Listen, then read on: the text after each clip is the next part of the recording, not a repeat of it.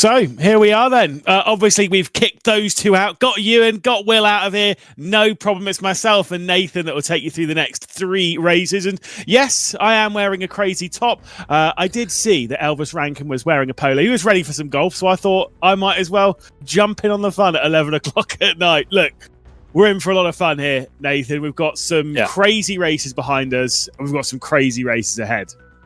Yeah, certainly. I think we've got 5 very good combinations in terms of the cars and the tracks that we've got. Of course, we've got 3 brilliant ones over the next 3 hours that we're going to go through. For me, even though we had a discussion of which ones we preferred, for me it's Fuji and the Radicals, which I'm most excited about, just because I've commentated over them before in the Radical series, a brilliant combo.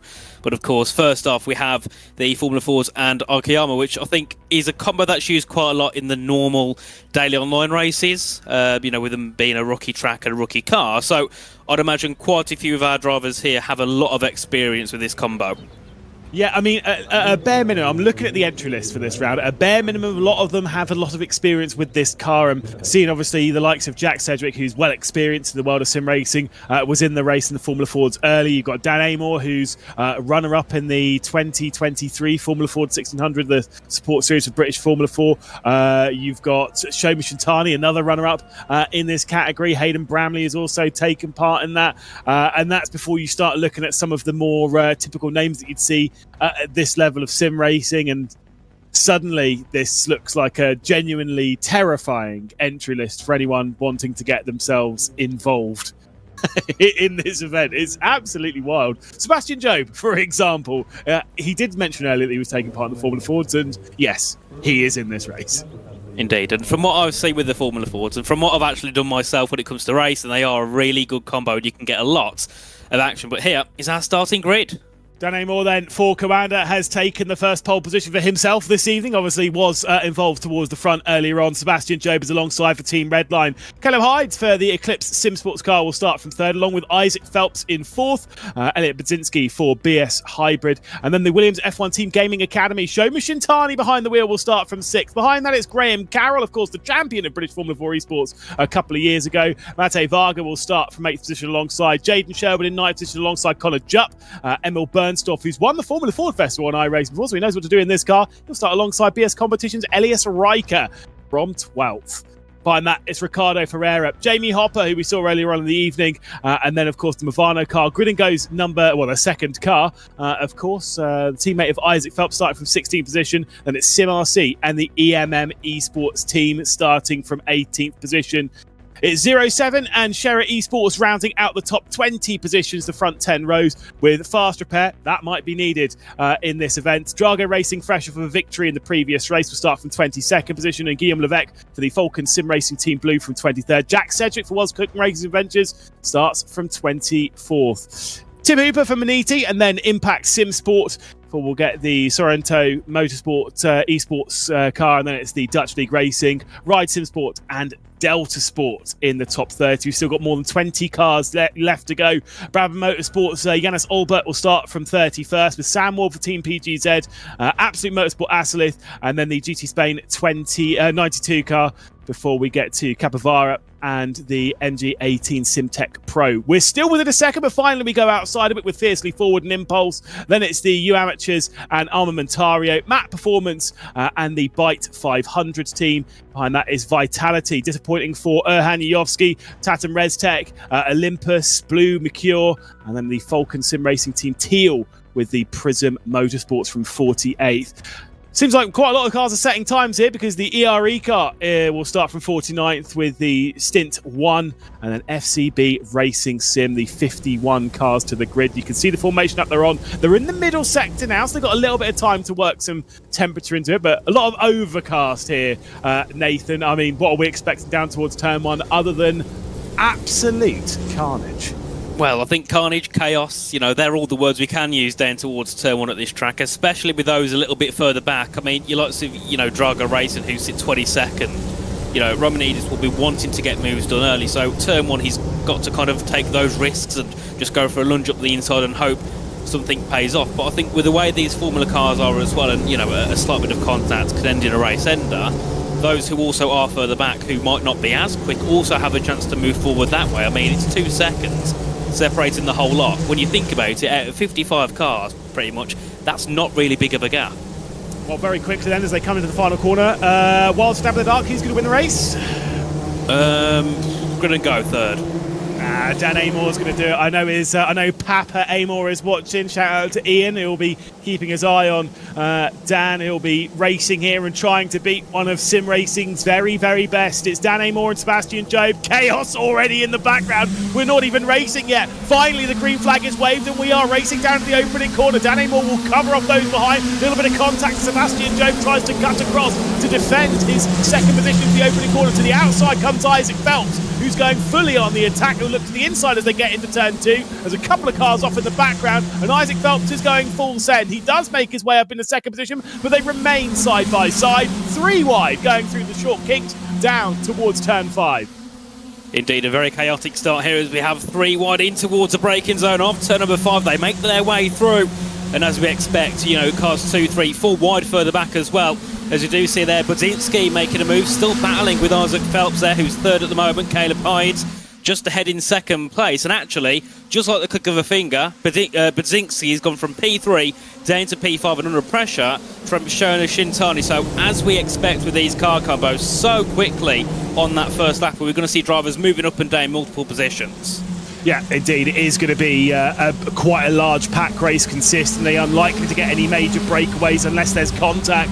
That allows it off the road. I think that might have been Graham Carroll in the 3M car. This is what happened down towards turn 1. We did see a car off in the gravel, and it'll be Matthias Vitan. And yeah, I mean, look, it's always someone's going to be paying the price. You know what? It's actually a lot cleaner through T1 than I was expecting, especially toward the front. But as we come round to complete a lap, it is Dan Amor who will be leading at the moment from Caleb Hyde, Isaac Phelps, Sebastian Job, Elliot Budzinski for the BS Turner car, Shoma Shintani, Jaden Sherwood, Graham Carroll, Ricardo Ferreira, and Connor Jupp's just got past Mate Varga and up into the top 10. We're on board with Dan Amor, and there's the switch for the race lead. Caleb Hyde has come through.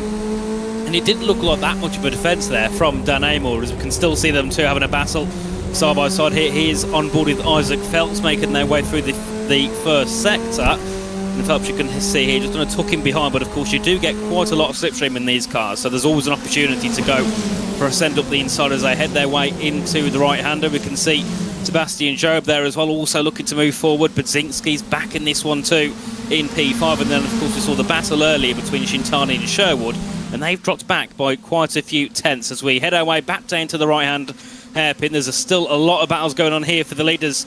We've got Caleb Hyde just trying to hold off 4 cars behind him as Isaac Phelps is on the outside line. He ends up losing out because of that, and Dan Amor back into second place. Sebastian Job's there on the outside, and this is one of these races, Lewis, where I think until we get to that final lap, whatever we see now, we can't really predict that they'll even stay there or be even close to it. No, I mean, it's so easy to trip over yourselves in these cars. This is where some of the drivers that I've commentated on this grid in this car quite a lot over the last few years. Your Dan Amors, Isaac Phelps, Shoma Shintani's, Jaden Sherwood's. These drivers have got a little bit of experience in this car where they understand how things unfold throughout the race, and sometimes it is better to play the longer game, unlike what was being played with the Absolute Motorsport Asalith car there in the bottom right, as there was plenty of contact further down the order. Onto the start-finish straight they go again. Caleb Hyde will continue to lead. Indeed, as we head our way into that first corner, and here's a replay of the Absolute Motorsport car in towards that first corner. Not the best angle as we make our way through, and I think that was just what happened. A couple of cars went off, and all DME, someone ended up flipping up into the barriers, and that would have been the Absolute Motorsport car. And of course, in these cars, one little bit of damage to the wheel, and that is a race ender, pretty much. So big shame for all of those involved in that one as we head our way back down towards turn number 5. And of course you can see here Caleb Hyde still with that decent lead ahead, but Dan Amor and Isaac Phelps still there yet again for the taking as we make our long way down towards the right-hander. And let's see what happens here. Of course, Dan Amor tucking him in right behind the back of Caleb Hyde's. Phelps as well pulling out to the outside, trying to catch Amor off guard, and it nearly goes 3 wide for a moment, but Caleb Hyde with that better line, inside line, manages to hold it off. And I suppose even though everybody's close together, that's the good thing here. When you've got so many cars behind you all trying to get through, as long as you just pin it to the inside, you don't always have to worry about those behind, because then they've got to defend from others trying to get past them as well.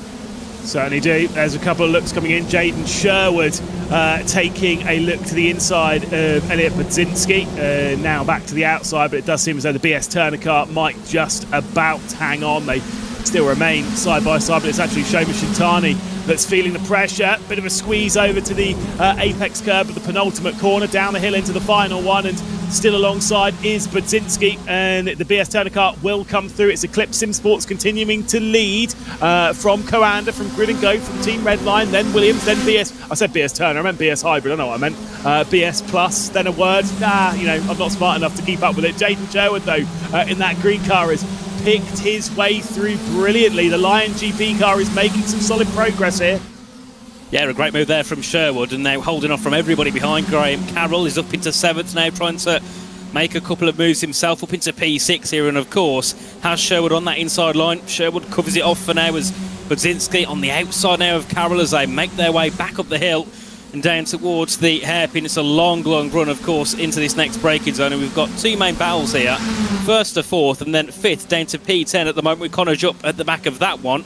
There's a couple of cars just pulling out to the inside, one of them being Budzinski, as they make their way into the braking zone, and let's just see who can get a move done here. Carroll's looking to try and get something done as we head our way in towards the next couple of corners. Loses out there to Budzinski once again. And Shoma Shintani, of course, it's all up in P5, down to 8th now, but give it a lap or two, he could be right back up in that top 5 once again. As further back, we did see Elias Riker make a move ahead of Connor Jupp, and now jumps into P9. This is on board with Graham Carroll. He's jumped into the Altitude 3M Esports team just for this event, unknown as to where he's going to be in the future. We're talking about where he's been in the world of sim racing over his career, obviously most recently at the Scuderia Ferrari Esports team, but you know, we've seen him at Red Bull and seen him at Mercedes and seen him at Ferrari, and now we're not sure. We had a good chat, mostly about golf, obviously, but I think he seems pretty relaxed about his future in the world of sim racing, and he's in it just for a little bit of fun. And I'm sure a car like this, sometimes it's hard not to have fun, isn't it? I mean, look, they race so well. By the way, for anyone watching, the gap that you'd be looking for to break the slipstream is around about 7 to 8 tenths of a second. No one really in this top group has got a gap anywhere near that. I mean, you know, the top, I think 30 was pretty much just over a second. So realistically, they're not going to be dropping 8 tenths a lap. So it's, you know, so difficult to really lose that advantage and and kind of gain 7 tenths ahead of the, on the car ahead. I mean, Caleb Hydes has to have some insane laps if he wants to try and break that over Dana Moore. Of course, if you do manage to break it, sometimes that can put you into a race-winning position very nice and early, but in this grid, that's just not going to happen, as Emil Bernstorff makes some moves up into P9 now, getting ahead of Connor Jupp and Elias Riker, as we did see somebody further back as well into the pit lane. Now, that's not ideal if they've run into some early issues. And of course, still it's Caleb Hydes who has the lead, and quite comfortable, even though there's so many cars behind him. He's very comfortable, and he's not suffering from pressure, which a lot of drivers in that leading spot would. So that's a great thing. He's happy in the lead for Eclipse Motorsport. He's not too bothered about Amor and Phelps and Job being so close behind him. It's just about, I suppose, leading now for the next 30-odd minutes. Of course, the battling starts to get interesting when we get our way into the final few minutes, as that's contact down towards the hairpin. 4 cars involved in that one. Yeah, Stinn won the primary focus in that, but that being a little bit further down, and I think a few cars just tripping up over each other. We're going to see that quite a bit throughout this race. Obviously, one of the main things, though, it's a 45-minute race here, as all of the races are in VCO Infinity. And with the 5 different cars that we race in, obviously not all of them are particularly well equipped for racing that 45-minute period. This is definitely one of them that is not well equipped for it. Earlier on in the day when we were running this car, it was going for about half an hour and then needing to stop for effectively the final 15 minutes of fuel. This is on board with the Bike 500 car, and like I said, just literally nowhere for it to go, and then got a hit from the Stint 1 car when it stuck it in reverse. But yeah, we are expecting a pit stop in this race in that final portion. Might be able to save a little bit more fuel than we saw earlier on, though. There's Elliot Budzinski making a move on Jaden Sherwood. Well, that's a great move there. Lunge up the inside from Budzinski, and of course you've got to make those moves early on, and if there's an opportunity, I think we could get quite a few jumping in the way by the end of it, especially if they're all close together and they're battling for their own positions. It could make for quite an interesting few corners around this circuit. Of course, you can go side by side in most corners, but when you've got cars going slower, that makes that a hell of a more of a task as we head our way out to the final corner. And as I see gravel flying in the air, that's a good point to note. Around this track, there's so much gravel, and eventually that will end up making its way onto the circuit and lowering the grip. So that's something the drivers will have to prepare for over the next 15 to 20 minutes, that gravel making its way onto the circuit. Yeah, absolutely. And it's also one thing to note is track limits, like you say. When it comes to abusing it, they have 25 instant points that they can abuse over the 45 minutes of the race. And there are certain corners where you can abuse it. Now, I've had a fair share of laps around Okayama. I know that where you can and generally can't abuse it. Apparently that white line doesn't really make much of a difference, according to Caleb Hyde, who was abusing it to try and break the slipstream of Dan Amor. And at the moment, Amor's not really keeping up at the moment. That gap's 9/10 of a second. Isaac Phelps would be wise not to attack Dan Amor here, because if he goes on the attack, that is going to allow Caleb Hyde to run away and to no longer really be a part of this fight. Now, I do wonder if there's any fuel-saving tactics happening in this pack where they're not going for the moves to try and get them to the pit stop. But, I mean, games are being played, and Caleb Hyde for Eclipse Sim Sports is gone. Certainly is, and of course, if that gap, keeps increasing at some point, I think Isaac Phelps has to make a move. Of course, he wants to be battling for that leading spot, not trying to settle for second. So, as it goes on here, I think Phelps will look to get on the move, but there's got to be some fuel saving here by Dana Moore, because everybody's closing up now, down towards P7 and P8 are all involved in this battle as we make our way down to turn 1, and here's some moves being made. Phelps is up the inside here of Dana Moore. Is it enough to go for the move? No, it's not. Further back we can see Sebastian Job and Elliot Budzinski having a battle through in towards turn number 3 they go. Of course, it's not the best to go side by side through turn 3, very easy to get ushered out wide. And you can see there, that gap now up to 1.8 seconds, so you think that Phelps could be looking to get on the move here, but Sebastian Job is looking to go up the inside on Isaac Phelps and get that red line back into the top 3, where it's been for a majority of this evening, and Sebastian Job now into 3rd, could be looking for 2nd place. Yeah, the points leader going for it. The thing I wonder if... Oh, no, that doesn't make any sense, because he had the slipstream of Caleb Hyde. But I was wondering if Amor was maybe lifting off a little bit to try and get someone else ahead of him. There was a little bit of contact there between Budzinski and Jaden Sherwood. 4 wide in, and Isaac Phelps has been sent off the road at the hairpin. He drops down to outside of the top 10 before he flicks his way through the left-hander. Elias Riker's come through. It was 4 wide going into the hairpin. I don't know about you. I'm not sure that's ever really going to work. I mean, I'm not surprised. As soon as I saw them closing in, I'm thinking, right, somebody's got to go off the track here, as he's on board with Jaden Sherwood for the Line GP team. Of course, has had a decent start and moves his way up into the top 4, of course.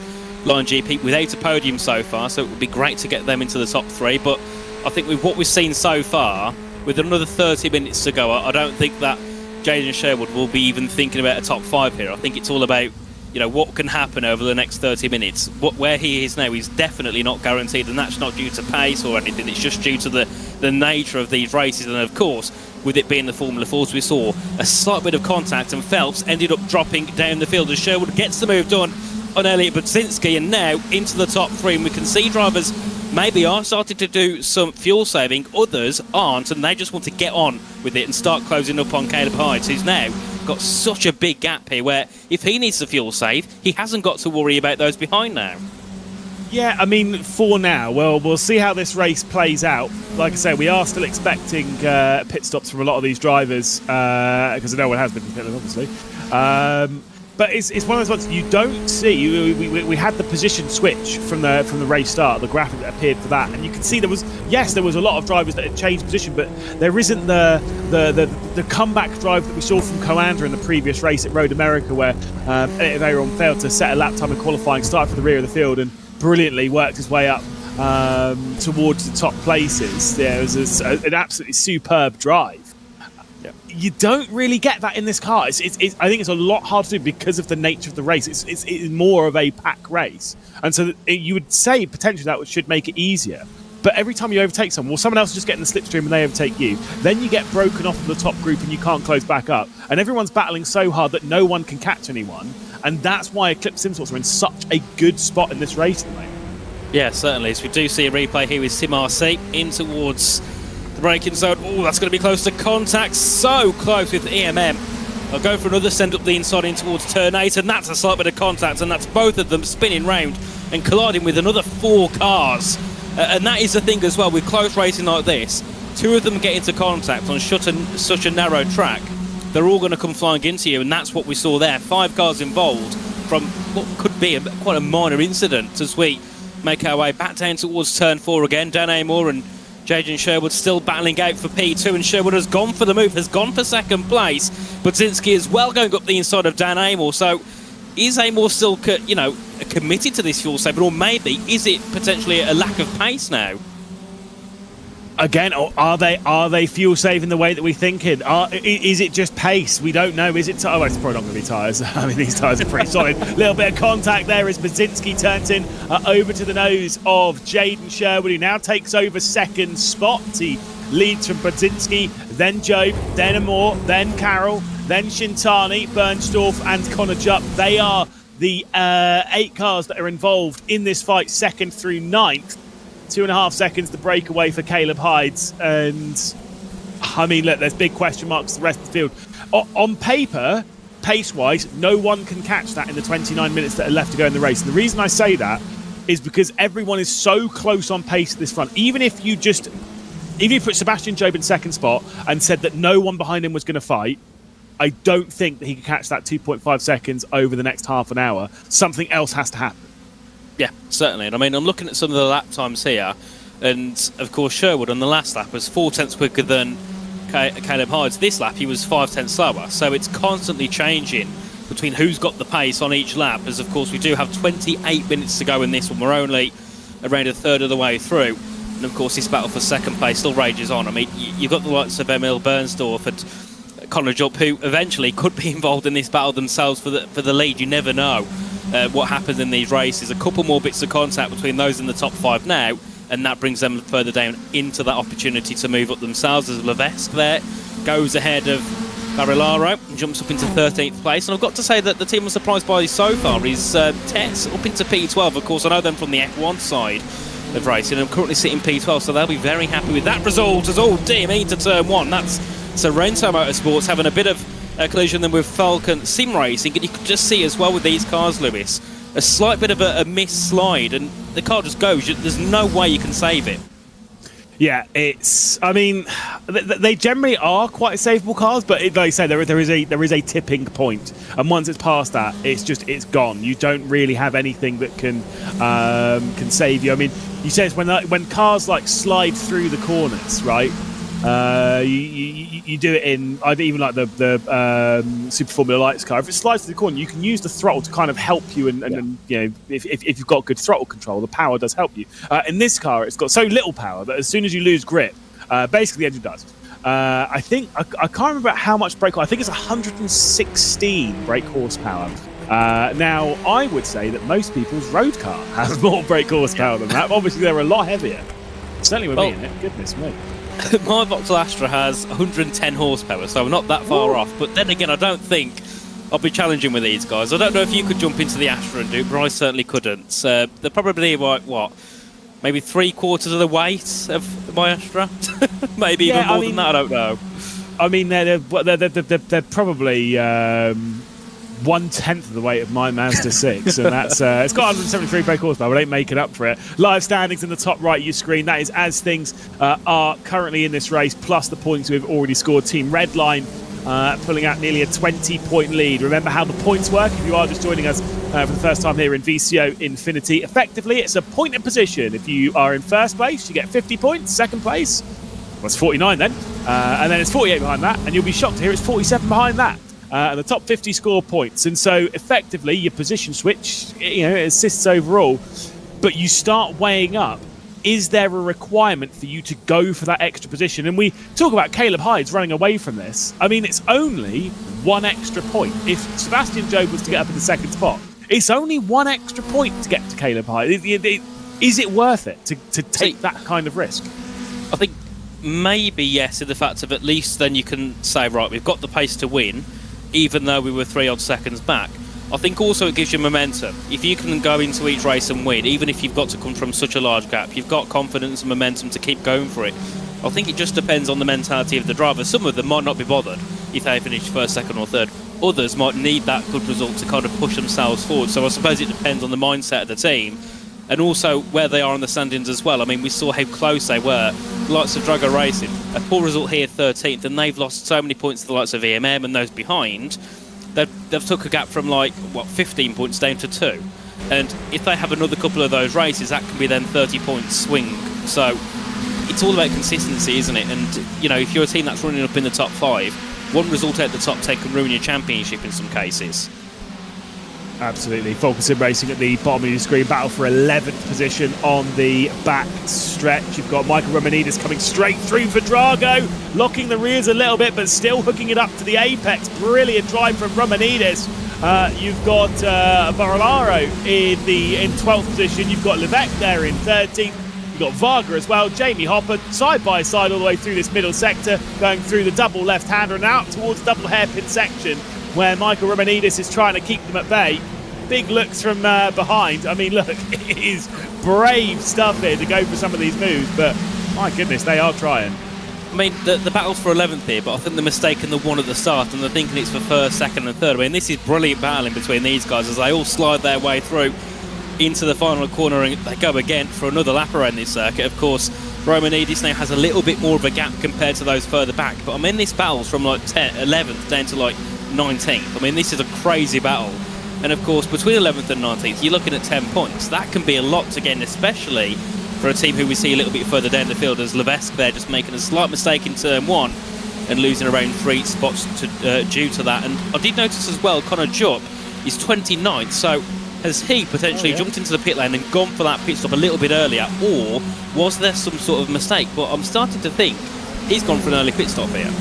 Maybe. In the British Formula 4 Esports Championship, he was a driver for Alpine Sim Racing over the previous season, at the end of last year. And I will tell you, he was one of the unluckiest drivers I've ever seen. Almost, well, to be fair, I'd say the only person I can think is more unlucky is Dan Amor in the IndyCar Pro Series, where every time he's involved in a race, he gets taken out. That's the highest. That's such a fun fact about Dan Amor. He has the best average position from qualifying of any driver on the field, and yet he's like 30th in the standings because he just keeps getting wiped out. Speaking of that as well, does bring me on to a point. All of the races so far today, bar one on a technicality, has been won from pole position. You had Damon Woods in the first race, Sebastian Job in the third, Enzo Benito, and then Elvis Rankin won, of course, he was on the front row. That was around here. Diego Pinto and Nicholas Boy. It was race number 2. Technically, Isaac Phelps had pole position and went on to win the race, but he had a penalty at the end of the race, so actually it was Abel Torres that ended up winning. So there's basically what we're saying is pole position at the moment is pretty solid. I don't think it's winning this race though. Dan Amor started from it. He's down to 5th. Yeah, and I was thinking, and I think you was thinking as well slightly, I'm not going to try and put your words into your mouth, that he was fuel saving, but now it seems like maybe there is a slight lack of pace here because Caleb Hyde has flew off and he's now really under pressure from Sebastian Job, Sherwood and Brzezinski ahead, as that's the Delta Sport car going off at turn 1, and of course just a slight mistake and of course not going to end their race too well. So dear me, that could be a hardware failure, I'd imagine, because I don't think that's the ideal turning point for the hairpin, is it? I think it might be a little bit early, but either way, he unfortunately is out of the race. The Delta Sport car pulled over to one side. That car no longer involved in the running of race number 7, as Budzinski for the BS hybrid car is keeping Jaden Sherwood at bay. Again, a little bit of braking happening in these groups, but nothing too major. We're basically just waiting to see what the fuel numbers will be. If they are making pit stops, it'll be over the next sort of 10 or so minutes. And I only say if they are making pit stops. The only reason I say it is because the previous race was Road America for these cars, and it's obviously a very fuel-hungry circuit. Okayama's notably a lot better on it. I don't think it's 15 minutes better on it, but I just wonder how much further you can go. It's interesting because I think, we either got caught off guard by Dan Amor at the start, or, there is a genuine moment for him to fuel save. It's confusing. We don't really know what's going to happen here over the next 20 minutes, so it's a bit of a guessing game for us as well here in the commentary box, as well as all those watching in the live chat. And I'd imagine for the teams as well, people think the teams are all clued up.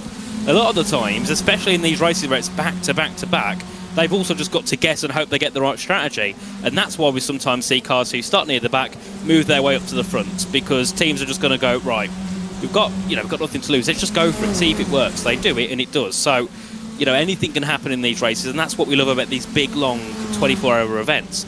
All the guys at the top here, in some races you wouldn't see normally, and they're at the top now just because of how chaotic these races are, and also how unexpected the racing can go. I mean, these combos we're not normally going to see, are we? Fuji with the NASCAR, is that ever going to happen really? No. There is someone in the YouTube chat who could potentially help us with our questions as to how far these Formula 4 cars could go over a race distance like this. We've got 2024 UK Formula Ford 1600 Esports champion Mark Fletcher, who's in the chat. Of course, he was able to beat Shomi Shintani, who runs in 7th in this race, to the title that season. Any ideas on what the situation would be on that? Let us know. We do have all of the runner-ups, I think, because Jaden Sherwood, I think, finished second to Crofton Wood. I can't remember if we actually ended up in second in the title race last year, but obviously I've said before that we've got Shomi Shintani. Dan Amor was the runner-up in the inaugural season of the UK Formula Ford 1600 Championship as well. We're seeing Sebastian Jobe and Jaden Sherwood there on your screen. Sebastian Jobe on the left-hand side, Jaden Sherwood on the right. That's the fight for third spot. Elliot Budzinski is just ahead of it. Indeed, and it still continues on. It's got a lot calmer up at the front now. Of course, they're more than happy just to sit in second, third and fourth and so on.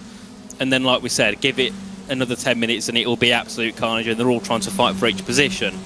But as we say that, there's also, playing devil's advocate in the sense of sometimes drivers might be more happy to stay where they are because they are then guaranteed a decent finish. If Sherwood and Budzinski get into a slight bit of contact, that's 40-odd points, down the road. If they just play this carefully and, just kind of succeed each other to the finish, big chance they can take some really big points. And like you said earlier, Lewis, only 1 point between P2 and P3. So, yes, for pride, you want P2, but realistically, it's not always worth that risk going for it, especially if the driver ahead of you is defending heavily. Sometimes it's easy just to back out and take the points that you've got. So we do have a battle further back, and this is again Romanidis in P11 currently, with Barilaro and Varga and Hopper all behind. This battle also has not ended, it continues on, and Romanidis is in a better position than he was at the start. Well, I mean, to the point of what you were saying, what was it that Will Chadwick said earlier on in this broadcast? Of course, he is a team manager running the EMM squad today. He said he'd rather his driver would pull out of a fight and at least finish. So thanks for that great insight there, Will Chadwick. We see the battles at the bottom of your screen. That's obviously just outside the top 10. Michael Romanidis keeping Barilaro at bay, and Matej Varga as well, Jamie Hopper and Alessio Bonino. They're all involved that 5-car fight at the moment, just outside of the top 10. They're not likely to catch the top 10, but still every position's a point. Exactly. That's how you've got to see it, isn't it? Even if you're at the back of the field, you're still taking points, and that's the main thing. Over a 24-hour, a 24-hour event, there's so many races where even if you just pick up 10 points, you can add quite a lot up by the time you get to the end. So it's all about just continuing on and not really worrying about where you are in your position. As here we have the battle once again down for 11th place in towards the hairpin at the right-hander. Let's see what happens here. It is 3 wide as Varga and Barilaro are looking for the move ahead of Romanidis, and that time Romanidis, you could see, just sat back a little bit, didn't really bother fighting it, and has dropped down to 13th. He's under pressure here from Jamie Hopper as they head through into the next couple of corners, and Romanidis there, with his experience, of course, in many different sim titles, knows it's not worth going 3 wide there, because give it a lap or two, but he can go back ahead of them instantly as a send up the inside from Hopper. Yeah, Romanidis out wide, saw that one coming. Oh, and Hopper just drives into the side of him. Fair enough, good job. These cars are built a little bit like a tank. But Bonino was then trying to give it a bit of a look on Jamie Hopper, who's down the inside into the penultimate corner. Michael Romanidis will stay out wide, and the Drago Racing driver will drop to 14th. You're absolutely right. His experience in the world of sim racing will probably mean he's going to play a little bit more of a long game than some others, and generally speaking, in something like this, that is the best way to go about it. We heard this from Sebastian Jobe in his interview after being victorious at Silverstone in the Super Formula Lights earlier on. This event, the whole structure of it is about consistency. You can kind of get away with the odd 10th, 12th, 15th, whatever, as long as most of your races are up there in the top 5, up there on the podium. I mean, Redliner yet to finish off the podium at this event thus far, and they are the firm favourites to go on and win the title at the end of the race in 15 races time, 15 and a bit races time. But that doesn't mean that they are, because one race can really unsettle things. Indeed, I mean, you know, looking at the standings, before this race, EMM were third and Drago Racing were fourth, yes, and there was about 20 points between them.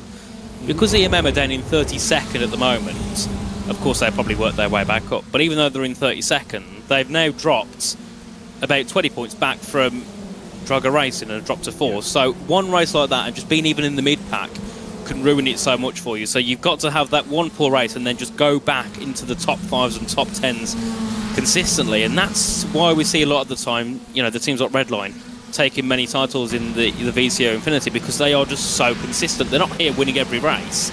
They win quite a few, but they're still up in the top 5 most of the times. We did see there the Impulse Racing car, slight bit of contact, and went round at the left-hander there, and of course not ideal for those guys who dropped their weight down the field. But battles-wise, it's calmed down for P2 and downwards. It's also calmed down a little bit in that battle that we had for 11th place. It's just that they're all still there. They're just not battling as hard. And Romanidis has dropped down to 15th now, so I'm not sure what the tactic is there.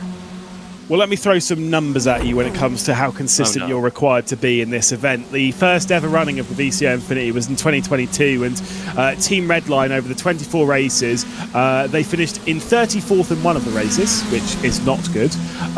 Then their lowest finish outside of that was 16th. They finished in the top 10 20 times. They were on the podium 11 from 24. 2024, stats are even better. Team Redline's number 70 car that ended up winning had 5 victories, 12 podiums, and 21 top 10. They were in the top 10 87.5% of the time. And then, of course, the VCO Pro Sim Infinity followed that. It was 8 victories for the championship winning car. And here's the kicker. It was 23 top 10 finishes. They finished outside of the top 10 in just one race. That is the kind of consistency it requires to win an event like this. But, I mean, that is so hard to do across five drivers, 5 cars, 5 tracks. Insane. That is absolutely insane. And that just shows the level that Redline and all, you know, and other teams that are up there with them are. You know, they can kind of combat anything that's given to them. But looking at the gap at the front, that's came down. It was around 3 seconds between Hides and Budzinski. It's now 2.5. It was down to 2.2 as here's Jamie Hopper into the pit lane now. I didn't see any damage. I didn't see any contact. Is this a genuine pit stop? It's got to be for fuel. So Jamie Hopper for Thomas Eng Sim Racing, who was involved in that fight just outside the top 10, will bite and head into the pit lane. By the way, I know one thing that a load of people will jump on is the VCO LFM Infinity, which is in 2024, that ran well and were even more dominant than any of the Team Redline ones. I kind of count that as more of like a side quest for VCO Infinity. It was another one of the VCO Infinities, but it was on a set course of Competizione, and it isn't. Your Team Redline weren't in it, and you know, your BS competition stuff. It was competitive. Don't get me wrong, but it was more of it felt more of a community thing. This is like community, yeah, but esports also, yeah. I mean, all the big drivers are pretty much all the big drivers are here because as much as it's fun, they still want to win it. Yeah, definitely. I mean, that's the point of it, isn't it? I mean, if you're quick, you want to win it, and especially when you can win such an event, which, you know, so many people around the world watch and tune into, and then also there's like, ooh, that's not ideal for SCB, getting into some contacts and then kissing the front nose of the other car. I mean, that's the only issue that these cars can bring sometimes. Well, more carnage. Valentine's Day's technically over in Europe, so enough of that. We want clean racing. For us. Huh? 20 minutes left for us still. What are you saying is happening in this commentary booth for the next 20 minutes? Calm down. Budzinski and Sherwood, 0.3 of a second between the pair of them, but they've importantly pulled a second gap. Sebastian Job, and I think another car has entered the pit lane. Will this group be joining at some point in the near future? 2.5 seconds the gap for the race lead. You are quite right in pointing it out that the gap for the race lead is coming down. Budzinski's got that to 2.5. They say it was about 3 seconds. It's coming down slowly, but it is coming down. It is, and maybe a tenth or two a lap can sometimes bring it into the point where you get within a second, and that's when that slipstream starts to come, and you bring that gap down within maybe half a lap, because this long straight here is such a killer for any sort of leading gap that you have. You can be 7 tenths behind heading out of turn 4. By the time you get to turn 5, you might even lose that spot. As Graham Carroll and Shomi Shintani are having a battle for P6 and P7, the two worst numbers that I hate. And Shomi Shintani has got ahead in that Williams Academy car and up into P6. And a great drive from him so far, who has been one of those drivers, was up in the top 5 at the start, dropped down to about P10, and over the race has slowly made his way up the field and now back up into the top 6. So I think Williams will be very happy with that one, as Isaac Phelps gets a move back into P7. Of course, he was one of the main protagonists earlier on in that pole position battle. As people cars win, Dan Amor's in. Dan Amor into the pit lane then for Coanda, the first of the big heavy hitters towards the front of the field. The pole sitter in this race is into the pit lane, and of course for Coanda there's a bit at stake here. They need to get on and score some decent points, win some races, do really well. Obviously they do, because they are the closest rival to Team Redline at the moment. And how fitting would it be to see this race, this event come down to the wire with a Team Redline Coanda battle at the front of the point score. I remember Urano taking it to Redline in the opening couple of the iterations of VCO Infinity, and it seems as though Coanda might be the one trying to take it to them today. See what happens when Dan Amor comes out of the pit lane. Indeed. And we'll see whereabouts Dan Amor is at the moment. 16th. That's not too bad. It could be worse, couldn't it, for the Coanda driver? Of course, he'll be hoping many others pit. I mean, all the cars around him have pitted below him. I mean, the 7 cars below him have been in. Some of them on lap 22, lap 21. One of them went in on lap 11. So, he's not the only driver that has gone into the pit lane. And of course, the main thing is, when do we see those guys at the top head in as well as that's contact EMM. Of course, third in the standings, have had a poor race, and it's going even worse now, and they drop even further down in the standings, 49th, and they have the pit sign, so I'm not sure whether they're in the pits or if they're looking to depart this one and not bother, because they are 2 laps back, so not good at all for EMM. As here's Shona Shintani going to battle with Isaac Phelps, and Jaden Sherwood continues on. Brzezinski is into the pit lane, and Isaac Caleb Hyde well.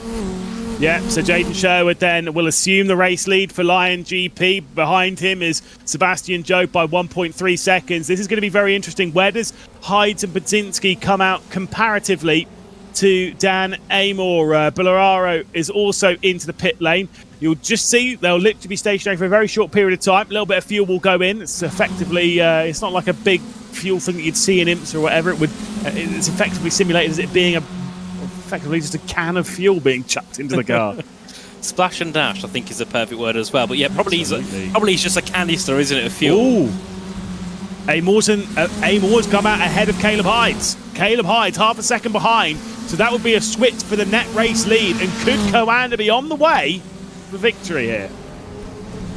Indeed. I mean, that now makes it interesting. Dan Amor played it very well in terms of dropping further back, went into the pits early, now sits in that, we presume, net race lead, of course.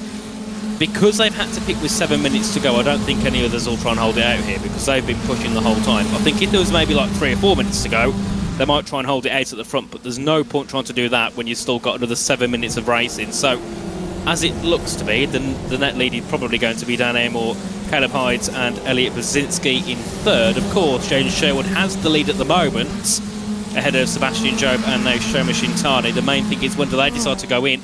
Most of them continue on. One of the drivers has made their way, and that's Graham Carroll, I believe.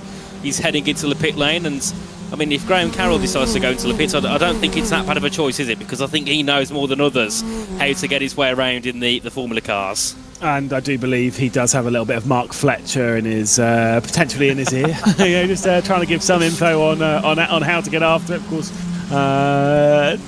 someone's very solid to know. The UK Formula 4 1600 champion 2024.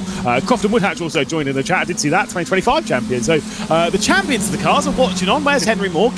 Get all 3 of those together and chuck them on the grid. Come on. We'll get this grid even more more competitive than it currently is. Caleb Hydes then and Dan Amor will go ahead of Graham Carroll, who leaves the pit lane ahead of Elliot Brzezinski, but pretty much right with him. The only thing for all these drivers that are going around at the moment that are continuing at the front, obviously when they come into the pit lane, they can take less fuel, theoretically. Obviously, I don't know if Danny Moore and that lot will right at the limit of fuel, or whether they decided to pit purely out of strategy. There's a look to the inside from Shoma Shintani. Will clear his way past Sebastian Jobe. really not a good idea to fight right now, whilst other people are involved in pit strategies and stuff. And that car was going a lap down. Don't panic. That was very scary though. Yes, well, I know it was a lapped car. It was more the fact it rejoined and there was a car in, I think, 5th and 6th coming through behind him. Like, oh no, don't make this happen with only 5 minutes to go. But no, the lapped car, I think, rejoined, thought, oh, there's cars there, let's go off again. And then they rejoined after they all made their way through. As we do see Sebastian Job and Shomi Shintani on our screens, as I think Shintani is going into the pit lane along with Jaden Sherwood, I believe. Yep, certainly so. And we've got 5 minutes left to go in the pit lane. Elias Riker's also joined into the pit lane. So 3 of the top group are in the pit lane. Where are they going to come out when it comes to the comparison of Dan Amor and Caleb Hyde, who are separated by 0.8 of a second? Amor's trying to break that slipstream from Hyde's. Who's trying to run away with things. Importantly, that gap I did notice between Dan Amor and obviously it was Jaden Sherwood at the time was about 25, 26 seconds. It's only 24 to Sebastian Job. This could get interesting then, couldn't it? Let's see whereabouts Shomi Shintani comes out compared to Dan Amor. Amor's gone ahead. What about Caleb Hyde as they head into turn 1? Hyde has gone ahead, and Graham Carroll is right there in the mix now, sitting behind in net P4 in this one. Brzezinski's dropped behind him, so this has actually worked out well as well for Shomi Shintani. Now sits net P3 in this race in the Williams Academy car. So we make our way back down towards the hairpin once again. You can see there slightly deep as the car's had an issue. I think it's that. Matteo Varga, maybe? I thought it was Jamie Hopper and Varga, but I don't think it is those two. No, I agree. This is Isaac Phelps, Sebastian Job and Emil Bernstorff. That was a car going a lap down, obviously. Either way, it was a concerning moment for these to dart their way round, darting to the inside and going full commitment. Sebastian Job making the move into this double hairpin sequence. He looks to the inside. Isaac Phelps, though, returns to the front. Will these 3 be coming into the pit lane? Isaac Phelps certainly is. Is he dragging in? No. Yes, they are coming in. Wow, that was a late dive. Oh my, that scared me. And oh, you can see how close Job is as well to the back of Phelps into the pit lane too, as here's Prison Motorsports in towards the hairpin. Oh, and that's what we saw, I think, wasn't it there? Those two got locked up together, and Olympus Esports was the one we saw parked on the apex as the leaders came through, and they're side by side as they head into the pit lane. Oh, to hear me, this could get tasty on the exit, couldn't it?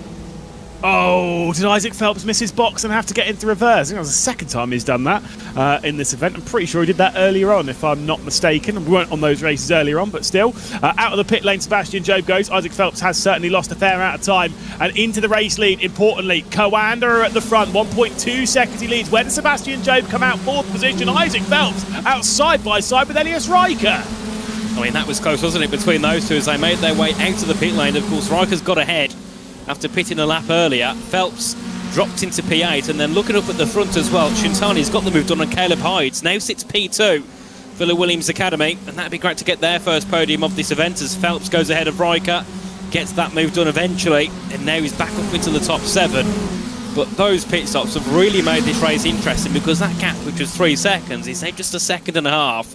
But Dan Amor up at the front, we said earlier, didn't we? Well, you said earlier, Louis, so it's not going too well for Amor because he's dropped back to P5. He's now in the lead as here's Shintani and Hyde in towards a hairpin. Oh, that was a little bit of contact between Shintani and Job, and that's what Coanda are praying for here. It was a bit of drama for Team Redline, who came into this round 16 points ahead on the standings, and realistically they'll want to extend more so, or to close down more than just the 3 points. So look to the inside for Sebastian Job. We'll see him take over 3rd position from Shomi Shintani. So finally has that one complete. Minute and 30 seconds left to go in this race. We'll have a single lap, a single rotation of this circuit left to go, with Dan Amor at the front of the field.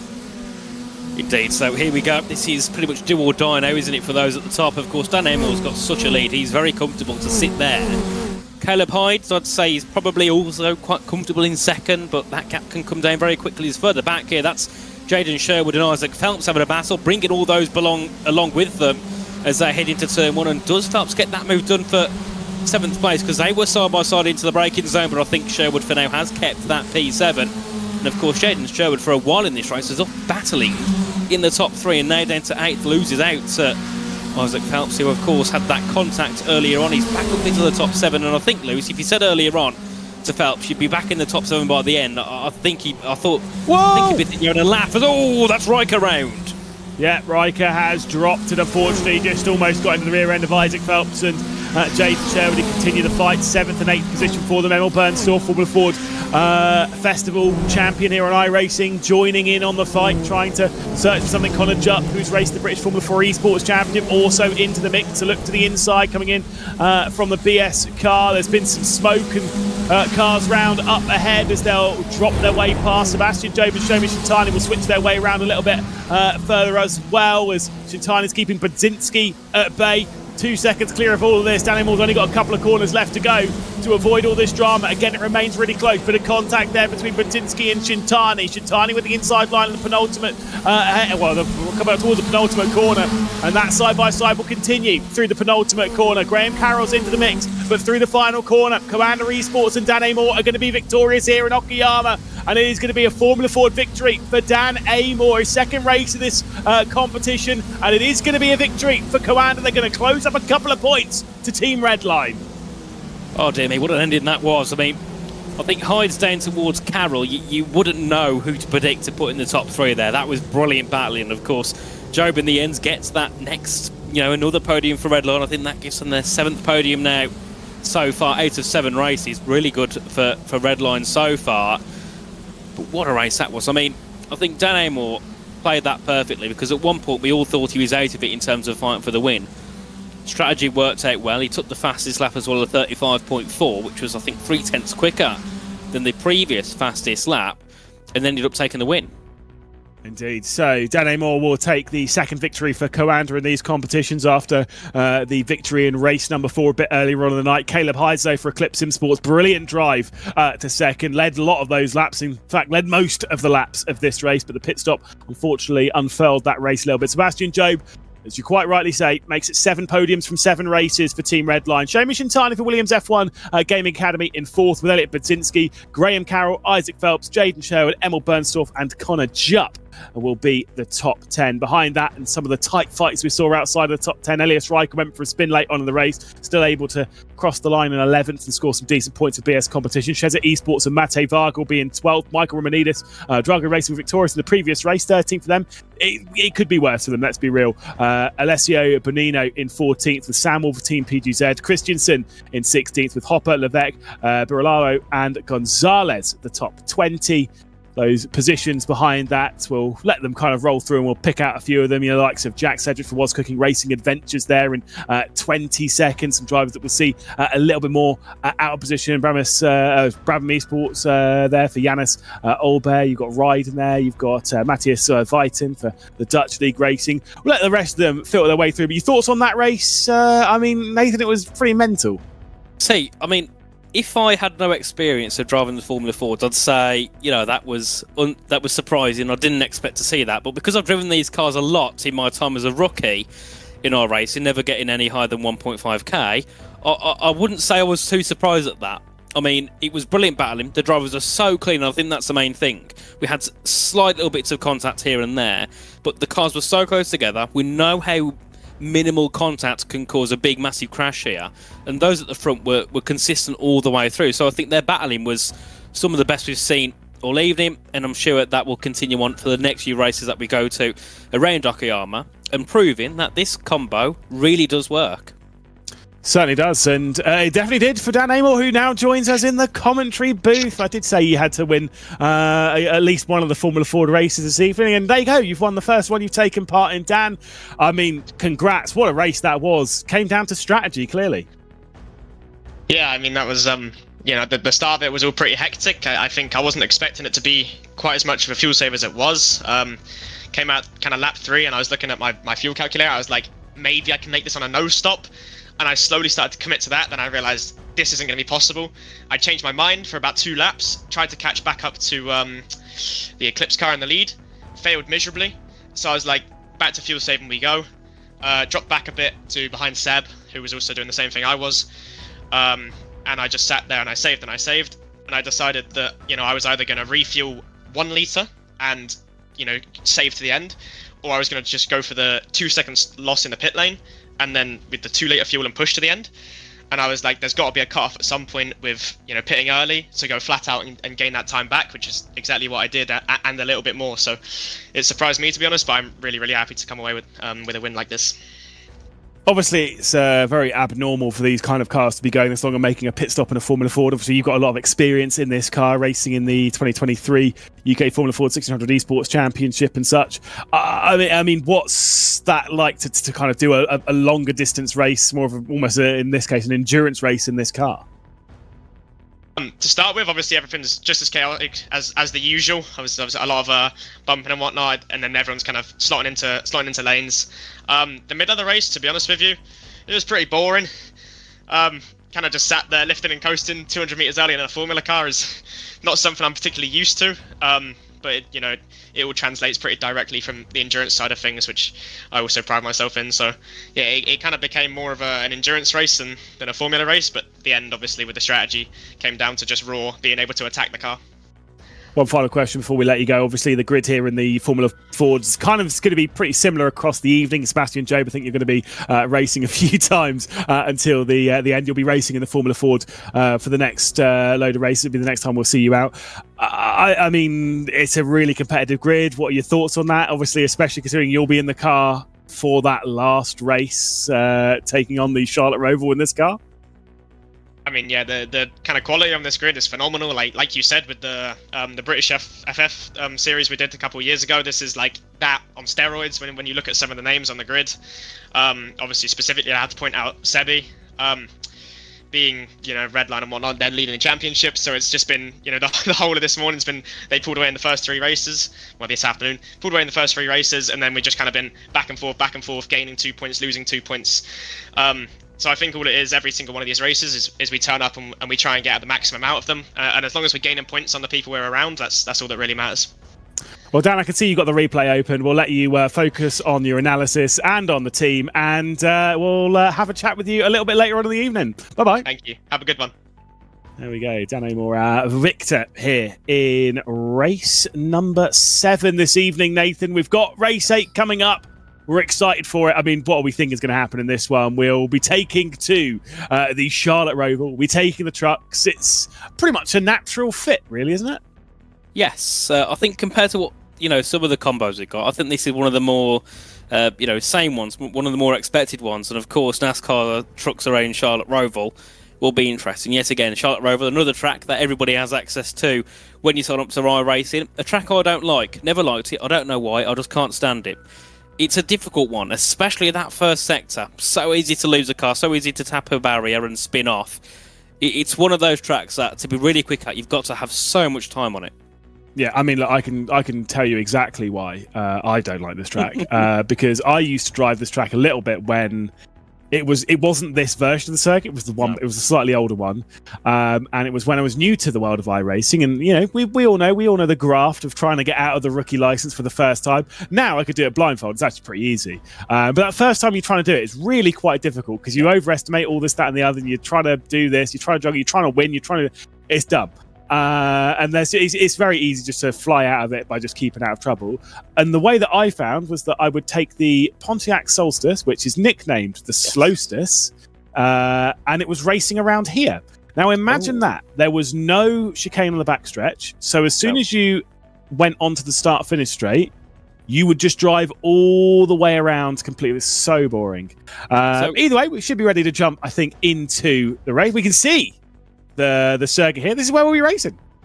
Indeed. I mean, the Solstice around here, with it in the old layers of it just being flat out, sounds rather boring. I don't think this race will be boring whatsoever. This could be another cracker of a race. Of course, what we had last time out was brilliant. Formula Ford's around Okayama. It's now the NASCARs around Charlotte Roval. Then, of course, after this, it's Fuji with the Radical SR10s. I mean, I'm not just going to be biased and say I've got the best tracks because I'm here, but I really do think I've got probably the best that we have for the whole event. Well, you can see the cars taking to the circuit. It is quite dark around here. Obviously, it is a 24-hour event here. Some of the races will be at night time. Obviously, not all of the cars have lights. So where we have the opportunity to switch on the floodlights and go racing still, then we'll take it. And that's exactly where we're at with these cars. So you will see a little bit of floodlit racing. With thankfully, unlike normal racing where it's at night time and you get the headlights on, you can actually see who you're looking at, which is very helpful. The caps here, so close. 5/10 separate the top 16. I mean, this could be brilliant. I mean, I know we're in NASCAR trucks, which you know, very similar. The gaps aren't going to be big naturally, but I mean, this is really, really close. I mean, the top 10 is 2.5 tenths. This could be a really close and tight race, which is what we've seen before. I mean, talking about fuel, I've never driven these cars, never seen them on track at all. What are we looking at here, do you reckon, going into the race, Lewis? Do you think it'll be a pit stop, or is it save and go to the end? I'm not as experienced in the trucks. I believe it will be a pit stop. I'm pretty certain 45 minutes is too long for the trucks to drive round. I'd say it's almost guaranteed that there will be a pit stop. We're talking pit stops basically for most of the race. The Super Formula Lights can certainly get their distance. I think the Radical SR10s as well, they can get the distance. Yeah, some of them can't. Gotta say, this BS hybrid livery looks absolutely mental. I love this livery on this car. Josh Anderson as well experienced in tricky rear-wheel drive cars as well. Yeah, that fits so nice. I love that livery. It's one of the best I've seen so far. It's like the car's made for that specific one, isn't it? Yeah. Phil Denez, though, is the teammate in this event of Josh Anderson, and obviously the main BS competition car, and it is Phil Denez who is on that pole. Cooper Webster, importantly, has out-qualified the commander of Victor Wolfson, so that's important when it comes to the points. They might be able to gain those 3 points back that they lost in the Formula Fords, courtesy of Dan Amore. Oh, Hayden Bramley doing back-to-back races, is it? Yes. I'm pretty sure he was just in the last race. I guess so. I mean, he wasn't in the front, so I didn't keep an eye on his name. I'm not that developed in remembering 55 car names, Lewis, but maybe he was. I did look earlier on. There was quite a few cars that did do back-to-back races, or a few drivers, I should say, that did back-to-backs. I mean, fair play if you do. That takes something. I mean, 45 minutes, including your 8-minute quality. You're looking at, pretty much running it out to an hour. 2 hours on the bounce. I mean, for me, that 1 hour is a lot. Never mind 2. Yeah, but it's not that the time's not the problem. I've seen people do 5-6 hour stints. I mean, Go Vankini once did 10 hours and 15 minutes at Daytona. It's more the completely different cars. We've swapped out the Formula Fords and Okayama, and we've swapped in Charlotte Roval and the Chevy Silverado. And Phil Denez says, I'm going to steal pole position for the BS competition by 400 a second over EMM's Luca Alpert. Behind that is Damon Woods for Falcon Sim Racing, and then the Williams F1 Team Gaming Academy car of Pablo Espez. Cooper Webster, the points leaders for Team Redline, will start from 5th ahead of David Bojka for the Grid and Go team. Then it's Solpec Precision, Blake Reynolds behind the wheel, Victor Wolfson. Victory for Commander twice this evening. Will start from 8th position with Cody Deeth for Eclipse. They looked really good in the previous race, and he's well experienced. We'll see what he could do. Sindre Setsource for Was Cooking Racing Adventures, Aaron Vasquez and David Toth for Sheza in 12th. Then it's Impulse, the second of the Falcon Sim Racing cars. It's Lewis Woods behind the wheel of that one. And then it's Varno, Fiercely Forward, Vitality for Yuri Toman, and the MG18 Simtech Pro Kart from 18th position. The last 2 cars inside the top 20 will be Jack Keithley for TC Esports, Thibaut Courtois Esports team, and Team PGZ. We're starting from 20th. Behind that is the Blue Mercure, Pertec behind the wheel, and then Rondeletto for Bike 500. Visceral and the Altitude 3M esports car of Zane Khan for Dan Handover has taken over the Brabham Motorsports car. I've seen him a few times in VCO Infinity before. Delatraz Automotive by Majors Garage will start alongside with Alexander Delatraz, and then Josh Hansen, just 27th position for him in that fantastic BS hybrid livery. Armamentario from 28th, Sim RC, and then the Sorrento Motorsports esports team from 30th. Delta Sports, we saw a spin from them in the previous race. Unfortunately, ERE will start from 32nd with Letao behind the wheel. Then it's Maniti, Shera, Olympus, and the Tatum Raztech team outside of a second, approaching the 2-second mark off of pole for Impact. Fast Repair as well. The Project 91 of Hayden Bramley on back-to-back races, along with Adolfo Perez in 40th position for 07. And it's the Absolute Motorsport Aslith car, Leonardo behind the wheel, and the Nervi for Capivara. Outside of 2 seconds, it's Samantha Tans Racing, and then the GTS Payne at 92 with Stint 1, and then Avalon Ride and Dutch League Racing. One of a few cars inside the top 50 will be FCB Racing and Drago. Nikodem Vizabicki, no time onto the board. It'll be a tough one for him to work his way through. And then we can see the rest of the field. See them rolling around. Again, the classic question. Who's your prediction? Hard one. It is. I don't know this because of how close it is. I'm going to go with Alpert, so in second place. The gap was so small. But then again, even though I'm saying Luca Alpert here from second, it could be anybody. I think the top 15 a guarantee to be with a chance here, I reckon, by the end. Potentially so. I mean, I'm going to lean. I'm going to go a little bit. Well, I say out there as if it is out there, but it's not out there. It's Cooper Webster. I'm just looking at that number 3 car, Right, 5th position it's starting. I just get the feeling that this is the kind of race he'll pick his way through. Then again, he might get spun at turn 1. Either way, we're racing, and it is Field and Ayres leading from pole position. They'll hold that inside line to keep EMM at bay as they hit the apex of turn 1 and begin the inner loop. Into the darkness they go, flicking through the left-hander, and boy is it dark, my goodness. Yes, the floodlights are around the circuit, but this is darker than I was expecting it. Turn your brightness up, boys. I mean, this is... they just disappeared into an abyss and they reappear again with a few floodlights on the left-hand side. I mean, this is going to be something for us to be able to pick out. Drivers here, it's going to be so difficult. So those with the light liveries, we love you. Those with dark liveries, we hate you. As they all reappear once again. Of course, you can see there Pablo Espes looking to go ahead of Damon Woods as they make their way through the left-hander. Cooper Webster as well there, looking to go up into 4th as well for Redline as they all make their way through. And a decent start as well from Aaron Vasquez up into the top 9. David Todd as well up into 10th. We're up at the front. A decent 7/10 gap now here for Phil Dennis. Yeah, Cooper Webster potentially trying to get through here on Pablo Espes, who's sending it into the chicane on the back stretch, and as they head their way through it, through the bus stop, it is Pablo Espes still ahead. I mean, I would normally be screaming ARCA brakes for people not slowing down, for instance, but in the darkness of the inner loop, yeah, I'm not actually blaming anyone. That is scary. Mental. Do you know what? I love it. I think that's hilarious.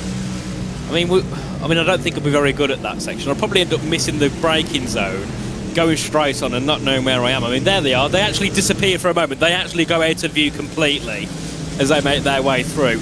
They slowly appear as they exit the inner loop and make their way through the long right-hander.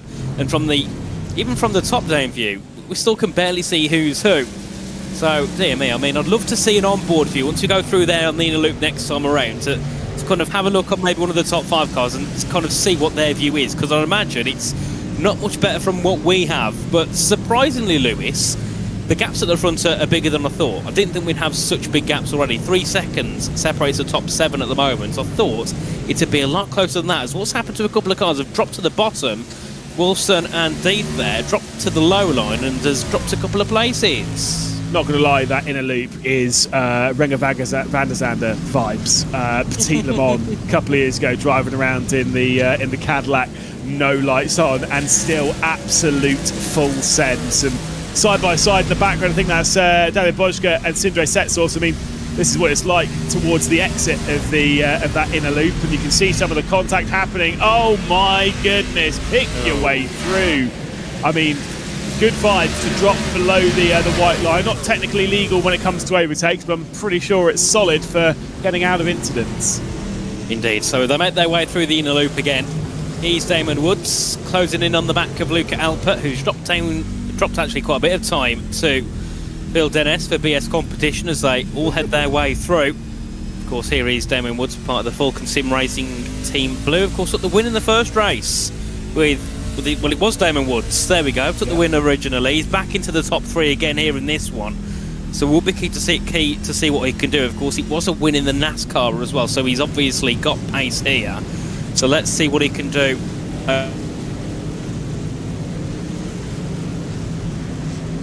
Well, they drop into the low line, and I mean, I've got to say that whole middle sector. I know it's tough, but realistically speaking, it's one of those ones where I think all the drivers probably have practiced with it. They probably knew it was coming, and they've probably upped their brightness because of it. You know, you play with some of those brightness settings to make it that a little bit easier through the middle sector. It's one of those ones where in sim racing, some people can say that that's maybe a little dodgy. I don't know,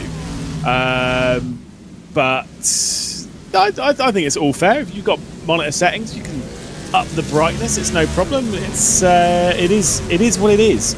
As the drivers continue to navigate. Thomas Enger Sim Racing, we ride on board with it. We'll see some more of this drama on the exit of the inner loop. Again, all the cars all over the place, people getting on the throttle. You're supposed to stay in position until you get back going. I think that might have been Jack Keithley behind the Thibaut Courtois esports team. And again, just cars basically all over the circuit. Phil Dennis leads by 1.3 seconds of BS competition. Luca Alpert in second position for EMM, 1.3 seconds behind as they exit the inner loop. That defensive line coming in from Alpert, just keeping Damon Woods at bay. Pablo Espes knocking at the door, and Cooper Webster also. Victor Wolfson, though, for Commander, has lost a couple of spots, importantly, or at least a spot, down to 9th position. It's a big lead appearing for Phil Denners. You kind of wonder if he's maybe burning more fuel than what we've seen from the let's say kind of strategies what we saw in the Formula 4. Some drivers kicking out of the distance, maybe burning more fuel. Less so fuel, more so tyres in this. You can really burn through those rear tyres if you're not careful. And Phil Denners, maybe he's feeling pretty comfortable with the right foot.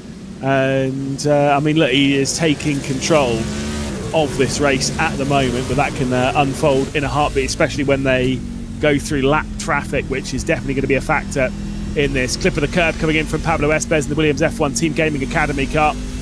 And then into the darkness they go once again. Nicholas Laubish getting past Sindre Setsource in the fight for 12th position. The World's Cooking Racing Adventures car trying to fend off, as we can see on board, the darkness for Pablo Espes. So I've seen him sim racing quite a lot, whether it's open wheels and stuff. This is someone, sometimes a little bit of an abnormality, taking on a car like this, that not too many drivers outside the NASCAR Acura iRacing series tend to get involved with a lot of the oval stuff from a European perspective. It's one of the most popular forms on iRacing, but I know a lot of the top esports drivers don't tend to throw this car around on a particularly daily basis. I'm watching James Baldwin giving a go some of the oval stuff and giving cars like this a bit of a go, and so it's a bit of an eye-opening experience as Phil Denners continues to lead Nathan. I mean, look, it is a great drive so far from BS Competition. They're very much in control of this race at present. Yeah, definitely. And I think, from what we saw before with the slipstream, it's not as prevalent here than what we saw with the Formula Ford. So, having that gap now, you've got to bring it down again, which is going to be difficult to do. But it's not as given in terms of making overtakes with that slipstream like what we saw earlier on. So this is a great position now for Phil Denners to kind of just keep pulling that lead ahead and ahead. And, of course, if we do get to a position where the pit stops fly in, he's in a very good spot to kind of dictate when to pit. He doesn't have to worry about what other cars around him will do. He's kind of got a bit of a buffer to choose a little bit more of when he wants to head into the pit lane. Of course, another thing that can help him is Alpert's under pressure here from Damon Woods and potentially Pablo Espes. So it's not the easiest drive now for Alpert in terms of holding on to a podium. As here's GT Spain, 92. Oh, that's a little bit too late, don't you think, into the chicane? And did they not collect anybody? Oh my. There is no pain. Well, there is a little bit. You've lost a lot of positions, but yeah, that's fair. There is a car crash in the background, so there's pain for them at least. As we'll see, 07 racing out a little bit wide and then getting tagged into a spin from the 69. That one is not nice, unfortunately. And the Tatum Raztech car just bumping a little bit there with the 07. Just easily done. I will say with that bust up on the back, I've raced this only in Xfinities. There's O'Reillys, whatever we want to call them these days. The middle category of NASCAR. And even in that, getting the brakes to slow down, it is tough. And in this, there's no ABS, no nothing. It's so easy to brake too late.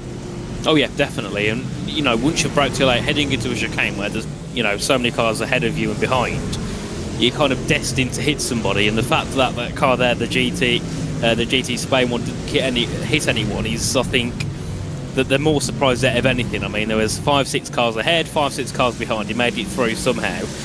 As we go back to here, the battle for second place, Alpert and Woods still separated by a couple of tenths as they make their way through on this next lap here. 36 minutes to go, so we've just got heading through in towards the 10th minutes of this race. So still another 3/4 of this one to go. Of course, Pablo Espes, Cooper Webster, they're just kind of sitting there waiting for something to happen, really. They've got the pace, they're just not able to make a move. So their whole point of sitting there in 4th and 5th is just waiting for maybe Alpert and Woods to make a mistake or go into a battle, and they could just try and swoop their way into it, as we do see some battles further back for 14th, as Barbier and Lewis Woods are having a battle.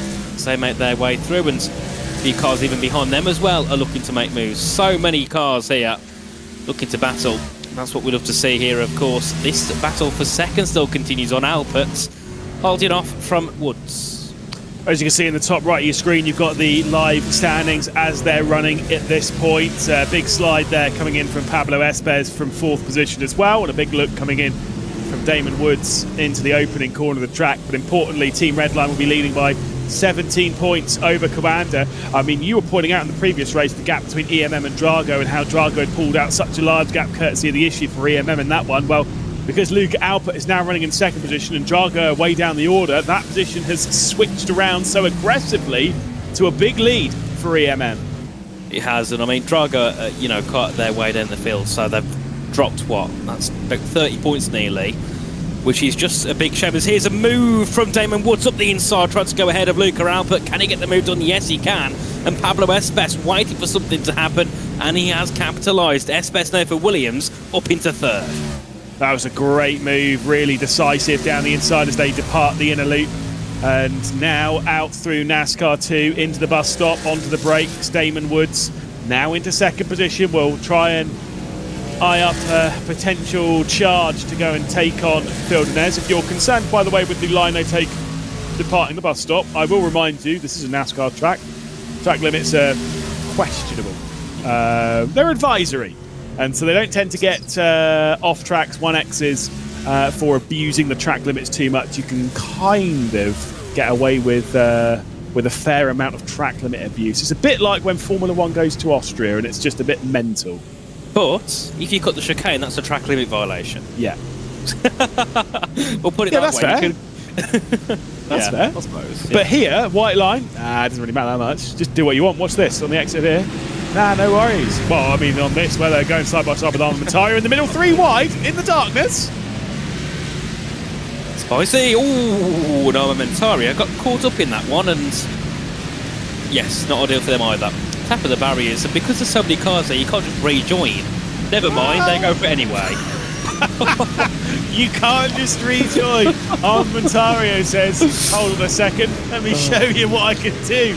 Slams that throttle down and nearly causes an absolute wipeout. I think there was a crash with cutaway as well. Absolute scenes here at the Charlotte Roval as the night begins for VCO Infinity. Big hits on the curb coming in from Pablo Espes. Luca Alpert now down into 4th position. Cooper Webster's the one charging up to the rear end. The important gap, though, really for me, Cooper Webster in 5th position, involved in this fight. Back to Aaron Vasquez in 7th, and then it's 2 seconds back to Victor Wolfsound in the Commander car. David Toth behind that, David Bosca behind that. But that gap pretty big for the Commander car to try and close down.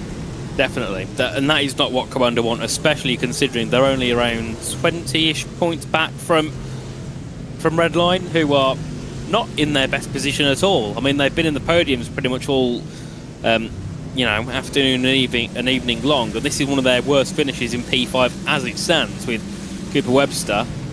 You know, realistically, Commander want to be up in there and ahead, which they've been in many races, so close to Redline. So this is not going to be the way Victor Volson would want this one to go. But of course, we've still got half an hour. Absolutely anything can go on in this next one. And of course, like what we saw as well, when it comes to the pit stops with Dan Moore last race, was, you know, in P5, 3 seconds off, won it by 2 seconds. So, you know, if that happens to Victor, you know, Wolfson, that could also be a situation where he can get back up into the top 5. As here we see Aaron Vasquez in P7, who started, I think it was 12th, so has had a decent start so far, and of course we'll be looking to go ahead of Blake Reynolds. Yeah, obviously this is still the fight for the podium. 2nd down to Aaron Vasquez for Matt Performance in 7th position. They're all pretty tight. They see some positions behind that still remain relatively tight. There is a car going a lap down involved with all that. We riding on board with this top group as they were working their way past. There's a look down the inside for Aaron Vasquez, and Blake Reynolds gives the room at the apex of turn 1 and still works his way around to hold on to 6th position as they return to the darkness. You're absolutely right there about some gaps to the race lead and how that can go from 3 seconds and cut its way down. Damon Woods, after moving up to 2nd, it did get down to 2.6 briefly. It will ebb and flow a lot in this middle sector.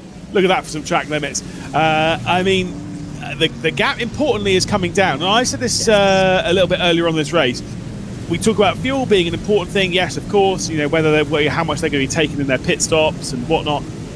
Tyres are also a really big thing in this car. This is how much curb is being used going through that bus stop as we take a look with Victor Volson. I mean, that is a lot. Watch this one as well. Smack it. I mean, those curbs, they just... Do you know what they remind me of for some reason? A little bit like the small steps of like an inflatable, like bouncy castle. They don't look like solid, do they? They look like bouncy. Yeah. No, I'm with you. It's the paint coating. It does look like it's that sort of rubbery. Yeah. Yeah. I mean, I can tell you something. They are hard. They are like damn concrete. Hard. Not necessarily. Depends on who's done it, but it would be in the same hardness as concrete. It's that kind of, it doesn't move. But I'm not sure it is actually concrete. I think is this more pain? Potentially. See if he's going to be bit of a spin up ahead. That's it. Big slide for the car up ahead, and then in sympathy, GT Spain goes round, and it is pain, unfortunately. Yes. So, is it GT Spain or GT's pain? It's GT's pain, I think. Okay. I feel for them. Oh, Webster. Wide. It is what it is, yes. I mean, look, Cooper Webster's doing all right. This is the battle for 6th position. We've got Blake Reynolds and Aaron Vasquez remaining side by side. The move coming in from Aaron Vasquez to get past Blake Reynolds onto the brakes to get past the Solpec car, and the Map Performance machine will move to 6th spot, taking a lot of the curbs again, as we saw with that replay of the Coanda car slamming over the curbs going through the bus stop, and Aaron Vasquez doing a great impression of that. He might get past here though into T1 by the time they get onto the brakes, and I say T1, it's actually the final corner, I know what I meant. Is it going to be moved? No, it's fine.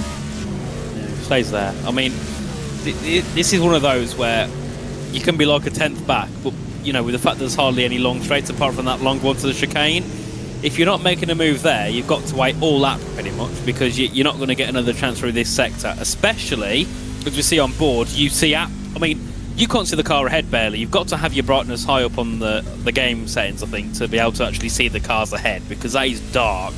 As we're on board here with David Toth, is it Chessa Esport? Chessa Esports, yeah. I mean, it's just as dark on the circuit as it is in his room. Look at that. I say this every time we see this.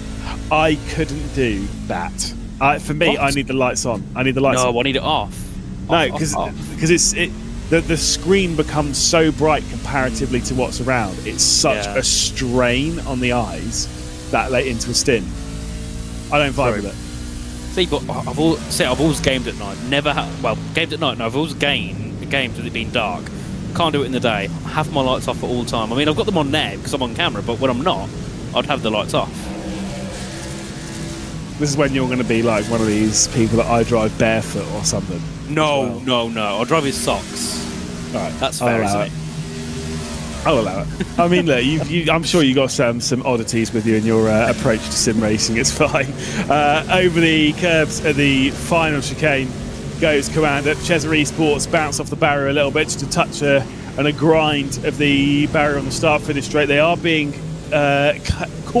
catched is what I was going to say. My goodness, English is failing me at 20 past midnight. David Boschke, though, is closing in. Aaron Vasquez is having a problem. Map Performance, what has happened to Aaron Vasquez? He's into the pit lane.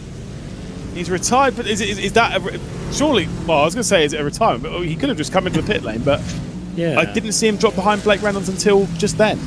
No, that's not ideal potentially for Vasquez. We're going to see later on what happened to him, whether it was a mistake or if it was, you know, a planned pit stop. But then again, that's early to pit, isn't it? Really early. Unless you're doing the opposite strategy. But it's one of those ones I don't actually see the benefit in running an opposite strategy, like pitting earlier, like because he wasn't going to necessarily jump a whole load of people. I mean, yes, obviously, if you go on fresh tyres, you'll be able to set fast lap times. The problem is traffic is so thick around here, I get the feeling it's something a little bit more. And the fact that we've jumped to a replay, I think it is going to be a little bit more. Into the darkness we go. We've got, I think that might be Cooper Webster a bit ahead. Big snap onto the brakes, into the barrier, and Aaron Vasquez will return to pit lane, and that will be the Map Performance car out of this race. So there we go. It wasn't a pit stop, it was a crash. Big shame for Map Performance, who in the points aren't doing that well either. They're down in 20th at the moment, and of course finishing pretty much at the back of this one. If Aaron Vasquez continues, that makes their day even worse, and they could even drop a few more positions down. I mean, they're only 20 points away from 28th, which at the moment is Thomas Sheng Sim Racing. So this is not a good situation for Vasquez and for Map Performance. But do we give everybody the benefit of the doubt and say, well, you can't actually see through the inner loop, so we'll let you off this time? Or are you going to be mean and say it's your own fault? I'm going to be mean. Well, aren't you mean, Lewis? Well, especially when we start talking about the commentator's curse, then I'm very mean, apparently, because there's no such thing. Johan Royer is into the pit lane for the second of the grid and go cars, the number 2. They've not been allowed, I'm assuming this might be even an Arjuna thing, because I know how much he hates it. They've not been allowed the 00 numbers, which normally go ahead of the grid and go numbers. Everyone's between 1 and 99. And normally Grid and Go like to go for a 001 and a 002. Not allowed it. Do you know what? Completely agree. Makes it easy for us because there's not zeros everywhere. At least the one thing, which is a lot of esports stuff, if you do allow the 00s, the 00 has to be a it can't be a different number, right? And the reason I say that is that if you have if you watch like NASCAR and stuff, it is in the rules that you're allowed to have a number 1, you're allowed to have a 01, and you're allowed to have a 001, and they're all allowed to be on the circuit. Where I'm like, no, a 01 is still just a 1. The leading 0 still is still a 1. So as long as those leading zeros still attributed to being the same number, then I'm a little bit okay with it. This is Dexter Castro into the pit lane for Impact Sim Sport, and I think he might have missed his box a little bit there, and quite a bit. My goodness, it's like me doing the Daytona 500. Missed my box, slide through, straight back into reverse. Definitely illegal. I mean, I don't think I did much better. Do you know? I mean, to be fair, it's quite hard to spot. Whoa! Into the barrier! That was definitely someone in the barrier. Was it a lapped car, though? I think it was. Yes. My goodness, that was a big hit into the barrier. Yes, that was. I thought it was going to be Luca Alpert. And I'm not saying I was hoping it was, but I was going to say then, Lewis, look, that proves the commentator's curse existed because I said he'd win. So I'm not hoping he crashed, but it would have been a bit of a coincidence for me to prove you wrong. But you said I still think he's going to win, though. You said he would win 20 minutes ago. This is the thing with the commentator's curse that really bothers me, is that people are like, oh, it was the commentator's curse because you said this, that, and the other. Cody Deeth, by the way, is into the pit lane for Eclipse. How long does the commentator's curse last for? Is it 5 minutes? The 10 race. minutes? Is it just the entirety of the race? Yeah, it's mental. the race. It's absolute rubbish. It is complete tosh. And it's normally a driver wanting to use a different excuse that's completely out of their control as to why they've crashed, because obviously it's because someone said something positive about them, and that's why they binned it. Sometimes it's just bad luck and bad driving. I mean, I suppose that's putting it bluntly, but I like to call it the commentator's curse. I mean, Zach says the exact same as well. It's not just me. A lot of people agree the commentator's curse exists. I think you're one of the only ones that doesn't. Ooh, yeah, because it doesn't exist. Look, I'm right. I'm a 2-time VCO senior Wimbledon commentator. I'm right. True. Actually, I think Arjuna believes in the commentator's curse, but it's total rubbish. It is total rubbish. I'm sorry, and I know a lot of people disagree, and I don't care. It's just bad luck or bad driving. 9 times out of 10, it's bad driving. Let's make that clear. Yeah, I'll give you that. If someone crashes, that's not the commentator's curse. That's just bad driving.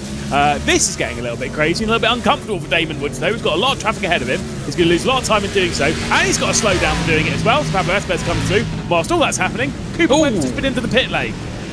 That's a way to avoid it for Project 91. You got a brake pedal there, mate.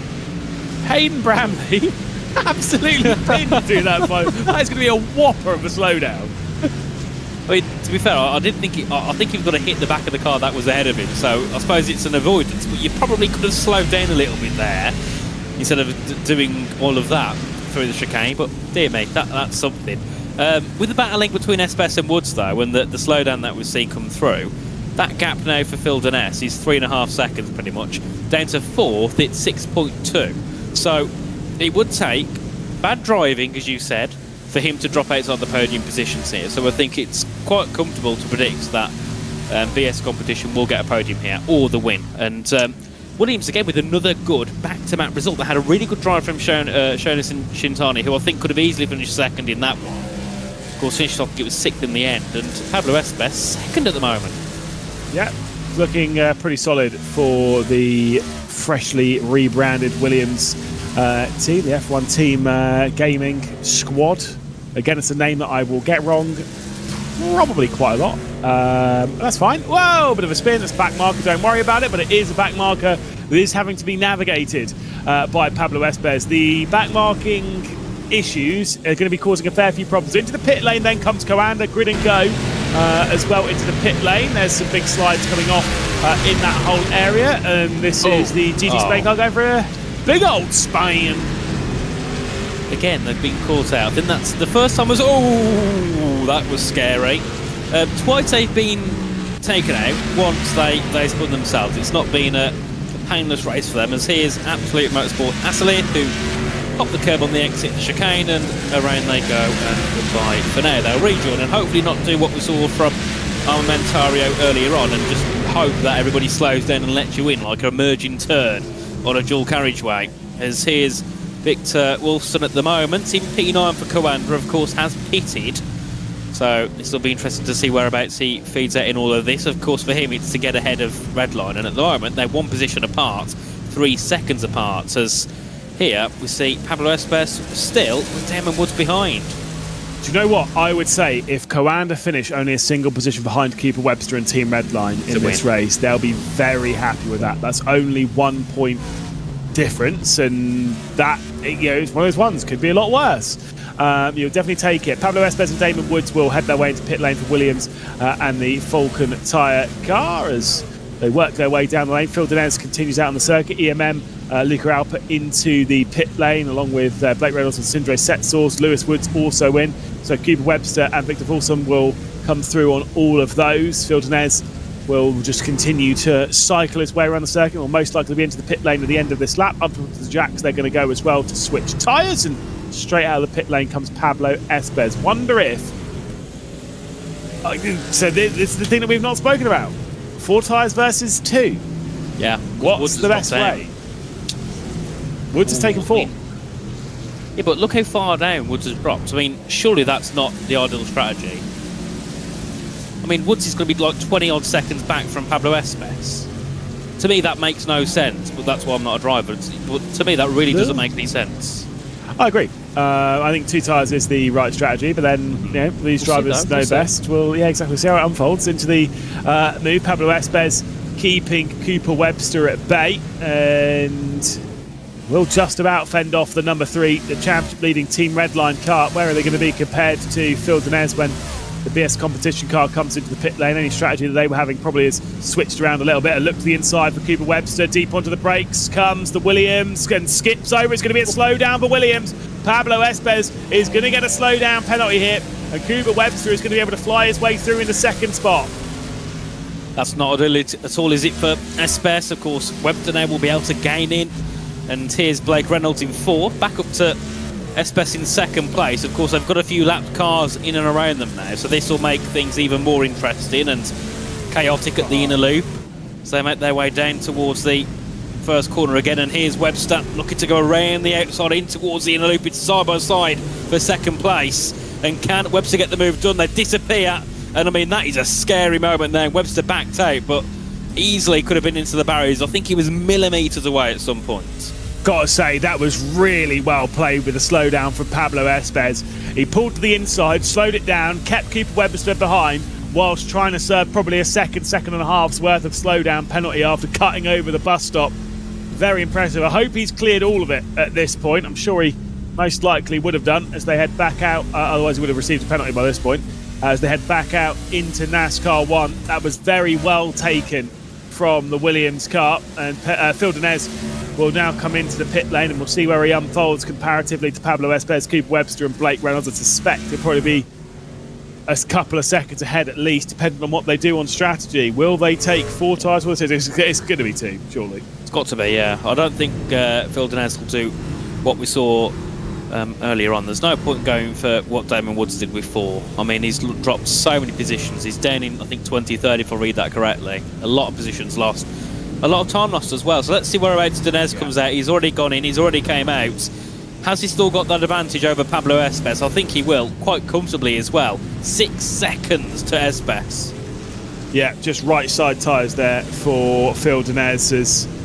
This is probably the hardest bit when you're trying to lap the lap traffic. If you've got a car directly ahead of him that's on the same speed as you, I think this part is probably overrated in its difficulty. Like it's pretty hard, but you just drive the track that you're driving. It's when someone's doing a completely different speed to you and you still have to somehow react and get around them and navigate, as we're seeing here from Pablo Espes and Cooper Webster. That's the difficult thing. And you've got to hope they've noticed you, and you've got to hope about this, and you've got to hope about that, and you've got to somehow work your way through, and you've got to drive a really difficult car through quite a difficult part of the circuit. And like I say, they've navigated it very well, but very touch and go and a little bit sketchy, I'm sure. Definitely. I mean, this battle is really closed in now, but between P2 and I think we can even include Victor Wilson as well in this battle. So P2 down to P6. If it carries on like this and the gaps keep closing down and the time keeps getting slower for Espes, I think we could even see David Toth, you know, emerge his way into the battle as it goes on. I mean, he's only around 3 seconds-ish back from the Commander car in P6, so we'll have to see what Toth can do. But of course, Pablo Espes can play this very cleverly now. He knows he's not going to be catching Phil Denez, so he can kind of set his own pace for the race. And if that means going a bit slower through the corners to save the tyres, he'll do so as long as he can get a good exit on the straights and not worry about Webster and those behind, as that's the Dutch League racing car going around before the inner loop. That is a scary place to be in, isn't it? Really scary, because cars will come through there side by side.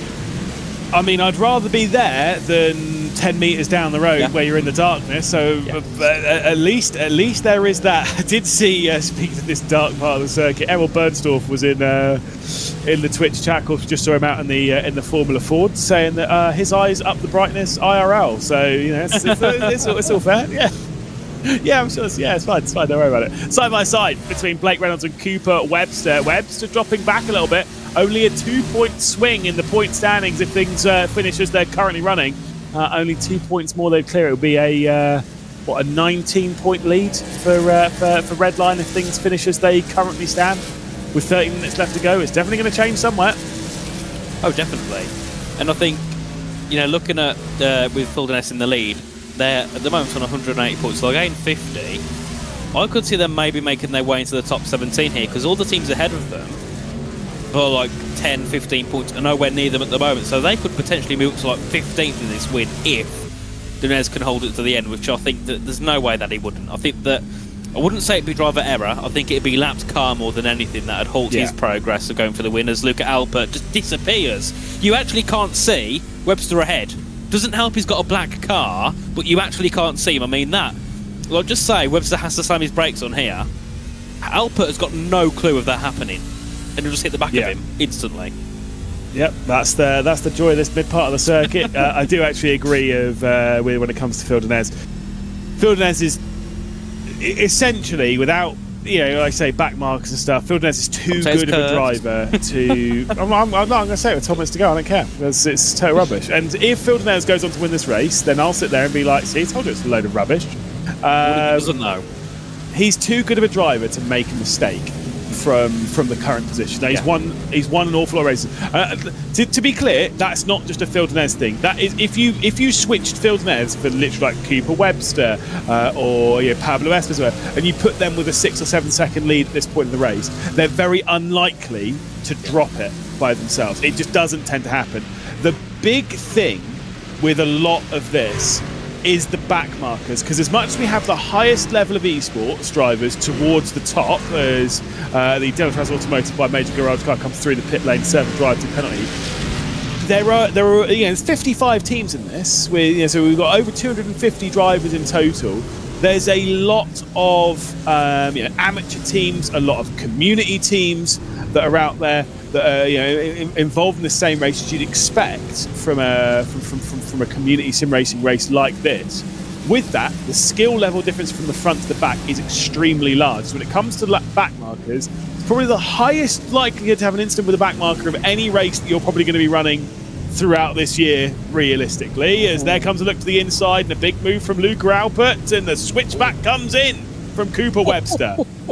What a switch back there from Webster. I mean, that was textbook from Webster. Great move there to get back up the inside of Luca Alpert. As oh, that's not good at all for Victor Wilson. Has dropped down to 9th.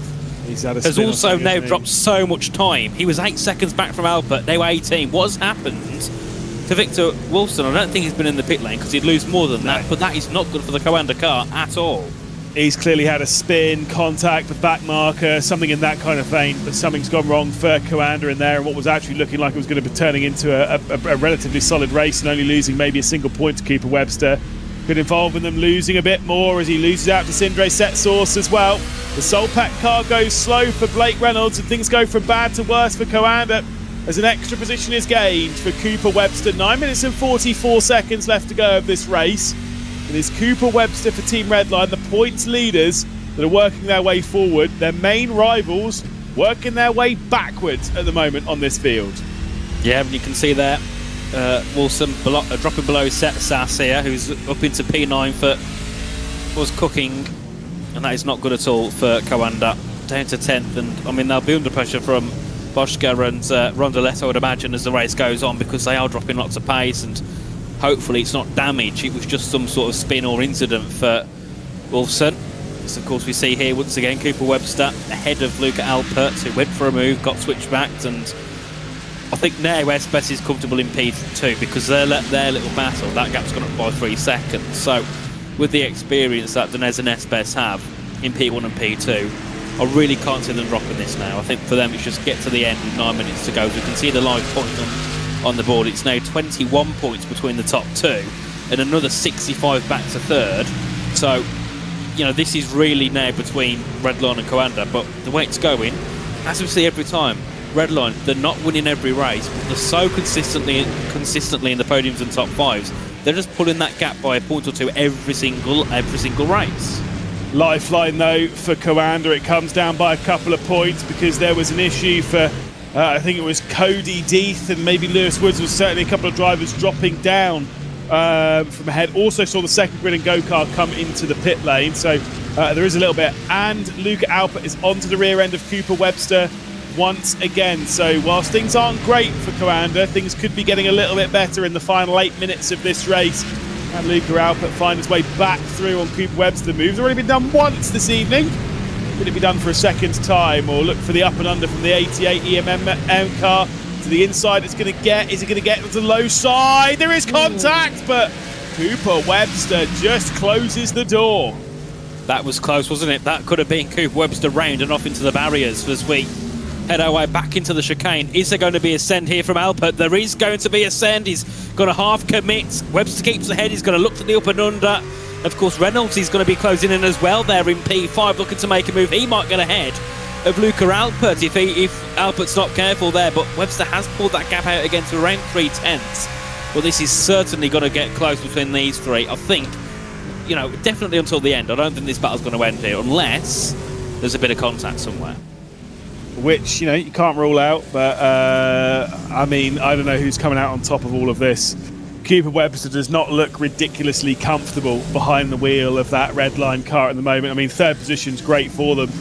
If they are able to take that that third position, it would be an 8th consecutive podium for Team Redline in the 2026 iteration of VCO Infinity and the 5th running of this competition. But I don't know if he's going to keep that podium streak going, because I've got to say that EMM car is looking a little bit stronger, as is the Solpec car that was trying to make a move on the 88 as well. Yeah, this is going to get close. Once again, you can see Alpert gets a really good exit out of the hairpin. And yet again, he's right up the inside of Cooper Webster. And, I mean, you're talking yet again, paper-thin gaps between these two as they head their way back down to the chicane. And this time, Alpert's closer than he was before. So is there an opportunity? No. Webster this time had a bit more of a line towards the middle of the circuit to stop Alpert from going for a sort of ascend there as they cut the track limits down towards the chicane again they go. And let's see, is there a move now for Alpert on the cards? But the thing is, Alpert's got to be careful, because if he goes for a move and has to back out, then Reynolds is going to have a lot of space to kind of close that gap down and go for a move himself. So Alpert's going to be very careful here as the Fast Repair Motorsport car goes off and into the barriers. Car 53 back at the battle for third though. I mean, I can see this being one of those where we're watching Webster and Albert, and out of nowhere, last lap, Reynolds comes through and takes it. It's one of those, isn't it? This could be. Yeah, the fast repair car, by the way, didn't even make contact with the barrier. Just about got it stopped somehow in all of that. Would have been stuck on the grass a little bit if you were watching the trucks last night. I was really surprised by one thing they've added this year in the trucks is they've got like I think it's like it must be hydraulics, but it lifts the car up when it's stuck on grass, just inside the car. Might not be needed for this one though, because here comes a look to the inside for the EMM car. And it is a big move from Luca Alpert, and I think Cooper Webster's thought, look, it's just a point, I'll give you the room. I'm still going to give it a go to stay ahead. With the inside line going through NASCAR 1 and 2 and the inside line going into the bus stop, this surely should work out for the EMM car. But will Cooper Webster get brave on the outside? He is going to try and send it, he is going to remain there, he is going to get brave, and he is going to muscle his way ahead again. He is, and now look who's there. Blake Reynolds battling with Luca Alpert, and we said earlier on it could be one of those where Reynolds waits for a move and goes through, and he does go through, so it was looking like Albert had that P3 done and dusted. Never mind, he's down to P5 now as Reynolds for Solpeck goes up into P4, and Webster, I mean, that was one of those where most drivers probably will back out and be like, you know what, we've had a good fight, you know, go through. But Webster kept it there on the outside line, then he had the inside through the apex of the chicane and managed to keep it pinned in and keep that third place spot. Brilliant there by Cooper Webster to keep the cars in 4th and 5th behind as they disappear and reappear again. And ahead of these cars are lapped cars. There's about 5 of them within around 6 or 7 seconds. So this could also prove to be difficult now for Webster and Reynolds. Phil Denez leads by 7.4 seconds. And with his current position on circuit, there will be 3 laps left to go of this race before we'll complete a third of VCO Infinity. Team Redline are in control, but I will say Coanda are looming there a little bit. I mean, Victor Wolfson is struggling a little bit in this race. He's got Bojka and Octavio Rondeletto directly behind. I think there might be some damage potentially on the Coanda car that doesn't seem to have the speed that it had before it had some form of issue with a spin or maybe even contact with another car. We keep our eyes further ahead at their championship rival, which is Cooper Webster and Team Redline. They top the points at the moment, but again, they've not been convincing when it comes to pace in this battle for third position. Almost into the rear end of the Solpeck car, and a little bit deep. There was a problem in the background, though, for Luca Alpert, who's getting stuck with some back markers, and it's given the opportune moment for a look to the inside for Blake Reynolds. Oh, Reynolds is keeping it pinned to the inside. It's going to be the outside as they head through the inner loop, but has got the move to what a move there from Blake Reynolds, and I think kind of spooked Cooper Webster heading into that first corner at the left-hander, and has got that move complete, and I'm going to be happy with that because I said 5 laps ago Blake Reynolds, he's got to come through and be in third, and he is with 2.5 minutes to go. Of course it might not stay that way, but as it stands, brilliant work from Reynolds, and it's like he just clicked on the pace out of nowhere. He was comfortable in P5, all of a sudden clicked a button and he's flying, and he's got so much pace, and now sits in the third. And I think the main thing for him is what we saw from Cooper Webster earlier. Mid-corner, you don't have to worry too much about your pace. It's on the exits. When you get through to the hairpins, just pin it down on the exit, and then you stop the car behind having any opportunity to overtake you. I get the feeling that's probably about as bad as it's going to get for Cooper Webster, because Luca Alpert with the struggles to get through those 2 back markers, which fortunately has finally got through on, with a couple of laps left to go at the line. It does seem as though Luca Alpert for EMM will not be able to join this fight for the podium once again. And it will be a 2-way battle between Blake Reynolds and Cooper Webster, a fair way behind Pablo Espeza, even further way away behind Phil Denez. Some pretty small gaps across the field, but certainly not that at the front. Yeah, definitely not. And I was just talking about last race. I was having a quick chat with Shoma Shintani just, and he's saying that the reason he didn't defend on the last lap is he thought it was another lap after. Dear me. But I'm sure we're going to see a lot of that, aren't we, through this event? Drivers kind of not getting the right lap counts as we head into the final few minutes. I mean, I've been doing this for about 1.5 years, and even I still think, hang on, how many laps have we got left? I'm sitting there with a calculator trying to work out the times. Yeah, but in the car, I mean, iRacing does have this really good feature where it just tells you whether you're on the final lap. So you see that white flag, you know you're on the last one. So I don't know how James Shintani quite missed that, but either way, he did. There's our race leader navigating those back markers. 1 more to clear. and then it'll probably have a clear run for the final lap of the race. 35 seconds left to go. We should get one more at the line. And I mean, he'll be able to drink this one in and soak it up. It's been an excellent drive from Phil Denez, dominating this performance. Yeah, certainly. Really good drive. And as we have the white flag now, last lap for Denez to see what he could do. Of course, 8 seconds in the lead here. So he's, you know, it's pretty much just a victory lap now for Phil Denez. I think the same goes for Pablo Espes, second for the Williams Academy team. Of course, it's just for him to get to the end and claim that P2. But of course, Denez has just got to be a little bit wary of a few laps cars here. I don't think he has to worry, and he probably could just sit behind them, but just got to be a little bit careful here, especially if it's some of those that are a little bit further down the grid who might be a little bit unexpected. Yeah, I mean, like I say, you've always got to be on your tippy toes and on your best behaviour when working your way through. And I mean, he has been great, but what do you think about the commentator's curse now? I know we've got a few corners left to go, but very quickly, I mean, come on. I said Luke Ralpert would win and he didn't. He's 14 seconds back, so there we go. I said 10 minutes ago that he's not the driver to make a mistake, and he's not made a mistake. So what's the dealio on that? Do I not have the commentator's curse? Yeah, no, but go on a race to decide it then. No, it's fine. No, it's just a load of rubbish. You making a prediction 40 minutes ago is like whatever happens, happens. But whatever happens has happened. The last time we were racing at the Charlotte Roval was race 5. Diogo Pinto went on to take victory. BS Competition missed out on the podium by a single position. They're not missing out on the podium this time though, as Phil Denez will cross the line to take victory. BS Competition's first win of the 2026 iteration of the VCO Infinity. A dominating performance here in the Chevy Silverado in the light and the dark of Charlotte Roval. Indeed. Great drive there by Phil Denez. It was one of those, once he pulled that gap, I think it was about 3 seconds after the first 5 or 6 laps, you kind of had a thought, yeah, he's going to run away with this, and he did. I mean, the pit stop gained him about 3 seconds. Then we had all the battling behind. Espes broke away from those in third and below, and it was literally just a drive to the end for Denez. So a really good drive from him. And of course, first win for BS Competition, second podium, of course. Will Murdoch taking one? It was at Charlotte Roval as well in the Radicals earlier on, so maybe this is BS Competition's track. We have, what is it, 4 races round here? You know, maybe that's 4 podiums for them. I don't know, we'll have to wait and see, but that'll also bring them out of the it'll bring them out of 20th in the standings and probably up towards 15th. Yeah, I mean, look, it was a solid drive. Maybe it is their circuit. Certainly not one. It's kind of one of those ones of I'm like, even if I went well around it. Some people are really like biased towards circuits they do really well on. Yeah. Mate of mine, Oscar Hardwick, always hated Interlagos because he was always terrible at it. No, he'll laugh on you. He'll say that he's really good at it. He was fine at it, but no, he was weaker at it. It was only because he was bad at it. He didn't like it. That's fine. Just accept the ego.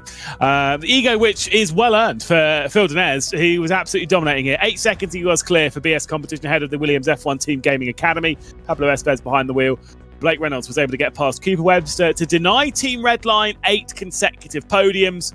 I mean, let's be honest, 4th place isn't exactly bad on the old points list. Luca Alba for EMM in 5th position, David Toth in 6th, Sindra Setzels for Was Cooking Racing Adventures in 7th, and Victor Wolfson for Coanda Esports drops down to 8th, but still some solid points for him. Didn't make a bad situation any worse. David Bojka in 9th, and then Octavio Rondoletto for Bike 500 in 10th position. Falcon Sim Racing Teal in 11th position with the MG18 Simtech Pro. Movano Eclipse Vitality for Yuri Toman up to 15th position. Visceral Impulse, the Falcon Sim Racing Team Blue Car. TC Sports Jack Keithley we saw backwards at one point, and Delta Sport we saw sideways at one point, and they still were able to get through into the top 20. The Sherritt Esports Car Regnui in 21st position with ERE, Thomas Enger Sim Racing, and then the Maniti car, the Blue Mercure in 25th position with Samantha Tan, Brabham, and then the U Amateurs Altitude and Stint 1 in 30th position. 2 final pages to muscle our way through on what has been a pretty exciting evening before we'll catch up with Phil Denez. You can see them on here.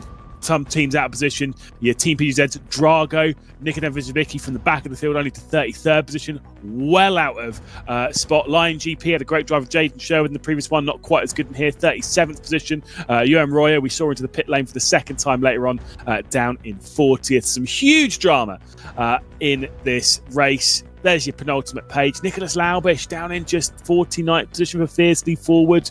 Again, another one of those drivers well out of position. Dutch League had a couple of bits of drama in that one. Fast repair missed the barrier, but still 7 laps down. I'm pretty sure that fast repair was used pretty early on in the race. We'll jump, though, into an interview with Phil Denez, who will be joining us here in the comedy booth. Nathan, you're going to have a little chin wag with our race winner from race number 8 of VCO Infinity. Phil, welcome in. Can you hear us? Yep. Perfect. Well, what a race that was. I mean, first of all, pole position, very close grid. I think it was about 2/10, the top 10. I mean, was you expecting to be right up there for pole, or was it just one of those where, because everybody's so close together, it's just hoping that you can get that top spot? Well, after warm-up, I mean, before warm-up, I had no idea. And a little practice session, I put in a really good lap, and I felt like I had more on the table. So I was really confident going into quali.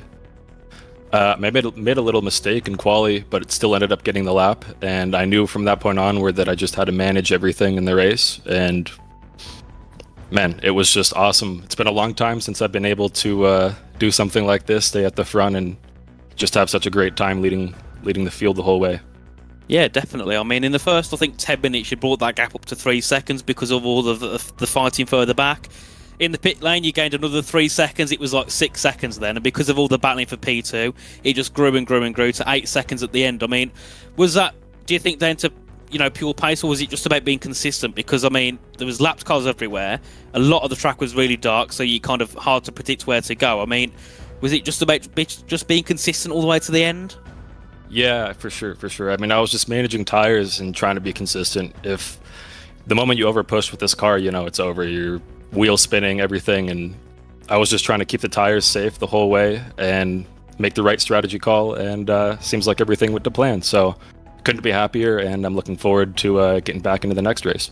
Yes, definitely. Well, Phil, well done on that one, and hopefully we'll see you back on the podium in the next race for you. Of course, congratulations on the first win for BS competition, and yes, we do wish you the best of luck, so well done once again. Yeah. Thanks, guys. Oh, there we go. Phil Denez, great to hear from, and like you say, finally with BS competition moving a little bit forward on the points. They were further down the order, up to about 15th position, scoring the 50 points for it. The last 3 races have gone relatively well for them. Well, to be fair, the last 4 races have gone relatively well for them after a pretty torrid start. You know what, Lewis? Scored just 2 points in race 4. Oof. Well, I'll take that. I'll predict it right. They are 15. That was a guess. I'll take that. And so not the commentator's curse. Am I right? No, that's right. Well, this is a spreadsheet. You can't curse a spreadsheet, can you? Surely. I mean, to be fair, if you'd have been seeing some of the spreadsheets that I've been trying to make recently, they're pretty cursed. At the top of the points, it is Team Redline. 390 points to their name. 372 for Commander. Of course, these are still relatively provisional. Some things from that race will still most likely be under investigation. But after a 7 consecutive podiums and a 4th place finish, my goodness, it's so bad for them. Team Redline lead by 18 points. Big gap back, though, to EMM, who have pushed themselves ahead of Drago. That position has switched over twice in the last 2 races, and EMM now have a 13-point lead for 3rd position. Further 10 points clear of Grid and Go. Do expect them to get quite strong as the evening unfolds as well. I mean, some of these teams are going to chop and change a lot over the night. That's the important bit. This night part, which normally causes a bit of drama in the like normal 24-hour endurance races, it's definitely going to cause its drama here. Well, we'll catch up with Nathan in a minute. Unfortunately, he's in there, so decided to bail from us for a second. We'll catch up with him after qualifying. But either way, we can see The night has very much hit. We can see very little of the Fuji Speedway, and it will be, you might not be able to tell, it is a Radical. And the Fuji Speedway, of course, earlier on in the evening, we have raced the Radical SR10s at the Charlotte Roval. Diogo Pinto for Team Redline was victorious then. And he is back behind the wheel, and he is back up to the front of the field. It is Diogo Pinto on the provisional pole position ahead of Oscar Pai. Thibaut Casmon, great qualifying for the Vitality car there, up in third position. Drago for Michael Romanidis up there as well. Alessandro Quintai for Grid and Go moving into the mix. I think that's the second of the Grid and Go cars as well, because Sven Haas's in the lead of their cars in the number one, down in ninth position. We're on board with 07 up into this final sector, and it's a final sector which I have never, in all my years of sim racing, I've never found the apex in either the penultimate corner or the final one. I just don't know where it is. It's so hard to find. It's such a late apex as we head back up. You've got the Bridgestone Bridge on the left-hand side, and also wisely informed some good golf courses.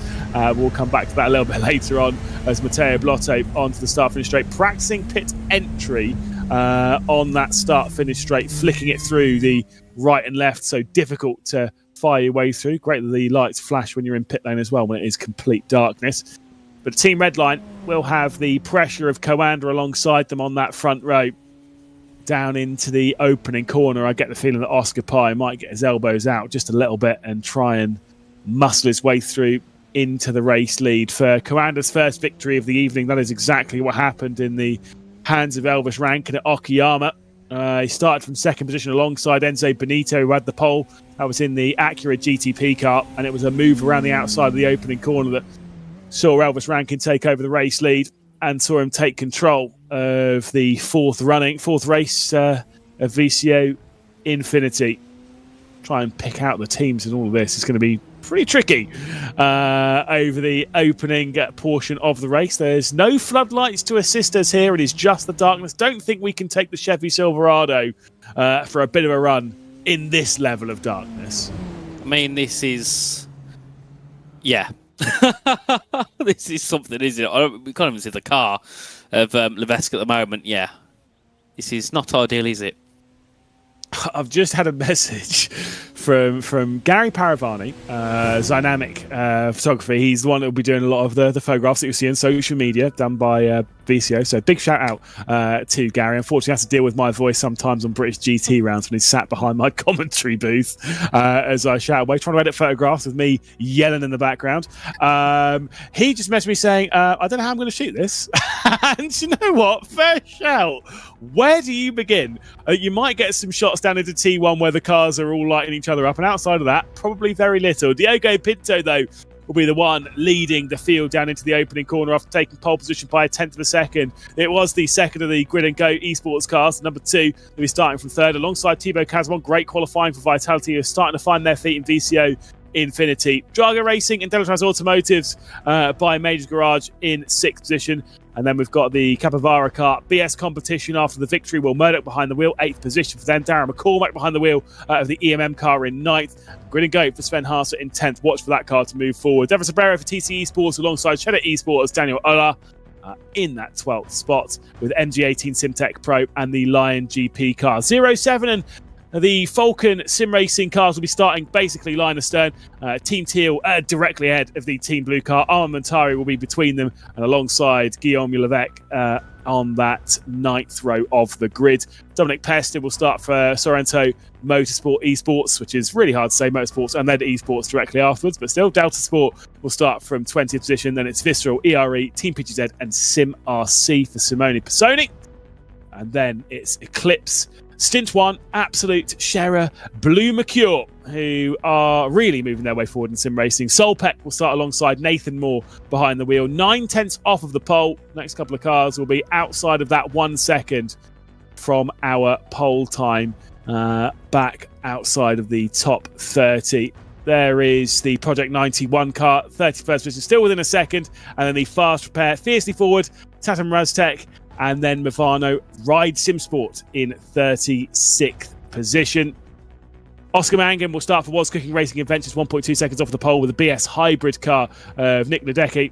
And it's Bike 500, Impulse, Maniti, and Impact just within 2 seconds of the pole. Outside of that is Samantha Tan. Matt Performance will start from 44th position. They've had some good speed, but unfortunately not in this qualifying session. You can see the final few roll their way through. Do you know what? Because you're so convinced this commentator's curse does exist, I'm not even going to ask you for a prediction as to who's going to win. Just going to ask you the classic prediction of we're going to get Chaos or Carnage at turn 1. I love this one.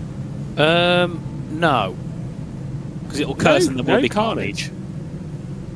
But well, no, you can't. No, that's not how it works. You know what? I'm going to go for a prediction for the win, and I'm going to go with Kazabon from P4. Oh, that's a wild prediction. He's got it. Confident. Yeah, I mean, I'm going to go with Diogo Pinto for pole position. He did it earlier on in this car at Charlotte Roval. But then maybe Coanda have got a little bit of fire in the blood of Oscar Pye, and they'll need to gain some of those points back. They're still well within contention for VCO Infinity as we enter the middle portion, the dramatic portion, the part that always causes its drama, whether it's in endurance races, whether it is in VCO Infinity, this middle bit when everyone's getting a little bit tired, everyone's getting a little bit pushy, mistakes abound, even for the very, very best. The pace car will pull its way into pit lane, the control will go the way of the front of the field.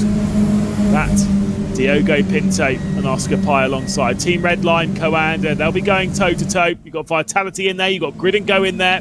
You've got lots of cars in the background that are almost certainly going to crash. 55 cars about to do action here at Fuji as we head onto the start-finish straight. Green flag is out. Diogo Pinto will try and cover the Grid and Go car. Bit of contact there between Coanda. Oscar Pye tried to cut across and he's knocked the lights off of the front end of that Grid and Go car. There's a big slide there and a big crash. It's Drago Racing who was sent round. He collects the vitality of Timo Kazbon, and I'm not accepting that as a commentator's curse. That was pretty sus. I mean, that is a perfect example of the commentator's curse, and I'm going to hold you to that one, but oh my. I'm not joking when I said it was 7 wide between those in the mid. It was actually 7 cars battling side by side down to turn 1 around Fuji. I mean, I said to you before that this will be a good, before we went live, I said this would be a really good combo, this will. Fuji and the Radical SR10s. Believe me, it has been what a start we've had. Of course, Pye up into first, Pinto second, Camillo up into P3, McCormack has somehow made it to P4 as Pinto's gone wide. No, it was McCormack. Darren McCormack, I think, missed his braking point, went straight on. There's some contact in the background and a few spins, a big crash in the background. Indeed, Darren McCormack will get ahead of Will Murdoch. Diogo Pinto's back up into second position, but I think it might have been McCormack. It was certainly McCormack or Murdoch who missed their braking point going into that hairpin. This is all of the calamity that happened on board with the U Amateurs car as they try and figure their way through. Thankfully, the car lighting the way as it's getting blocked and blocked and blocked. He does indeed say hello to the BS hybrid car, gets a smack on the back as well for good measure, and back out on the start-finish straight we go. Coanda leads from Redline, from EMM, from BS competition, and then from the Grid and Go car. Darren McCormack up the 3rd position, and you can tell, looking at the front of that car of Darren McCormack, there is no, unless that's a, I was going to say, it was a visual thing, but I was concerned there was no lights on that car. Well, I was going to say then, I thought you was going to say something about damage, and I was going to say, how are your eyes that good? Because I could barely see the front of the car, never mind anything else. But no, great start from Oscar Pye. Of course, somehow avoided all the contact as he is fiercely forward through in towards the 3rd sector into turn 13. And yeah, there was just a concertina, 4, 5, 6, 7, 8, 9 cars involved there. And here's the Williams F1 team Cayman Academy car who was near the back of the grid already. And they go even further down, a slight bit of contact, and off we go. We spin around fully out of the final corner, and that is that's like what? There's no way this Avalon Motorsport car can say anything. This is an actual onboard of an actual car trying to actually drive around this actual circuit. That is impossible, unfortunately, for Avalon. 1.2 seconds, the lead for Oscar Pye. Diogo Pinto trying to close that one back in. One thing that we don't have to deal with in this race that we have done for the previous 2. Realistically, there'll be no pit stops for the SR10s. They'll be able to run their way through this 45-minute race, no problem. Darren McCormack knocking at the door of Team Redline. team that he's fought time and time again in competitions outside of outside of just VCO across the world of sim racing. He's battled them time and time again, whether it's been on Range Sport or elsewhere. He'll find his way through on Diogo Pinto here. So clearly he's taken to iRacing and this Radical SR10 pretty comfortably. Into second place he's going to go. Definitely has done, and I mean, Will Murdoch and Sven Hasser have also had really good starts to get up into the top 5. I mean, Francisco Camillo, who we saw file down the field, is back into 7th for the Capivara Racing, so a really good job from him to get back up into the top 10. Of course, Gregory Hoverson, 8th, Pester 9th, and then Daniel Ola, the top 10 as it stands, as Pedro Martins goes up into P12 there, making a nice move for Delta Sim Sport as we make our way down towards the braking zone once again. You can see that gap at the front between Pi and McCormack now, sitting at just over 1.1 seconds. I mean, at what point does Pi feel a little bit comfortable here in this one? When the gap keeps growing and it gets to more than about 3 or 4 or maybe 10 seconds, then he'll feel comfortable. At this point at 1.2, definitely not feeling comfortable. Diogo Pinto there on the right-hand side of your bottom of your screen. Alongside him is the BS competition car. Will Murdoch behind the wheel of that one. Got to say, like him, Diogo Pinto. Obviously, the whole setup and stuff with the red line logos and stuff obviously looks sick. But also, it's lit up, which is something which the race circuit would be very envious of at this moment. Bit of lap traffic for Oscar Pi to already deal with here. He's already picked his way through it. Still leads by 1.2 seconds, but that's going to be added slipstream given to Darren McCormack, with the lap car now basically halving the gap between him and the group behind. Certainly, and that helps, isn't it, when there's lapped cars involved, especially when you need slipstream, as Pinto goes back into second place, battling side by side there with McCormack, as here's a Falcon Sim Racing Team Blue car having a bit of an excursion there with another car. Oh, and a bit of net code there, and against half spun rain, rejoins a few positions below, and that could have definitely gone a lot worse for him, as MG18 SimTech Pro there with a car that made their way through on that one, as Pinto still under pressure from McCormack here, but I'm sure these two will just keep swapping and changing for P2 and P3 as the race goes on. Of course, just trying to bring that gap down to Oscar Pi. Of course, they've got Will Murdoch in 4th, Hasser in 5th, as Hoverson there going ahead of Francisco Camilla. That's a great move to put him up into 7th place. So yes, I mean, the top 10 so far, it's interesting. Few of our bigger teams that we normally see there aren't there at the moment, are they? No, that car though, getting out of the way, that was a back marker that jumps out of the way. This is looking back from Gregory Hoverson with Dominic Pester and Francisco Camillo, who were going side by side. David Sobrero will now look to the inside for TC Esports and will completely move again that car out of the way. That is just going a lap down. Do not panic too much as we'll navigate this uphill section. I was saying towards the end of qualifying, I don't think I've ever hit the apex through the penultimate corner or the final one. It's so brutally difficult to find the apex in those final couple of corners. It's just such an awkward couple of turns. Genuinely, I don't use this word lightly. I actually despise the final sector here. Cannot stand I mean, it's disgusting. Yeah. Not because I think it's hard to battle, but also I can't drive it in any car. It's hard to drive, yeah. Yeah, it's horrible. It is absolutely horrible. One of the worst sectors, I think, of all tracks I've driven on iRacing. But you know what I do love? The long straight down to turn 1, which I believe you probably know more than me, because you're a stat fanatic. Isn't that the longest straight of any sort of like top grade circuit in the world? Surely, I'm sure. It depends. It depends how you classify the straight, because some people will classify it as Baku, but that technically goes from what is effectively like the third to last corner. But yeah, exactly. I think the front stretch here is 1.5 kilometers from memory. I distinctly remember it was just under a mile long. Yeah, it is very, very long. Certainly is one of the longest straights you'll ever see in motorsport. The straight in Shanghai might be up there, but that's not front straight. But things like that, I'm not 100% sure. But either way, it's very, very long. Certainly is the longest straight that we've got on the on today's calendar. Yes, definitely. It's got to be up there. I mean, it's great for moves, especially in these cars which love slipstream. That they love that. So it just means that sometimes we're going to get some really good battles, especially when you've got big groups of cars together and they're all just trying to dilate the slipstream, they're darting across everywhere. And the question is as well, pit stops in this one. We've seen in the past 2 races that the race pretty much I wouldn't say be decided by pit stops, but it's had a heavy influence in the top 3. I wonder what we're going to get to see here, especially with the gaps being quite close. I mean, the top 3, 1.2 seconds. The top 5, 2 seconds. I mean, they can't be losing a 10th here and a 10th there. They've got to be gaining at minimum, haven't they? Yeah, I said that longest straight thing with such confidence, and I kind of forgot that we actually raced at Road America. I'm not sure how long the stretch is at Road America. It's up there. Tell you what, you give me a minute or two, I'll tell you how long they both are. All right? Yes, go for it. Get the stats and get the ruler. Oh no, our claim data as well. It is GT Spain, but we're going to call them GT's Pain because they've had like 5 crashes so far.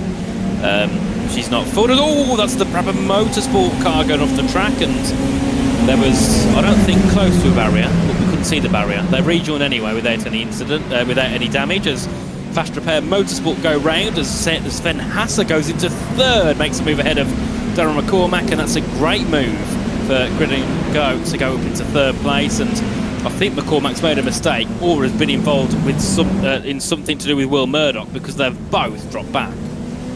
Yeah, I think there probably is a little bit of a, like I say, there's more to it than just the gap that appears, right? That's that is the important bit to know. Thankfully, I was right, by the way. Whew, I just stuck with confidence. 1.5 kilometers is the start finish straight with Fuji. 1.25 is the start finish straight at Road America. So don't worry, just trust the stats. Trust the stats. Ignoring the corners, would Baku be longer, surely? Oh, not a clue. I'm not even going anywhere near it. That's fair. The Baku's definitely, I think it's definitely shorter if you go from the actual final corner. Yeah. Oh, yeah, definitely. But yeah, that was a bit of a cut over from Sven Hasse as Darren McCormack back into 3rd position. Will Murdoch very close. Whoa! Sven Hasse has just driven into the back of him. What a mistake from the Grid and Go car. I'm a little bit speechless. Just drove straight into the back of him. I mean, clearly just didn't get on the brakes early enough. And I think that was close on the rejoin as well. But no, that's really odd from Sven Hasse. Not the sort of mistake we expect to see from him at all. Especially for Grid and Go, who are actually starting to work their way up in the standings. They're 110 points back as of last round. And they sit P5. And there's a replay again. Just straight into the back of McCormack. And that was not ideal, and I don't know how that didn't take out McCormack as well. I mean, it didn't look like a light tap at all, did it? It looked quite hefty from our view at least, but that is not good at all for a Grid and Go, as we can see here. What has happened to Oscar Pye? That came down to 5/10, so I presume he's been caught up into the 1 second gap, and then of course Pinto's used the straights to bring that gap down, but Diogo Pinto closing in again to look for the win. Of course, he did take a win earlier on. That was in these cars at Charlotte Roval. So can he go back to back in these cars is the question with 33 minutes to go. Yeah, Gary Paravani's brought up, but it's obviously not in. We're now just talking about the length of straights, which is fascinating. He suggested the Dattinger obviously on the Nordschleife. If you go from Galgenkopf to the apex of Antonsbucke, which is obviously where the bridge is, that's about 2 kilometres. If you carry it all the way up to the next braking zone, which is going down to Tiergarten, the apex there is 2.8 kilometres off of the apex from Galgenkopf. So yeah, that's a little longer, I think, than 1.5k. I mean, the Mulsand's got some big chicanes in it. If you remove the chicanes in the Mulsand and take it all the way down to Mulsand corner, like it used to be, whopping 3 kilometres. Yeah, that's. So now I've got to go and find that out now. I'm on side quest in the middle of this broadcast whilst Coanda and Team Redline are trying to battle that out for victory. 32 minutes left to go in this race. Plenty of time. No pit stops. Just an all-out battle between Oscar Pye and Diogo Pinto for victory here at Fuji.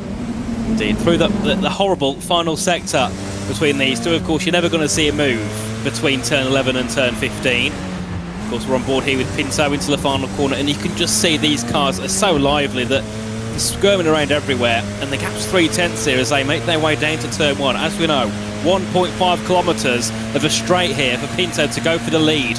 This shouldn't be hard of a move at all. Coanda Esports there of Pye keeping the lead, and actually Pinto choosing at the moment to stay ahead. So I think this is tactics here for Pinto just to stay behind the back of Oscar Pye as Darren McCormack goes back into 3rd place ahead of Will Murdoch. Of course, those two are just going to swap and change to try and catch up to the top two. So that gap sits at 2 seconds. But clever there by Pinto to sit behind the back of Oscar Pi, and I suppose a little bit like what we'd see in F1 and call it the DRS chicken game, or just the DRS game, just sitting behind and not using that slipstream to the normal advantage you'd expect them to do. So interesting, as David Sobrero that I think has run into a mistake, and I think he's crashed and into the pit lane. That is a bit of a shame there for TCE Sports, losing out some much needed points at this point in the competition. But yes, back into the pit lane. The answer, by the way, is 5.6 kilometres if you go from Tete Rouge all the way down to Mulsanne Corner. Triple this nearly. Yeah, right. This is the conversation you would have in a typical 24-hour race at this point, where you go on side tangents because obviously not so much is going on. Obviously everything is still going on here in VCO Infinity, including this for David Sobrero, who went for a big slide. He clipped that curve basically at the exit of turn 3, 4, whatever you want to call it. You've got the curve, there's a little bit of guttering where it's for rainwater to go into, and it's one of those ones you either want to go over it or not touch it, because as soon as you touch it, you go for a spin. It just unbalances the car and off you go. Yeah. Big shame there for TCE Sports, and yes, losing out an awful lot of points. Will Diogo Pinto go for a move, or is he going to quite happily, and understandably so, just sit behind Oscar Pi? 30 minutes left to go in the race. If he battles with Oscar Pi now, he'll definitely bring in Darren McCormack and Will Murdoch. If he doesn't battle, and hope that those two do, then it's no longer a part. No, definitely not. I mean, McCormack and Murdoch have brought that gap down by, I think, nothing over the past lap. They've not lost, but they haven't gained on Pi and Pinto. As we see further back there, a move for Levesque into P15 ahead of Sven Grootz. Further back as well, there was a couple of moves happening, and just looking at our live timings, I mean, it says battle for position pretty much everywhere. There's like 8 or 9 on here which says battle for position, as we do see Dominic Pester make the move ahead of Gregory Hoverson and goes into P6. Great move indeed from him for Sorrento Motorsport. So he's smashing there at the Falcon Sim Racing car. As we still keep an eye on this battle here between Pi and Pinto. Of course, Pinto was on pole. So many P's there between Pi and Pinto. The P1 and P2. Cormac. We'll just keep calling. We'll change everyone to have a P up there as well. Cormac, Purdock, Plotto, Pester. We can do. That's fine. A little bit deep there for Diogo Pinto, unfortunately, through the final corner, but nothing too major. Again, picks up the slipstream on the 1.5 kilometre start finish straight. Here's a reminder of the race start and how things unfolded into that opening corner. A bit of contact there between Commander and the grid and go-kart dropping backwards. Just very messy with us. And then look at that. Whee! Drago Racing right. And there's the commentator's curse of Thibaut Casabon, who was going to win the race. And no, I wonder why he didn't. Lewis at turn 1, about 30 seconds after he didn't win it. I mean, he didn't have a chance of winning it, sorry. You will get fired from racing. Oh! Wow, Drago having the Drago racing car. Was it? I think it was Drago. Yeah, Romanidis, because he started 5th, and then he's the one who locked up and slid into everyone. As quick thing, Dominic Pester up to P5. He's flying, isn't he? I think Michael Romanidis might get a little bit angry if you said that he locked up. I definitely think he was tapped. Was it contact? Was it? I am 95% sure that it was contact. Here's some lovely romantic slow-mos on your Valentine's Day evening / night. Look at this. Stick some piano music on that bad boy. Off we go. Oh. And I'll give that a 15 out of 10 for the finish. That's fair. I'll rate that.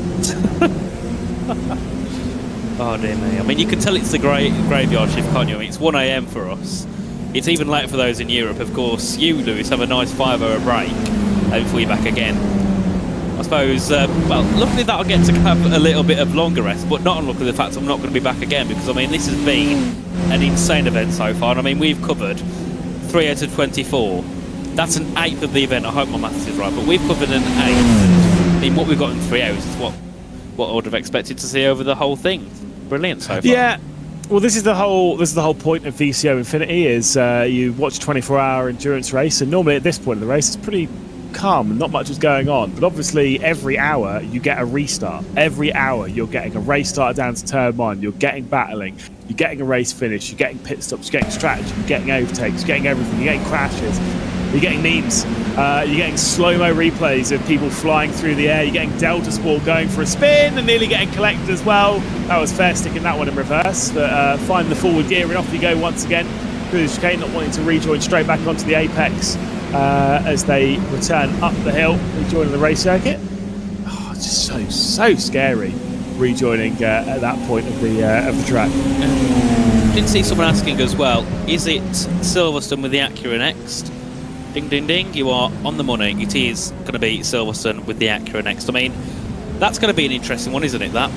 That is going to be really good. I mean, you know, the GTPs, I do like them a lot around Silverstone, so we'll have to see what the drivers can do there. But, yeah, the Acura, I don't know how it's been so far, because we haven't had that one yet, at least for us.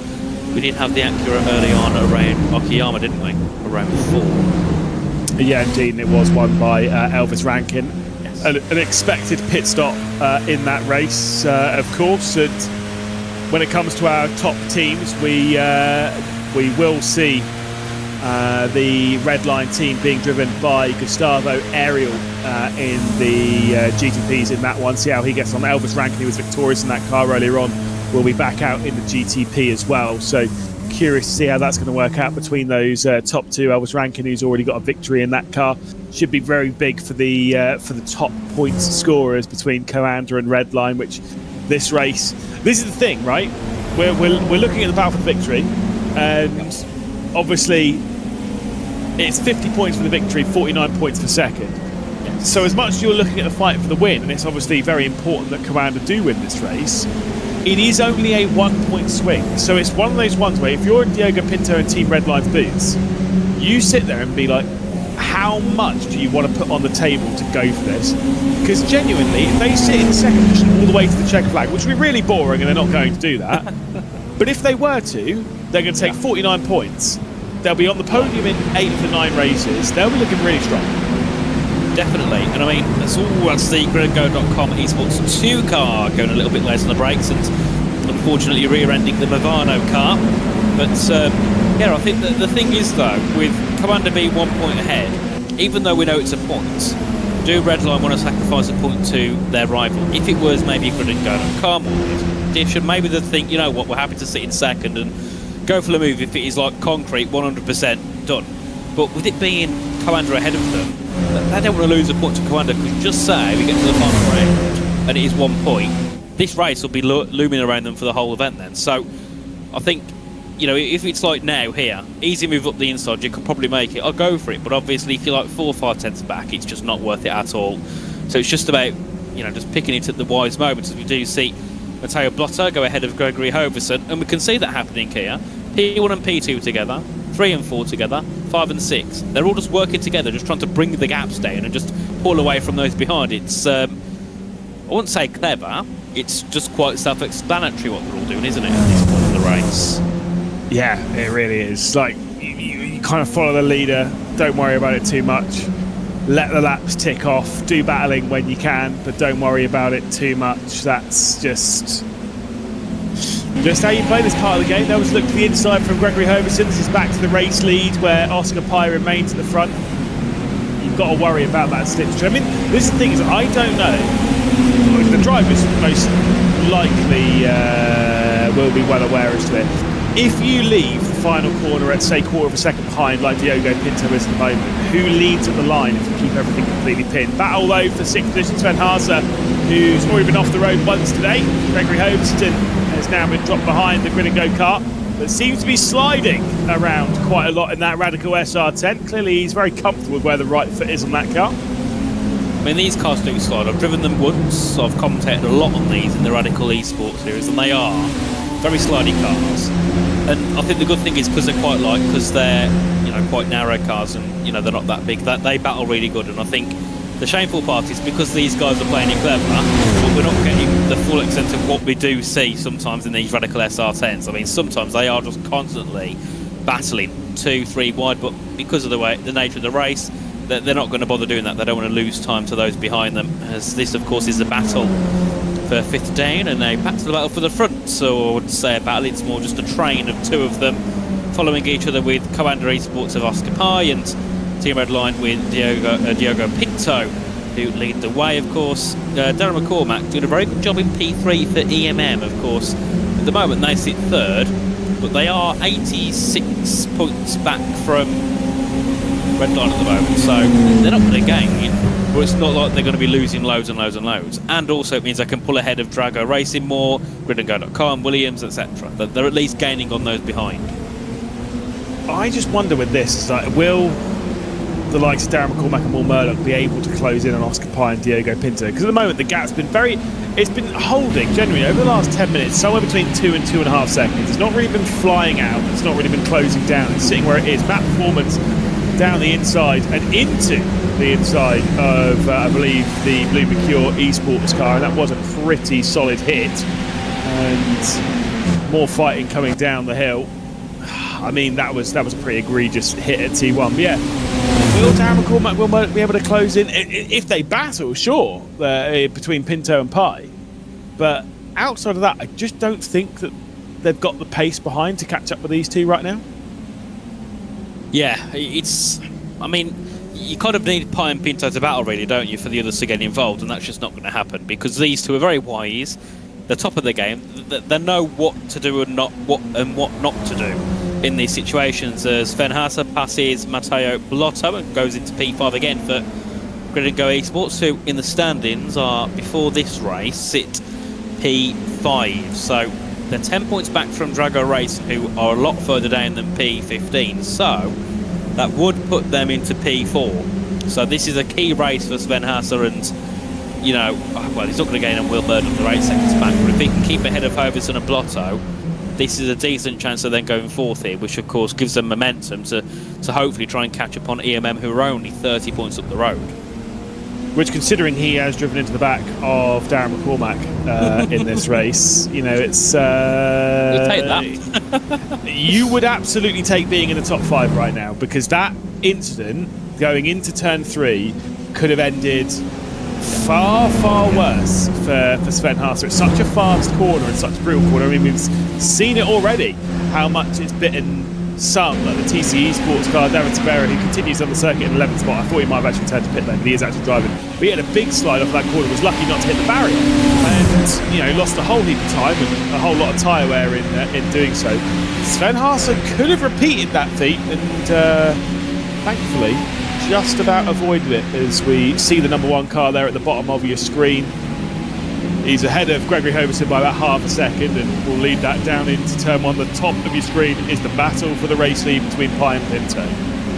Indeed, and I also think, talking about that contact with Haase and McCormack, I think McCormack was so lucky. I mean, once I saw that, you know, the GridandGo.com car hit the EMM car, I thought that's it, they're both off into the barriers, good night, you know, that's your race over. McCormack, the car didn't even act like it got hit, it just carried on at full speed. So yeah, I think McCormack would have been very scared for a split second in that one, as of course Will Murdoch was there watching it all happen and just made his way through and thought, yeah, I'll take P4, thank you very much. I don't mind that whatsoever. It's looking a little bit further down here. The gaps are starting to increase, of course. It's about 7 seconds between 4th and 5th. It's about 3 seconds between 8th and 9th, another 3 back to 10th place, as it's Alex Garcia now in that spot for MG18 Simtech, who I think will be quite happy with the top 10 here, given their start so far in this series. And I think the same goes as well for 07, who sit in P7 at the moment. I think they'll be very happy with Matteo Blotto for getting a top 10 here, if they can of course keep it. The gap did come down to 2 seconds. Darren McCormack closing in with Will Murdoch in chase.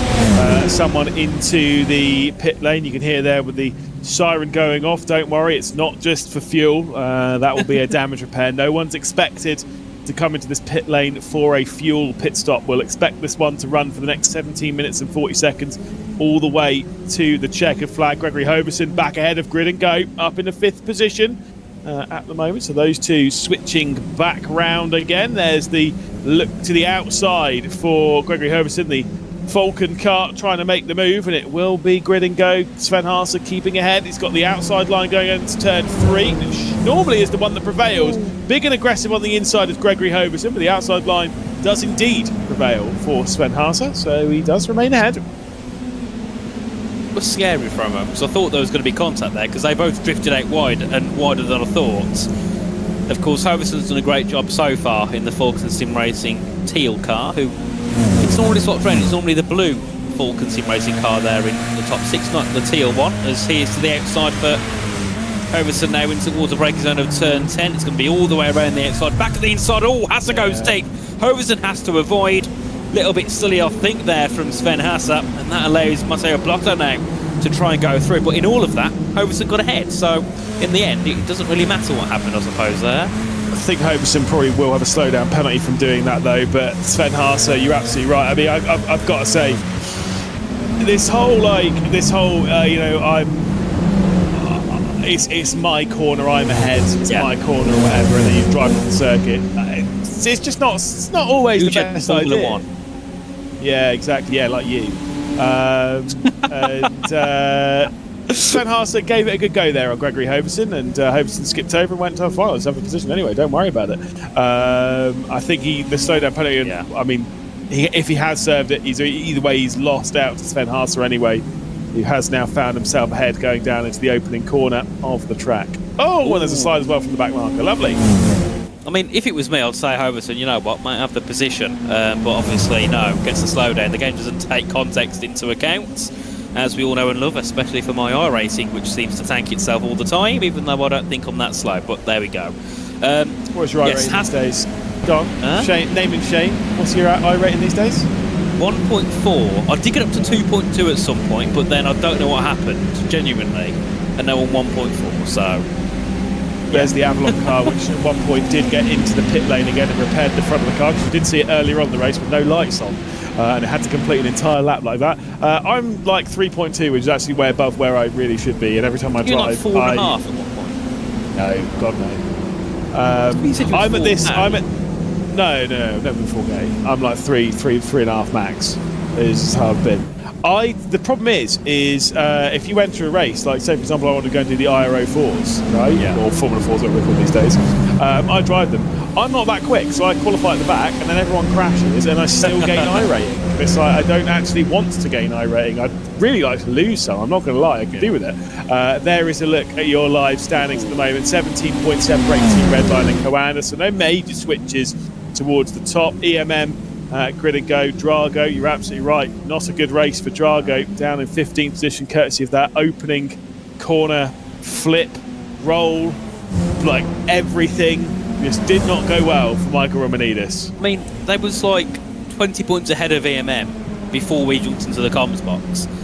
They are now about 7 points clear of P8. I mean, 2 poor races and you just file your way down the field. I mean, it's not going to be good at all for Drago for the next upcoming races if it continues to go on like it has done. But of course, you know, Romanidis got a little bit hard done by at turn 1 with I thought he locked up, but I guess he got tapped. And then of course in the last race at Okayama, that also didn't go too well either. Did it with them qualifying down in 20th odd. So not been too good for them, as we do see here Gregory Hoverson looking for P5, and Haas goes back ahead again into P5. This battle could get very juicy between these three, I think. If I was the safety car driver, which is not in this race, don't worry, I would be preparing to get into the wheel. Ooh. Especially when stuff like this. What are you doing driving into each other in a straight line? God, can't drive in a straight, mental. The Tazan Raztek car goes over the inside, then makes even further contact. Look, that is 2 people that are like, no, you haven't. No, you're going to have some of this. You're going to. They were pushing their luck, both of them. As Murdoch makes a move ahead of McCormack and goes into 3rd. Of course, the top 2. What a surprise! They sit 1st and 2nd as Hoverson again back ahead of Sven Hassa for P5. So they make their way back down towards turn 1. Let's see what happens here. Can Sven go back ahead? No, but I think he was looking for a bit of an up and under. But as it stands, Hoverson sits in P5 with a Fulton Sim team car as Hassa there, he's flashing his headlights, he's making a nuisance and he goes up the inside. Oh dear me, that was scary. And they both go off the circuit. We're getting some very odd bits of contact heading into turn 3 with some complete lack of awareness as to where the other car is that you're battling with. It's another time it's happened. And Sven Hassa will be up in the 5th spot. I'm not saying whose fault it was because I actually don't know, but there's a lack of awareness happening one way or the other. Indeed, yes. And I don't think Sven made it easy for himself, flashing the headlights. He's probably trying to figure out where he's himself. As there we have Blotto doing the exact same thing, as once again, Hoverson's going for the move at the outside. Sven will push him to the inside as much as he can, and Hoverson goes through into P5 now for the Falcon Sim Racing teal car. And we're just on board here with Matteo Blotto as they head their way through the third sector now. Of course, this will be a keen battle to see what Dominic Pester can do. Of course, it was Blotto behind Hasser and Hoverson. Now it's Pester's turn to try and move his way forward with 11 minutes to go. As we see, no pit stops. Really big tanks up heading through the final corner. Let me tell you about the flash of the headlights in cars like this. I did it in GT3s. I was coming up to some lap traffic and I thought, right, I'm going to flash them because I need them to get out of their way. You would assume there's like some like full beam, like full mega beam that it turns on when it does the flash. No, it does the opposite. Turns the lights off and on again. That is terrifying. Terrifying. If you didn't know that's what that button did, yeah, you're in for a bit of a shock, and you kind of saw it a little bit there when we were on board with Matteo Blotto. There's the defensive line coming in from Sven Haase. Look to the outside and the up and under, potentially coming in from Gregory Hoverson, the Falcon car, all the way around the outside of 110R. I mean, this is going to be a big one if he can do it. Still there, still there, still there. Oh, he's taking the Charlotte Roval line, going on the exit of that corner down to the hairpin, completely ignored the track limits. Yeah, Blotto's there now on the outside of these two. This is a brilliant battle. Very feisty. Oh, Hasse, there's going to lose Eddie's round. Oh, dear me, he's hit the back of him and he's gone round Sven Hasse. That was a bit over-ambitious. Poor. It's the lack of awareness of where the front of the car was, and for Sven Hasse now, no lights, and we have to drag it back into pit lane. That was always going to happen. They were fighting very aggressively. He was trying to get down the inside. I get what Sven Hasse was trying to do, trying to get to the inside, coming down to the hairpin. Maybe just having a bit of fun. That's it. Like, you don't know. Maybe the driver's just having a little bit of fun out there and whatever. But that was poor. It was never going to work. Yeah, no, never. I mean, I don't even think that the other car ahead of him, Hoverson, backed up. I just think he had that much speed. He just hit the back of him, which at first I thought he was going to go through the middle of them, and I thought, oh no. Then, of course, he decided to go behind him, and goodbye to Sven Hasse as Matteo Blotto, who sat there behind, waiting for it all to unfold, now has that P5 himself. So we'll see what he can do with that as Hasse drops down again to 15th. He's lost another couple of seconds, and he's in the pit lane. Oh, dear me. Now, that is a sign of not happy. He's got no lights. He's got no lights, so he needs to get that repaired.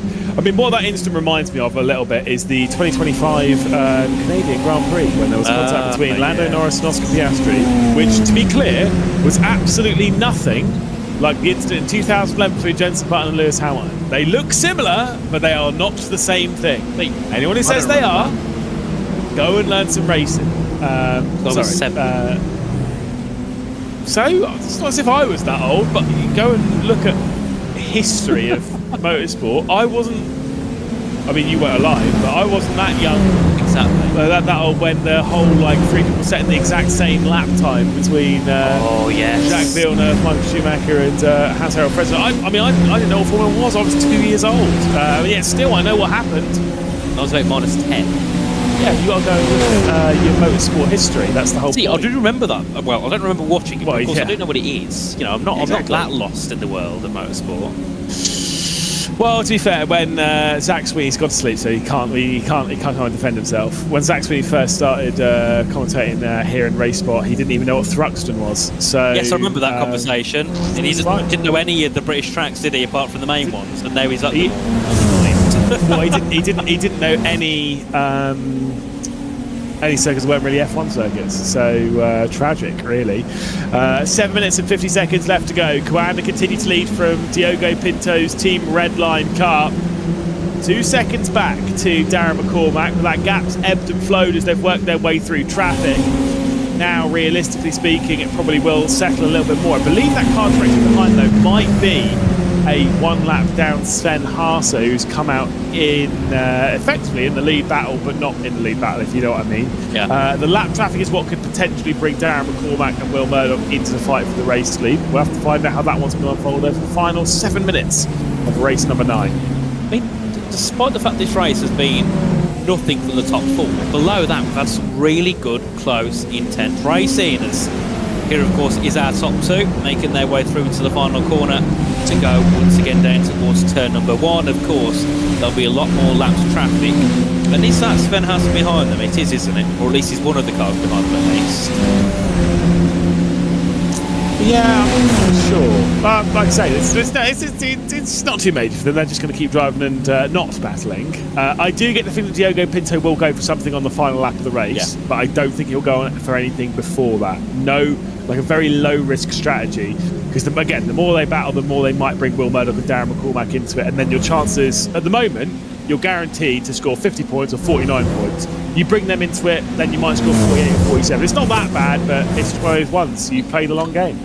The thing is, though, if Pinto goes for the move, which he should be able to do quite easily with the slipstream, would you, if you was Oscar Pye, let him, like, would you let Pinto go through and just come home in second, or would you try and fight back and go for a risk? Because, I mean, that's a difficult spot for Oscar Pye, because he could all go down in one corner like that, or he could hold up for Pinto and take 49 points. Yeah, it's difficult because you don't want to lose a point to the person that you're battling. Yeah. Right, and that's what I think. If it was any other team, I think they might not. They're not going to let him go, but they might not fight them that hard if they were to go for something. Because the win's important, but 49 points is way more important. You'd rather score 49 points than 25, because if you have a crash and you drop down the order, it's very hard to work your way back up into things. But when that person that you're fighting is the person that you're trying to slowly eke some of those points off of, you have to beat them. Coanda have to really stay ahead of Team Redline here. They have to get some consistent wins onto the board, and that is interesting. So we were on board with Diogo Pinto there, and you saw how early the lift was. That tells me that if Diogo Pinto is in second position and that far behind, that close to the rear end of Oscar Pye, I think he is getting passed by the start-finish line. Yeah, it'll be an easy move. He's got so much slipstream behind us. A few cars are just making their way for the leaders, and look at the gap there. Will Murdoch 1.7. It was nearly 3 seconds earlier on. So, with 4 minutes to go, maybe there could be a bit of a late twist in this one. If any more of the lapped cars hold up our leaders, as there is one ahead of them, as this is Brabham Motorsport, who had a really poor start earlier on. They got into some early contacts, and they get into some more contacts and go spinning off the circuit. Do they collect the barrier? No. I don't know. No, they've rejoined. They disappear. They were just making their way back on track. But here we go again. The leaders. 4 minutes to go. You're looking at what? 3 laps here. Yeah, it's about that for the top two, and again they remain very close. The scary part for them is there's a lot of people behind them. And I don't just mean Will Murdoch and Darren McCormack. I mean, there's like lap cars and everything in there. It's all a little bit crazy. Here's the Tatum ResTech car that's trying to fend off. Oh, there's contact, there's broken the suspension and into the barrier. A big spin on the start-finish straight. Thankfully, it knocked the lights off, and there was no light disco happening on the start-finish straight, which has been very distracting for everyone driving past. Yes, certainly would be. And I think also, not ideal as if we go for the move. Finally, for the race lead, then Diogo Pinto will go for it. 3 minutes and 30 seconds left to go. Oscar Pye drops back into second position, and it will be Diogo Pinto for Team Redline leading the way. Darren McCormack 1.4 seconds behind, almost on the cusp of taking some major slipstream and dragging himself and the EMM team, along with BS Competition, back into the fight for the race victory, which is still slightly on the cards. It's been a long wait for them. They've pushed as hard as they can. Is that victory there for the taking? Going to be close, isn't it? Of course, Pye has a chance to fight back, but of course, to what extent will he do so? That's the question. As make our way through once again, as someone entering the pit lane somewhere, as we hear the siren go off, as it always loves to do. And that gap now, McCormack to Pye is 1.4 seconds. Well, to the leader it's 1.4. It's 1.2 between Pye and McCormack. So, if any more mischief happens here on this next lap, we're battling for the top two. McCormack and Murdoch are right there to get involved for the final couple of laps. So here we go again with our two leaders. And will Pye try and fight this back? I think because of the gap coming down, he's got to go back ahead, hasn't he, and just use that slipstream to his advantage. I mean, look, I don't know what the right strategy is. These are always the races where I say about how, you know, the ones where they're like, oh, well, if you're in second position heading onto the start-finish straight, then you're guaranteed to like find your way through and win and all that kind of stuff. sometimes trying to play those kind of games, sometimes it works, sometimes it doesn't. Sometimes they get a slipstream from back marker that you weren't predicting. Sometimes they get a better run. Sometimes you have a bad final sector, and being patient like that sometimes actually lets the race slip through your fingers. It's a tricky one to navigate, and it's one of those ones where really there's no right answer. You'll just know when you cross the line. I mean, lap times here, we look at the 1:35, so I think we might be having one more here after this as Gregory Hoverson goes into P5. A slight tad wide there for Pinto, but still has that lead. But Will Murdoch has got that gap down to a second there to the leaders, 8 tenths back to Oscar Pye. So we are probably going to have another lap here. Maybe there's a late twist. Is there anything that Will Murdoch can do? Likely not, but you'd rather be there just in case something happens. I mean, he's within the 8, 9 tenths. Really, it's like once you get below 7, that's when you get the major bits of slipstream. Maybe, but Diogo Pinto's getting a little bit of slipstream here from some cars ahead. But they're getting out of the way, getting in the way, and opening the opportunity for the Frenchman to try and look down the inside as we head into the third and final sector. 50 seconds left to go. We're on the penultimate lap of the race. There will be one more, and Diogo Pinto will have to survive one final lap of the Fuji Speedway to try and take victory in the SR10s. They go back out onto the start-finish straight. Will Oscar Pye go for a move down into T1? Surely he's got to do something. Time is ticking. Well, it's the last lap, and you can see there Will Murdoch is 7 tenths back, so realistically Pye's got to go for a move here to take the lead ahead of Diogo Pinto. Of course, these are the top two in the standings as it currently goes. In round 9 of 24 to the outside line goes Oscar Pye. Can he look for that leading spot? He backs out. I think it's just because Pinto's got that inside line. He's going to go for the up and under, potentially through the first corner. He doesn't go for it then. It did look like he backed out. Pinto broke a bit later to the inside, but Will Murdoch is literally 3 tenths back from Pye, so he's got to be looking behind him for the first time in this race.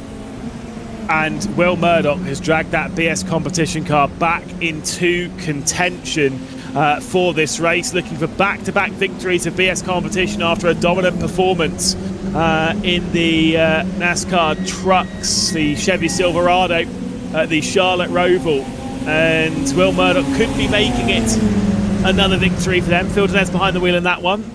I mean, we'll have to wait and see. But Oscar Pye, he's as close as he's ever been. This is going to be a big drag race at the start-finish straight, surely.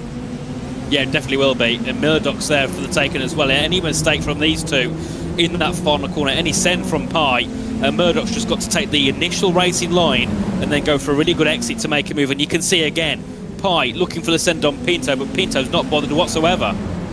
Here we go then, onto the start-finish straight.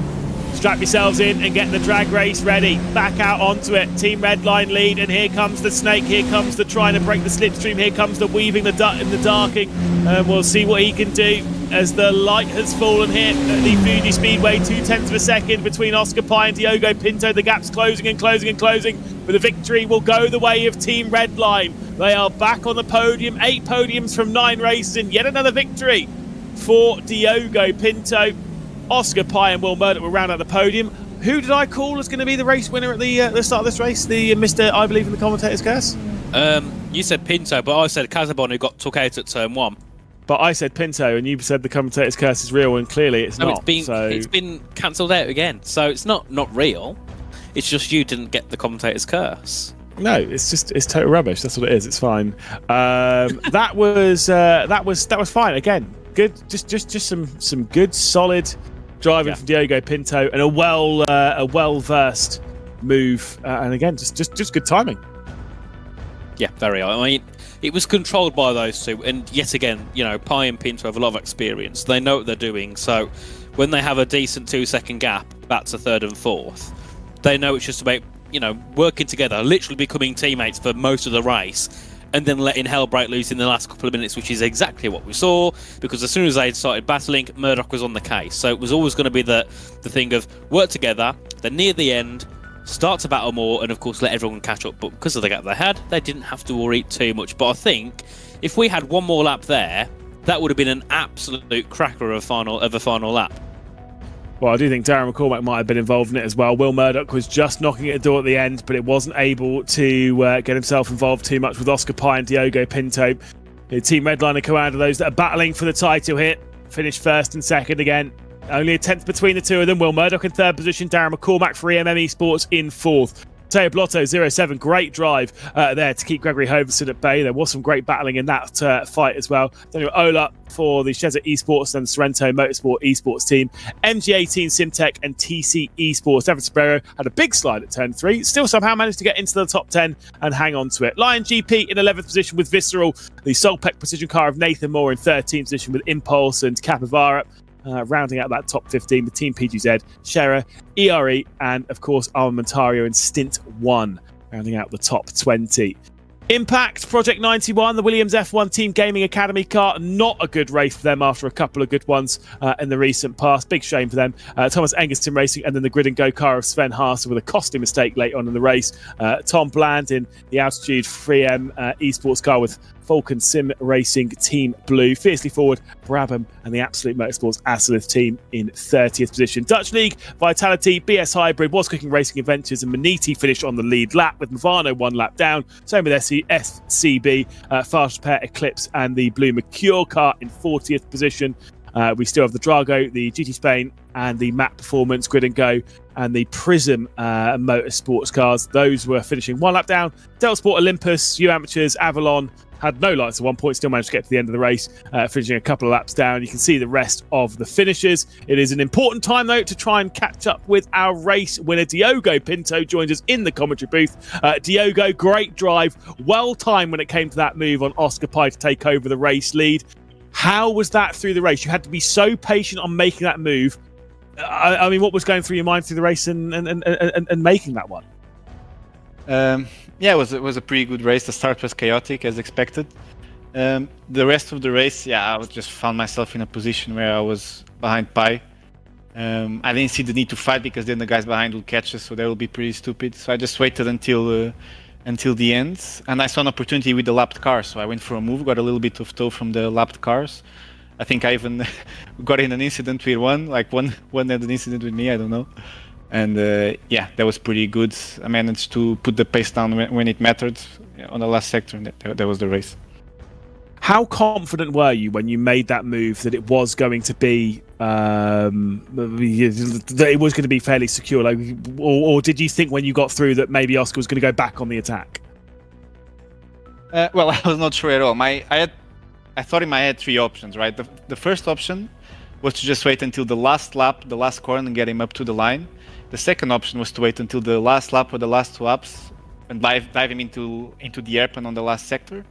But then I thought those are pretty risky, right? If I wait until the last lap and then I try to go for a move and it doesn't work out, I look like an idiot just waiting the entire race to go for a move that doesn't work out. So I saw an opportunity with the lapped cars.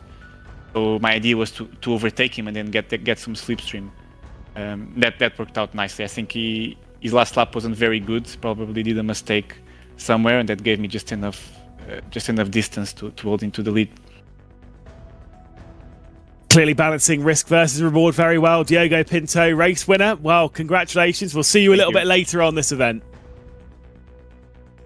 There we go, Diogo Pinto. We'll depart the comedy booth. Nathan, obviously your first thoughts, done 3 hours, 3 races. What are your thoughts on VCO Infinity so far? We've had a great event. Team Redline, though, they look in control. Brilliant, they do. But then again, I don't think that's a surprise. You know, they've won 3 of the bounce. They are one of the, the best teams, not just here, but in general in sim racing. Such a strong roster. And of course, 8 podiums in 9 races. A couple of wins thrown in there as well. Not really such a surprise to see them up there. Coanda, though, just say Redline have a bad couple of races. Coanda aren't that far behind. They can go and take that lead for definite over the next 15 or so races that we've been through. Of course, the 3 we had, Lewis, I think we had a really good selection. 3 perfect tracks, 3 perfect cars. I think we had some really good racing. And of course, as the night continues on, we've got a lot more darkness for our broadcast team to look through. So that's going to be interesting as well. I'm definitely going to stick around for the next couple. Well, they'll be talking pit stops as well in the next race as the Acura will take to Silverstone. And when I say they, I obviously don't mean us, because myself and Nathan, we're going to jump out of the comedy booth. I'm going to get a little bit of sleep and I'll be back on in 5 races time, because we'll take a breather. When we're back, it will be tall and not so small, because it'll be Arjuna and you. And don't go anywhere. We'll be back in just a moment.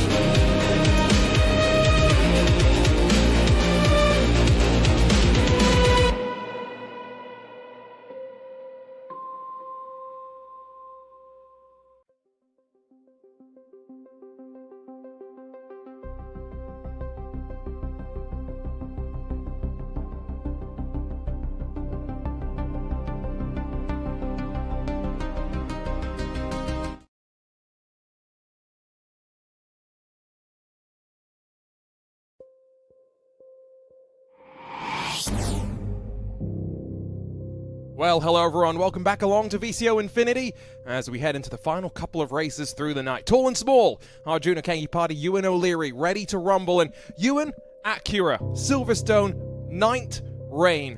4 words that all combine into what should be an interesting 45 minutes ahead. Yeah, absolutely. We've already seen rain with the Super Formula lights at Road America. I was doing a little bit earlier tonight, and that was a real challenge.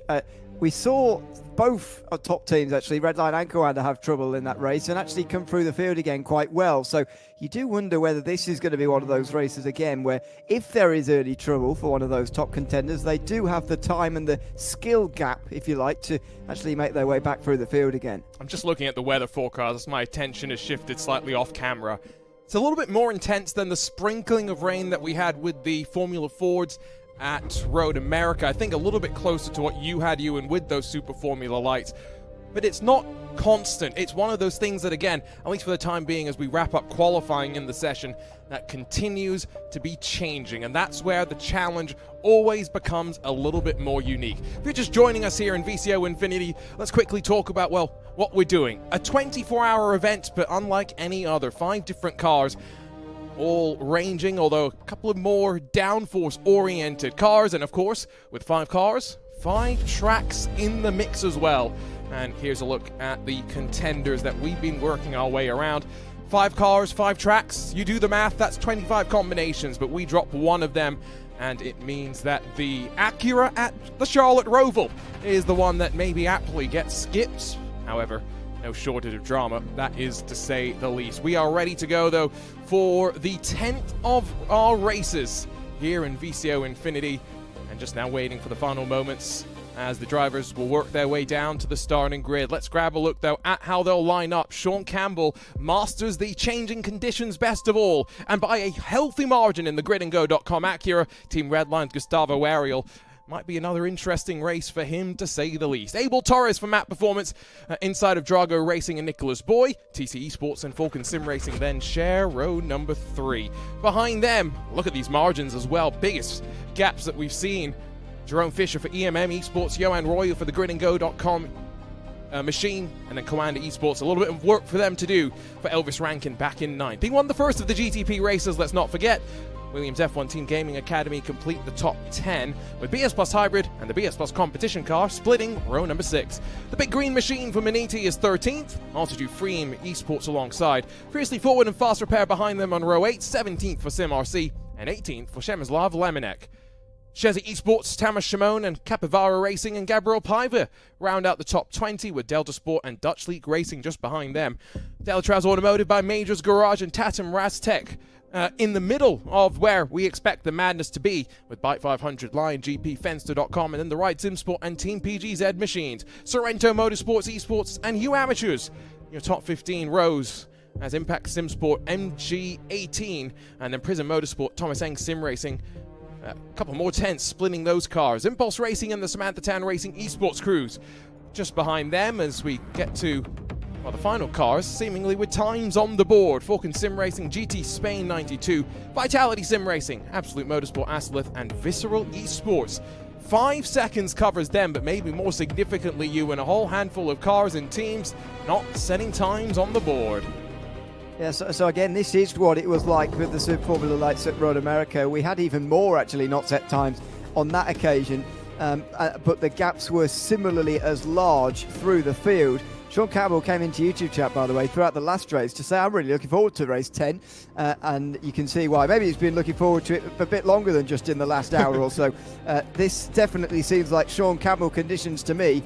He has to, well, one of his better chances, let's say, to win a race at VCO Infinity this year. When I look through the conditions, it's constant rain that is going to impact the start of this race, and that's going to be, well, a little less interesting, because constant means lack of variety, and therefore ability for these drivers to dial themselves in. But we know what the rain can bring: chaos, sprinkle in some night, and here at the home of British Motorsports, closing on the halfway distance in 2026 VCO Infinity once more, the green flag drops, and it's a much cleaner getaway compared to the first time we were here at Silverstone.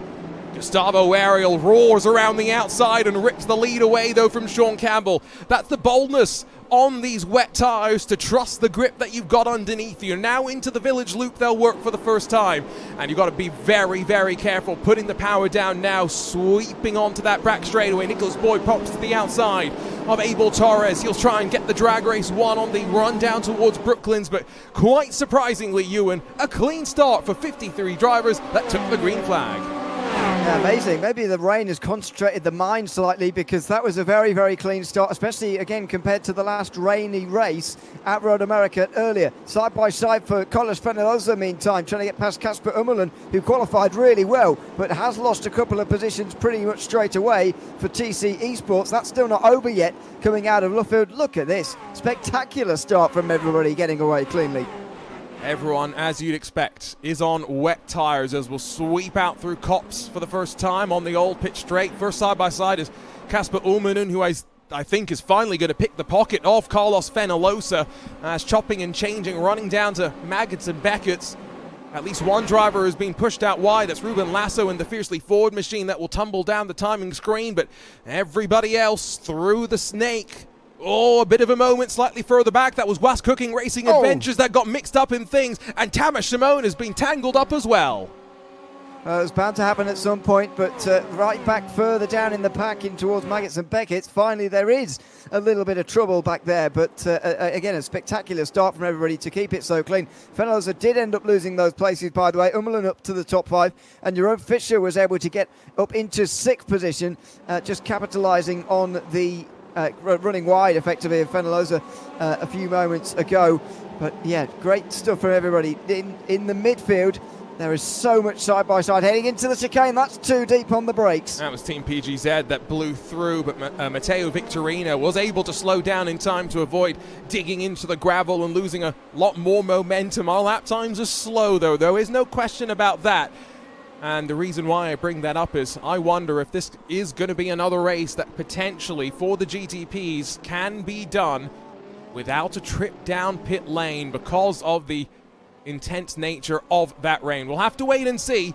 But as we pick our way onto lap number 2, first side-by-side battle out of the village section. This time is for 10th position. Johan Royer, Grit and Go, challenging BS Plus Hybrid.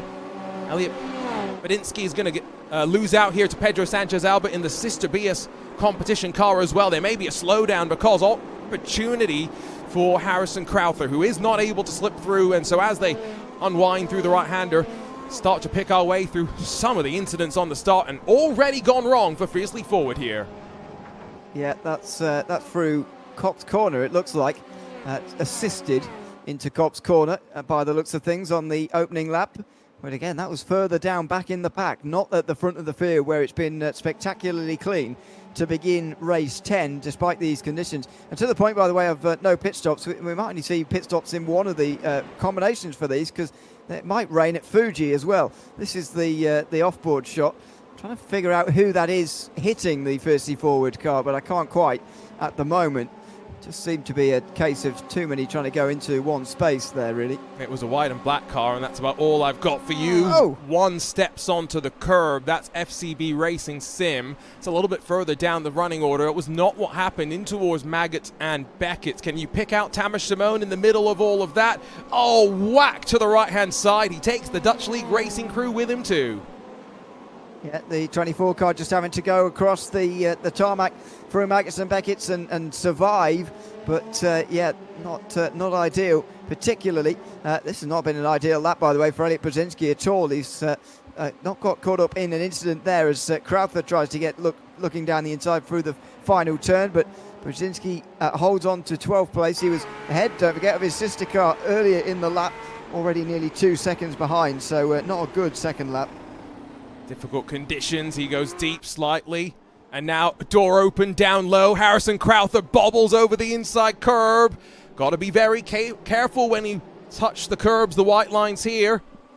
And Crowther going to lose a whole bunch of momentum. Back up front, let's check in with race leader Gustavo Ariel, one of the drivers who's really been through races up and down already today. 1.2 seconds to the good right now. You can see him bottom right of the screen. Sean Campbell, the driver, hunting him down on his left. And It's very good at the moment for Ariel. He's driving very well in these conditions. I thought Campbell would have his number in these conditions actually, but it seems only in the qualifying session has that been the case so far.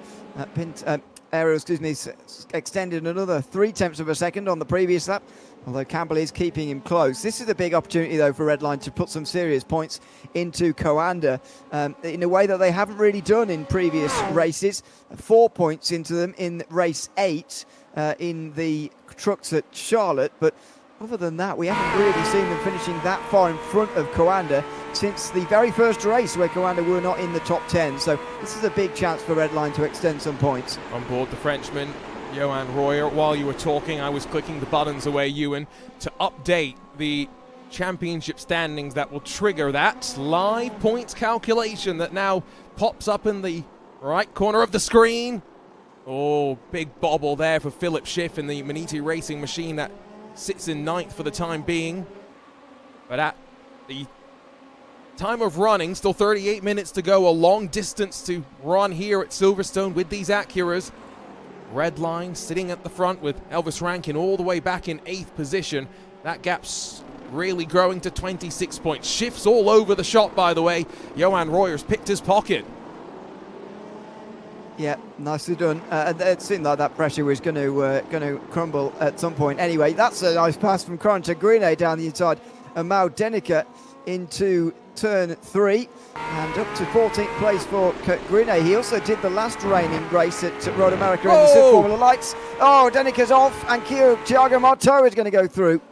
That's going to be at least one position lost, and behind, I think, Blue Mercury Esports past the Argentine outfit bike 500, although David Adam overcommits. Pedro Moreno back underneath, and now they'll continue to fight through the long right-hander. God, what a wonderful sight this is as well. Not often you'll see night racing at Silverstone, but really is an interesting challenge, and you can see every time they slightly tag one of the curves, it goes wrong. Big time wrong for Moreno, sliding wide at Copse. There's another driver that's found himself in strife, but Moreno's hit the wall and sliding down the order. Yeah, it looked like he hit the wall, went in pretty hard as well, so that is going to drop him a long, long way down, because spectacularly there's not been very many incidents so far in this race to have put. In fact, I don't think anybody's taken their first repair yet after a long pit stop. I might be mistaken on that, but it's been very, very clean so far through the field. See it again. Let's see something else again. Sorry, this is 96 going wide, wide, wide and spinning through the Brooklands corner. That's What's Cooking Racing Adventures. Yep, could have been a lot worse. Lemonette able to gather it up. Does Moreno actually hit the wall? No, there's enough gravel there that now with the updated model on iRacing, I think it does slow you down slightly. Right, it definitely does, because the way, I just presumed wrongly that he was going to hit the wall there, but no, the gravel does do a good job of stopping you there. Almost too good there on the outside, but there you go.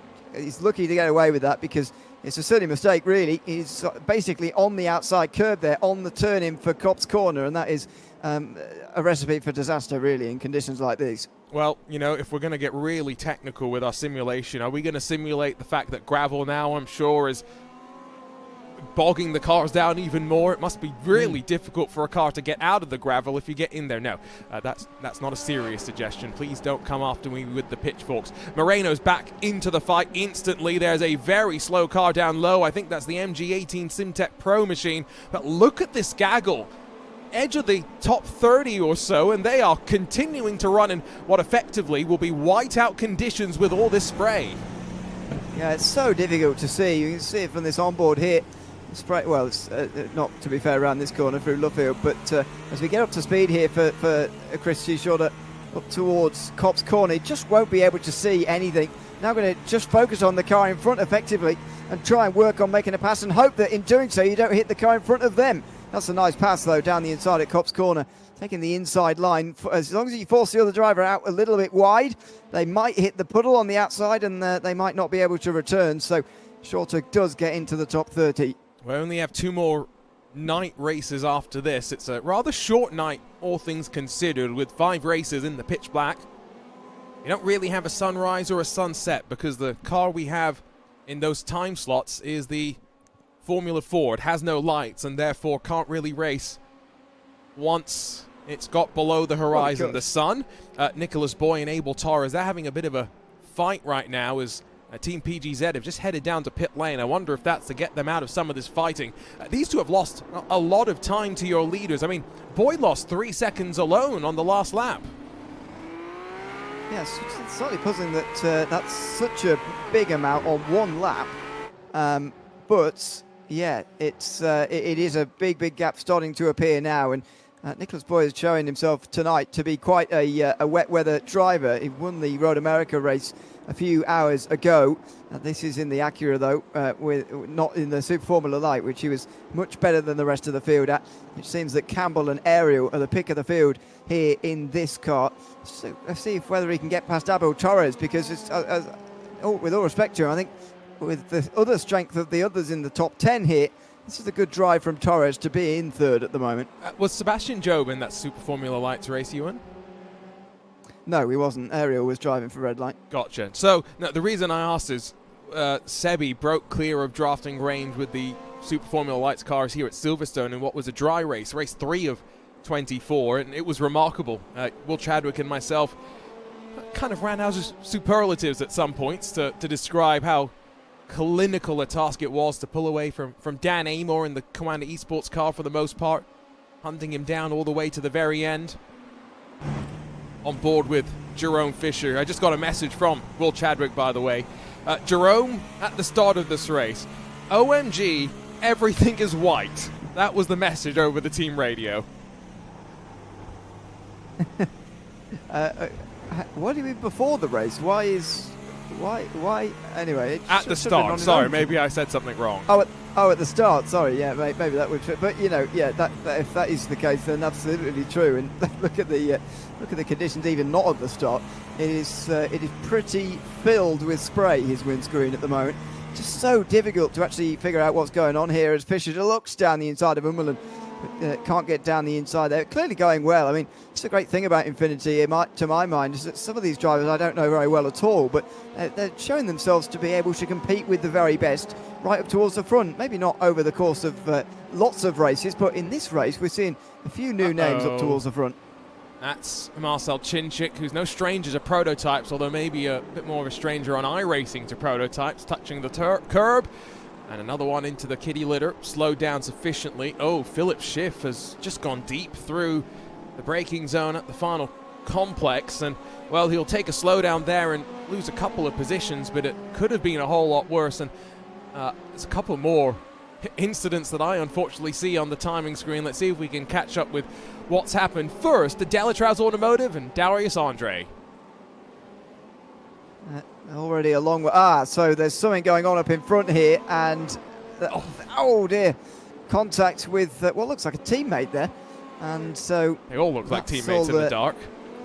Yeah, well, yeah, it's all a bit awkward into the final chicane. This is well outside the top 30 as well, into Stowe corner. Yeah, that's all fine. Trying to get to the actual replay. Apologies, Ewan. Technology not playing nice. Oh my days. That's Stint 1 Motorsport that had driven directly into the side of somebody. And that's where the chaos had continued from. Right, yeah, so there was a move down the inside initially. Very big contact with the 12 car here into the first chicane. That's pretty hard. But then trying to this is a bad rejoin here. Trying to get back on the racetrack at that angle is very, very poor. And then just, be overwhelmed by everything going on around them. They just slam on the brakes and come to a stop just to make it stop. But unfortunately, then they get piled into the back of. So, yeah, that was a comedy of errors, unfortunately, and a big mess down at the final chicane. Well, while we were watching those replays, I regret to inform you we may have some more replays now to go and dig out, because Nicholas Boy has dropped back slightly, and Drago Racing now in 9th position. It's another high-speed error, although this one through Stowe. And another mistake from Nicholas Boy, who also, if I'm remembering correctly, did this at Okayama on the opening lap, made a small mistake. He's now got to fight back once again. Yeah, the Drago car definitely went off. I can't remember whether it was him at Okayama, but yeah, that car did go off on the opening lap there into the gravel. I mean, those are the kind of spins he was so good at preventing with sort of quick reactions in the Super Formula Light earlier on. So, surprised to see these conditions catching him out now, although understand, of course, that this is a very different car with very different characteristics. I would argue that Formula Light's not an easy car by any means, but it is easier to not spin than this one is, which can be very, very tricky in these wet weather conditions here, as these two are showing in their mastering, really, of these cars. Another incident for the altitude-free M Esports machine. Harrison Crowther will grab a replay in a few moments' time, but let's just take the time to enjoy this fight up front. We've seen so many great battles here in VCO Infinity, and this is giving me some deja vu. Ewan, back to the iRacing Portimao 1000 last year. You and I got to see, well, it was these two. Add in Diogo Pinto, add Jake Dennehan into the mix as well in some LMP2 machines, and maybe, genuinely, the best battle I have ever commentated on in sim racing. It's got to be up there, hasn't it? Certainly in terms of last calendar year and maybe ever. Yeah, it was spectacular stuff. That's not good for Campbell, who gets caught up with a lap car there. And look, you can see exactly what he thinks of it. The lap car there let Ariel through. They didn't let Sean Campbell through as well. Campbell felt, I suppose, that he should have, and piles into him at turn 3, and a second is lost pretty much, and we'll see whether there's damage too. So first up, what happened to Harrison Crowther? Oh no, oh no. On the old pit straight, he's just gone slightly left onto the curbing, and that's a very, very awkward place to be on the entry into Copse. Just trying to get us a replay then of the moment with Sean Campbell through traffic. That was definitely not it, but I will get that in a couple of moments' time. Could that be a defining moment of the race? I think so, to be honest. It's one of those races where the leaders were just trading blows and in terms of lap times. And yeah, I mean, I'm not sure I agree with Campbell that the lap car's totally at fault here. Maybe I need to sort of see it again a few more times to understand his perspective. But I do feel as if you certainly have a responsibility as the driver coming up behind to actually make the pass there in towards turn 3. And I'm afraid Campbell, it looked to me like he just ran into the 91 car there, almost expecting them to get out of the way. But that's not really how the blue flags work in when you're not in F1. Oh, absolutely. Comment in chat from Conan Warren. He's about to jump in for the next 5 hours in 5 different cars. That is the Iron Man stint here in VCO Infinity. So that means that he will first be with the Super Formula Lights at the Charlotte Roval, then the Radical SR10 at Okayama, Formula Ford at Silverstone, NASCAR truck cars at Okayama as well, and then I think one more after that back in the Acura at Road America. That's a ridiculous combination, by the way, for different cars and tracks to do. That's the only drawback I can think of, really, of this event, is that we don't have the proper, marathon overnight stints from so many of these teams. But actually, I bet there are some stories down the field of some people doing this. So yeah, let us know if you're one of them, because maybe they're already happening. Exactly. Because it is night time over in Europe. It's the only drawback, but I'll say maybe some teams are doing it. Yeah, what a ridiculous number of combinations that is. But it's another great thing about Infinity and the way we run these. So many different types of car being used for this, that you can go from a NASCAR truck series truck to a high-level sports car prototype thing in the Acura within a single race. It's quite remarkable. Ewan, you said a NASCAR truck series truck. I phrased that sentence. I didn't intend to say that. I just phrased the sentence wrong. It's redundant. To be fair, it's not as redundant as me saying what was it at Daytona down on pit lane. Lewis loved it when I said, was it front clip? I think that's what I said, and he's like, well, that was front nose. That's what I said. And the reason why, I see. Yeah, I said front nose because I was thinking of front wing. Anyway, that's neither here nor there. Fight inside. I'd let you get away with that. I did get a little dig into it from some other people as well. Anyway, outside of the top 10, there's some fights starting to build, and it's from some drivers who, once again, did not qualify very well. Dutch League Racing full off the track. Kyo Tago Marteau slips back in front momentarily of Bike 500 and Pedro Moreno, but one of those teams that's really made up some headway. Solpec Precision Racing you in 28 positions gained so far. Yeah, remarkable. And this is one of the things about the field size we have for this edition of VCO Infinity. The fact that you can come through the field so many cars. Started 44th in this race and are already up in knocking on the door of the top 15. You'd expect that from Solpec in this car, though, I would argue. John Johnson, decent prototype driver, certainly not on the level you would argue of Ariel and Campbell, but nobody else is in this race at the moment. Certainly a higher level than much of this field, though, I would say. And I think he'll pick off a few more places, maybe even a shout at a top 10, although we are nearly halfway through.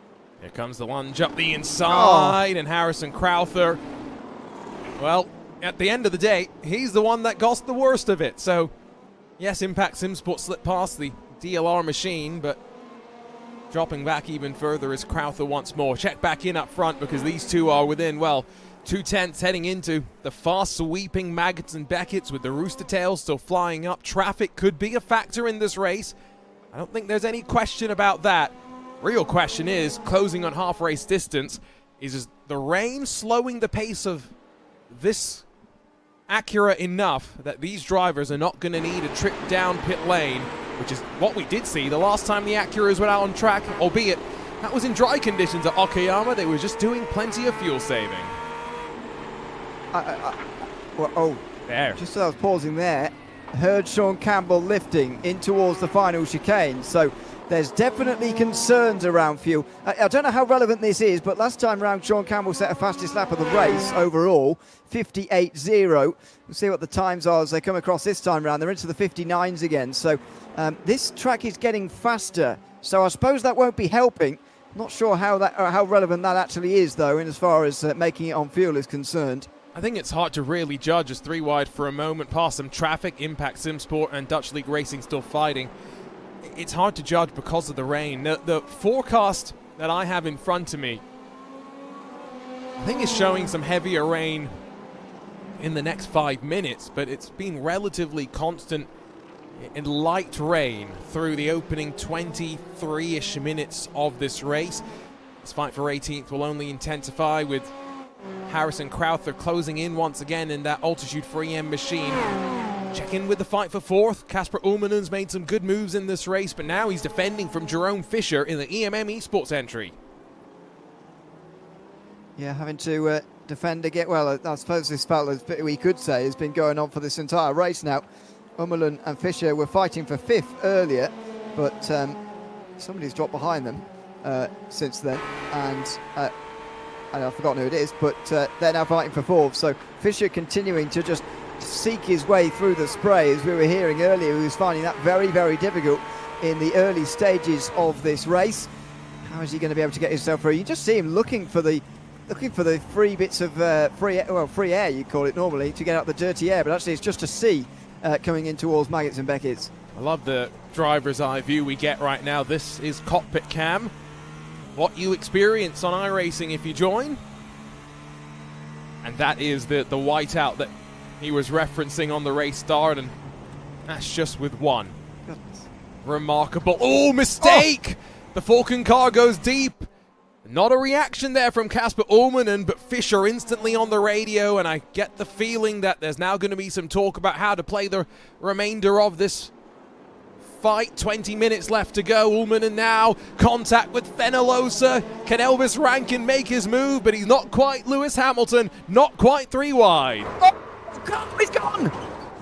He's gone into the back of Ulmanen, and he's in the wall. Elvis Rankin, and he's got to be careful rejoining. My goodness, that was a tight gap, and he's nearly been hit and spun again by Ulmanen. We'll have to see how bad the damage is, because that was a pretty hard hit on the wall. And maybe that is going to force a pit stop, even if fuel-wise they were looking okay. Jump on board just at the moment of madness, and Elvis Rankin has got a meatball flag. He will be headed back to pit lane in the next 3 laps, because there is too much damage on that car. Johan Royer now on the case of Carlos Fenalosa. Nicholas Boy trying to recover his way back through the front of this field, and he might get another opportunity. Slight tag, but Fenalosa will hold on. as they continue to fight out of the long right-hander. Ewan, here's the look at the replay. So, Ummerlin already Ummerlin's already side by side and pretty much been seen off by Feniosa there in the TC Esports car. And Rankin does see himself as Lewis Hamilton, thinks I can get through here. And I don't think he can. See, he just takes the racing line, and Ummerlin is there, obviously going slower because he's on the outside. And Rankin there, for me, just drives straight into it. Oh, live pictures! Oh, Johan Royer's gone for a wild ride. Sorry, Ewan, to cut you off. Oh my goodness, the rain, that slightly heavier rain, has brought some change, and with it some unexpected madness. And Sean Campbell lost quite a lot of time to Gustavo Ariel as well. The pressure he was putting on for the race lead has also been released slightly in these heavier rain conditions. It's very noticeable in iRacing, the different levels of rain, and you can just see it by watching the drivers fall off the circuit. This is just oversteer through, at a normal speed, really. And that was great avoidance from Nicholas Boy, who somehow avoided. He's now in pit lane. Is this the recognition that you cannot get to the end, even with this rain, and come in early and maybe try and find some track position? This actually is not going to be that costly for Elvis Rankin and for Coanda Esports, because one fast repair in every race, and that meatball flag is about to get instantly cleared as soon as Rankin finds his marks. A little bit of fuel will go into that car, and back underway for the last 18 minutes they will go. The problem is, and the difference, we spoke earlier about this might be a good race for there to actually be trouble, but actually the field is much closer in this race this time, and despite the wet weather conditions, it wasn't like this at Road America. 7 seconds down in the lane. The one advantage he definitely does have, though, is that he'll know he's got the fuel to get to the end now. He drops to the back end of the top 30, but as it stands, he's well over doubling Coanda's deficit, nearly tripling it, and so that's the real concern. There it is, 46 points. It's nearly tripled this gap. Wow, and 46 points is almost a full race victory, not even halfway through.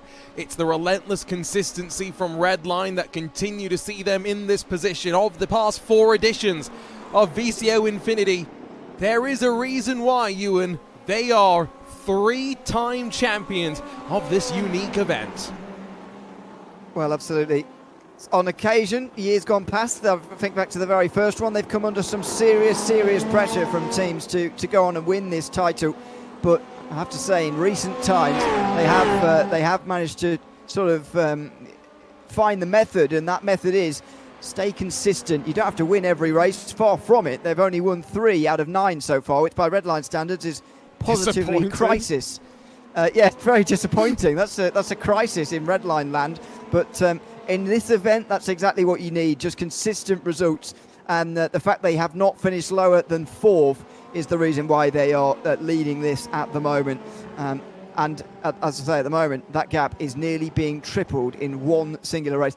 Some would say that's a reminder as to how easily it is that Redline could lose such an advantage. But they haven't made such mistakes so far. So just to drive home the point, Ewan, because you've just said they've finished no lower than 4th, I'm going to go one step further with that train of thought. If it finishes like this in 16 minutes time, 10 races in, Redline have dropped a total of 10 points, aka 10 positions they have lost over the course of 10 races. That is the consistency that makes them one of, and likely the best team in all of sim racing. And so you could already say that Coanda are now hoping on other results, as we'd say in other sports. You're hoping for trouble now, because Redline already know 48 points, 14 races remaining. Redline can lose 3 points a race and still win, even if Coanda win every single race. So they need 4th place or better every time, and they'll win without without Coanda being able to do anything, even if they won every single race from here. That's the sort of advantage they've got. So it is a massive lead to have at this stage. A little loop there for Mivano as Andrea Barillaro holds on, avoids being tangled up as well. When you frame it like that, they can bleed 3 points a race. that's the sort of margin you can't afford to give a team like Redline. Gustavo Ariel still continues to pace at the front of the field, as now officially 30 minutes complete into the final 15 minutes of action. Pedro Sanchez Albert has now blinked as well on pit lane. I wonder if we are going to see more and more trickle their way in you. And in terms of lap times, you know, it's not like we've seen that much, I would say, conservation. Yes, another big lift there from Campbell. I'm not quite sure if they're just trying to get to the end or make their time in pit lane as small as possible. Yeah, I do think it's going to be... I'm becoming more of the opinion that there's going to be pit stops because of the amount of other teams that have been in here. I mean, there's nobody any lower than 32nd who haven't been in. That's 23 drivers. Only one below 28th haven't been in, and two below 25th. So very much towards the bottom of the field, as they would be, because they've made stops at quite... Well, it's not that long of a pit lane, but they will drop to the back. That's become the norm. So are we going to see something in the last 15 minutes? You know, if we are going to see a pit stop, then expect it to be soon, because lap traffic is starting to really affect these guys up front, and it's just as thick as it would be if they pitted and dropped into the middle of the pack here, you know, of the top 10 or something. So the window's definitely open now for me. I love the line you use, you know, waiting on other results. It does have a bit of a feeling of a relegation season ender. Don't talk to me about that. No, I know, I was trying not to, but you know exactly what it feels like. And well, Gustavo Ariel, Sean Campbell, any questions about their fuel saving? Well, out the window, because down to pit lane at the conclusion of lap number 16. I wonder if anyone else will try and go a lap or two longer, but clearly no chance of getting to the checkered flag when you pit with 13 minutes left to go. What this does now mean, execution. Last thing either of these drivers can afford to do, slide through their box at the critical juncture. On board with Campbell. Ariel looked okay. Campbell's good too. Now it's just the battle to the very end, the sprint to the checkered flag. Look how close they are. And that was pretty smart from Campbell there. You might have wondered why he was just staying in the fast lane for a little bit longer than normal. He was just trying to see the pit, well, the lollipop man, as we call it back in the day, just trying to see where he needs to stop there, because Gustavo Ariel was right in front, it blocking his view effectively, because his view is so low down and he was so close in behind Ariel. He would have just needed to move to the left edge just to see where he was going. You can drive through the driver in front of you in our racing, so that helped. But it doesn't help much if you can't see what you're braking for. That was smart from Campbell there, because he very easily could have blew for his box. As it is, it hasn't actually helped him gain the lead here. He has at least not lost too much time. So it's Map Performance, EMM Esports, and TC Esports now running 1, 2, and 3. Although they will relinquish those positions when they exit the track and dive down to pit lane in the next couple of laps. Comment in our chat, Gustavo's hair looks like he's in the rain. You know what? It might just be that he sweated up a storm so much in some of the races that he's been doing. Like the fact you were going to say Gustavo Ariel there. That's quite that's good. I wish you credit me with being much more intelligent than I am often. That's a great one. Well, yeah, I think you're probably right, though. He probably is just sweating at the moment. I'd imagine he is over in Brazil. It's the evening time, but this is the kind of time you want him in the car, really. You know, the fact that it's not an endurance, as it were. It's just 24 different races. It doesn't take away from the fact that you do have to do some night shifts, as we'll know in the next few hours. But same for Ariel as well. Well, some of the Europeans, I imagine, are sleeping from the Red Line team. Ariel is out there doing some of the laps in the night. And I would assume Gustavo going to be joined by Super Duper Cooper Webster. Although, poor Cooper, his IndyCar Thrustmaster iRacing Pro Series season has been kind of tormented by technical issues. Round 1, there was a power outage in Australia that prevented him from joining. This past Thursday, the round of the championship that Diogo Pinto won, Cooper prevented from joining the session because his computer didn't want to play ball. Windows didn't want to start. And, technical issues. Much like sometimes in the real world, engines, gearboxes, they'll seize. Windows issues are equivalent, to say the very least. The rain, just to give you a quick update with 10 minutes now remaining in this race. It's going to be fairly constant, but fairly light to the checkered flag. And Sean Campbell hasn't really had an opportunity so far in this race to get back to the lead. Remember, he put it on pole. He did say in chat that this is a great opportunity to fumble pole as well. Yeah, he didn't fumble pole, but he has lost the lead and has not been leading for much of this race. Just the question mark will be hovering over these guys as well. Have some of these guys in front of me actually feel saved enough to make it to the end here? There'll be that doubt beginning to creep in, because there are only 5 laps to go when they get to the line, but I would argue that Campbell hasn't actually given it a proper go at making the pass yet either, and that's why we've seen Ariel leading the whole way through. I think Campbell in the first part of this race was very happy to sit behind and save the fuel. Now though, he's going to want a challenge. Has he left it a bit late though? There's 5 laps to work on what's going to be a very difficult pass. On board, and Campbell once again taking advantage during these night hours to ride on board with as many of these cars as we can. Screaming at himself. Did you see that? No, I did not. Himself. He shook his head there through Stowe. He took his hand off the wheel like an Italian would, I would say, and was just sort of screaming at himself that he missed the apex there at Stowe. Well, maybe that's one of the tricks to going slightly faster than you and I have been able to do. Corentin Gunes next down onto the lane. I'm slightly in your camp as making their way past some lap traffic. That doubt starting to seep into my mind if Abel Torres, Jerome Fisher and Fenellosa have been able to do enough lift and coasting, which is one of the big components of modern endurance racing. A certain Max Verstappen may not enjoy energy conservation in Formula One, but if he wants to come and race a GTP, I don't know if he will find it that much different in many regards, unfortunately. No, exactly. I saw some discussion this week about the fact that it's not real racing, lift and coast. I mean, anyway, let's not go there. You're about to get me going on a rant that will last the next 4 hours that you and I are in the booth. We might have time later, but not in this race.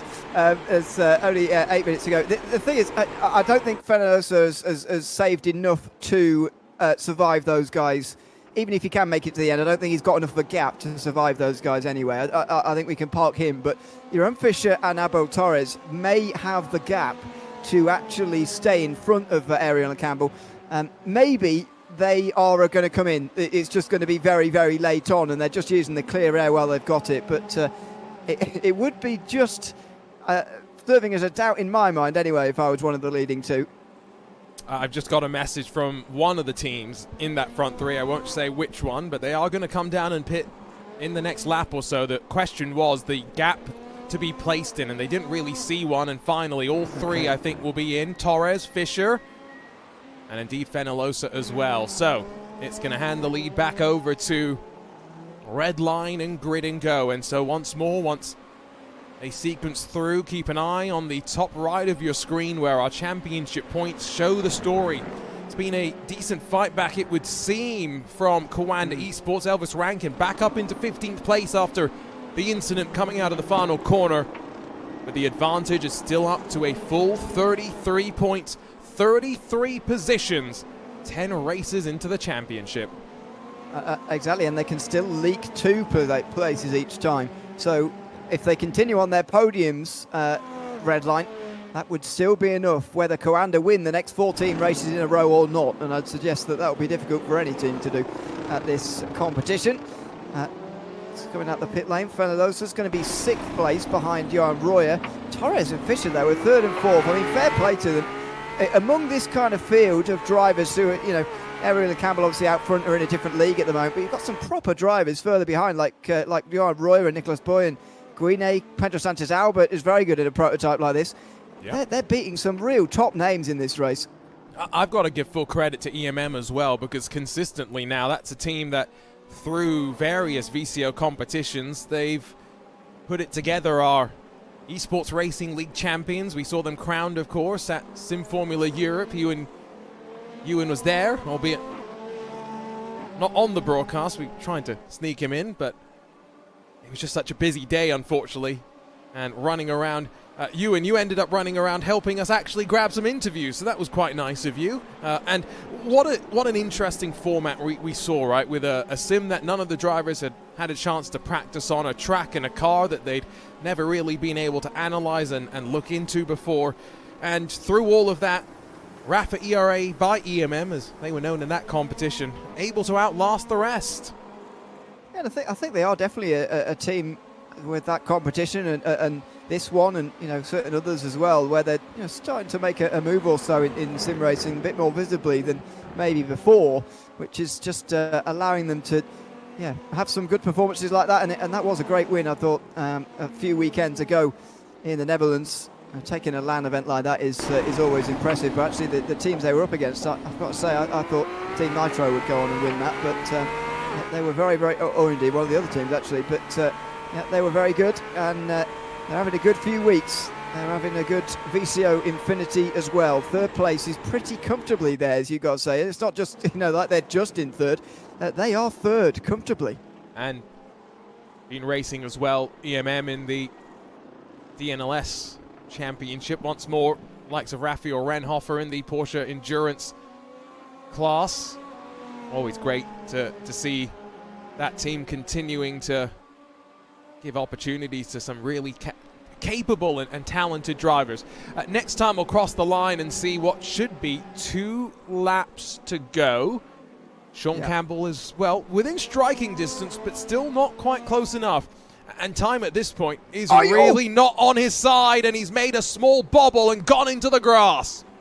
Well, how big's the slowdown going to be? He's, I can't tell now whether he's screaming or laughing. But it looks like he's laughing as well. It's absolutely cackling. I'm not entirely sure what about. The slowdown here is going to put him out of this now. He had a real chance into Brooklands this lap, I think, or was it Luffield maybe? They were very, very tight. Just as we were talking about EMM there, it was about 2 tenths behind, and maybe with hindsight he could have had a go there, but I was beginning to become doubtful of, and this is the incident itself, by the way, as we go through Brooklands and Magnussen Beckett, sorry. Big save, to be fair to him, and he's able to rescue, therefore, second place, but yeah, that's going to put him out of contention for the win now. I must say, beginning to become doubtful as to whether he could actually make the move at all there, but he certainly won't now. I think he was laughing because that was a quite ridiculous save. That speed, that car going sideways with that slip angle, downforce ain't meant to work like that, and he defies the laws of gravity and makes it stink. Already the Langos breaking out in chat. There's going to be some very happy Gustavo Ariel fans in a lap and a half's time. Black flag, drive-through penalty incoming for Philip Schiff. In the Maniti Racing Machine, there's a incident point limit of 25, and I'm not surprised that drivers are falling afoul of that. Behind him, though, it's going to promote the likes of Ride Simsport fiercely forward, side by side up through Stowe. The yellow fiercely forward car left on the outside, and big wiggle then from Ride Simsport as it pinches fiercely forward down into the next braking zone. There's lap traffic in front of them with Philip Schiff going down to pit lane. It's disaster. That's Felix Domin, and the Ride Simsport Machine takes the shortcut. It's gone way over the chicane there, and will drop behind these guys after serving the slowdown now. That was, well, you'd think so. It's only dropped 1 place so far, so what's going on now? Not entirely sure, but these are the battles further down that you just watch this race for. Out the front, it can be difficult to overtake. You've got some top drivers at circuits. Sometimes it can be hard to make a pass, but I mean, further down in the pack like this, there's side by side all the time. Groups like this developing all the time, and fair play to so many of these teams for getting through this race so well. I was expecting this to be very, very tricky indeed, but we've still got something like 40 on the lead lap. It's way better than what we saw in the previous rain race. And we're still seeing all 54 of the teams expected to continue through the night out there on track. Next up, remember, Super Formula lights at the Charlotte Roval. No headlights for those cars. They are reliant on the lighting that only surrounds the banking. The trip through the infield going to be very, very interesting. Gustavo Ariel's on to the final lap of this race. Johan Royer's made a mistake, and that grid and go machine looking worse for the wear. What's happened here? This car started with such promise on the outside of the front row, but things went wrong pretty quickly, unfortunately for them. And Ewan in the final sector, they'll limp that car around now on the final lap. What's happened here as they work behind some traffic? Oh! Oh no! A stopped car! Completely unsighted. Johan Royer had nowhere to go. He will, I mean, have a look at this. This is scary. Oh my God. Days. That is scary stuff. I mean, I say this quite often, but you're thankful it's sim racing in a moment like that. You've seen some very nasty crashes in real life, very similar to that, at that sort of speed. That is very, very nasty. And Johan Royer, unfortunately, for this race, he's going to lose quite a lot of places. Elvis Rankin's going to get one bonus point there. Well, one bonus place. 11th position now for him. Royer's going to drop well outside the top 15 here because there's actually a lot of cars quite close to one another back there. Oh, well, breathe. Like Ewan said, fortunate that this is sim racing. That was very, very reminiscent of Memo Gidley's crash at Daytona all those years ago. But in what was another fun fight, Sean Campbell and Gustavo Ariel resuming the battle. Lango reigns supreme as Gustavo Ariel redline win once again in VCO Infinity. And how important was that first lap, by the way? Campbell couldn't get back past him again ever since Ariel took the lead from the very beginning. And look at what that means to him again, taking the victory this time around. The redline drivers are just executing again and again and again in these races. And it's going to be another 9 points into Coanda Esports to recover well to the top 10. Although they're not finished yet. No, there's still some fighting. Lemonek pressured by Jordan Johnson. As we saw in IMSA Esports, he is becoming increasingly potent in his pace and utilization of it. Pedro Sanchez Albert, timing screen bobbles for him. Although I did see the BS Plus hybrid machine lost a lot more ground than the previous lap of this race. So some storylines as we run to the end. And the next rain-affected race, not for a while. Super Formula Lights at Fuji, race 16 of 24. So a chance for us to dry our virtual race suits and enjoy some sunshine starting in a few hours. Well, yeah, we're going to enjoy sunshine later. We'll have dry conditions in the darkness, at least for a little bit of time, the next couple of hours. That's the final guy. Is that Royer still? Oh my goodness. Still trying to get back to the end here. Where is he going to finish here? Outside the top 20, you'd imagine. Oh, well, nearly, yeah. Worst part is I think he's just got a black flag for the off track for going wide through the final corner, and so what could have been 29th I think might end up being even lower than that. Still final drivers yet to finish this race, and I'm looking forward to having that catch up with Gustavo Ariel in just a few moments time. Before that, was car wrecks across the line. I mean, to be fair, don't really need that car anymore as we get set to switch things up once again. Confirmation of redline supremacy once more as they extend the points advantage. 1.4 seconds the margin back to gridandgo.com. Abel Torres, Matt Performance holding on to third and building the advantage over Jerome Fisher as the latter stages of the race played out. Thibaut Courtois Esports in fifth with the Drago machine of Nicholas Boy bouncing back to sixth. Karin Tengunes for SimRC in front of Pedro Sanchez Albert for BS Plus competition. Casper Ullmann and Elvis Rankin, the top 10. Rankin at least minimizing the deficit after the contact on the main straight. The rest of the cars will filter through the results. Jordan Johnson plus 31. I did tell you he was being more potent in the pace utilization. Big moves for him. Lewis Woods as well, plus 19 in this particular race. Also plus 19 for Visceral Esports, while plus 22 for Scherer. Working our way down, though, outside of the top 30, you get your way into those fighting through a bit more troubles. One lap down for Delatraus Automotive. Frustration, I'm sure, for them, knowing how good they've been in prototypes across VCO Grand Slams. Outside of the top 45, even more struggles. And Mika Hakimi, Bradman Motorsports not having an easy race, neither for Stint 1, PGZ, Vitality, or Project 91.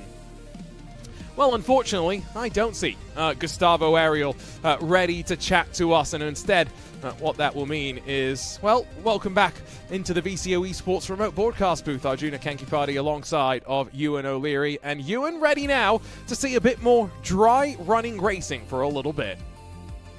Yes, thankfully, I think for some. Although I thought that race was pretty good as far as incidents are concerned. You really expect a bit of a mess at the beginning of one of those races because of the wet weather conditions, especially I think in those prototypes, which can be quite difficult to drive if you don't have much experience in them, especially at the low speed corners you have at the start of that lap there at Silverstone. But actually, they got away with it really well. I thought, yes, there were some incidents down the way, but overall I thought it was very good. But you're right, they will be relieved, I think, those drivers who just completed that race, to get into some dry running again now. And as we heard in our chat, at least one driver getting ready to begin a bit of an Ironman stint, back-to-back runnings of races, 5 cars in 5 races. That's going to be an interesting experience with the range of cars that we have on display. We'll also just get a final update on where the points have settled at, because Ewan, I think one thing that makes this VCO Infinity slightly different from the 4 previous editions is the way penalties are being paid out in terms of affecting the race and championship balance. All penalties count as penalty points, whether that's in-race penalties, things that race control reviews during the course of a race, or things that get protested just before the end of the race and take a little bit more time to drag on. Yeah, and that is probably a good way of doing it. We've already seen for some of the top contenders, indeed, points taken away due to various incidents that happened. After the Radicals race at Charlotte, we saw Oscar Pai get a couple of penalty points taken away. So effectively, the second place he got was demoted to a 4th, although not everybody is promoted up a place each time. And so that's just a little difference, if you like, from the normal way that penalties work in some other series. But now there's the gap, 28 points it is. So that's exactly 2 per race that they can lose, and then it'd be a tie, and then I don't know what we'd do. I don't even want to have to go back and look in the rulebook. You are... that's a conversation for morning, Arjuna. We've got the next 4 hours, Ewan and myself, in the booth. And then we'll hand the reins over to Lewis McLeod, Zach Sweeney, who will pair up with us and Jake Sperry to walk you through to the end of the race. I see Gustavo, by the way, is in our waiting room, but he's still muted himself. So I don't know if that means we are or are not going to get the chance to catch up with him. But these championship points really do set us up for a question of if Redline can continue to stay out of trouble. And this next race is one where I think qualifying is going to be ultra important. Sebastian Jobe will fly the flag for Team Redline, but you and we are making our way to, well, my new home track, the Charlotte Motor Speedway Roval configuration.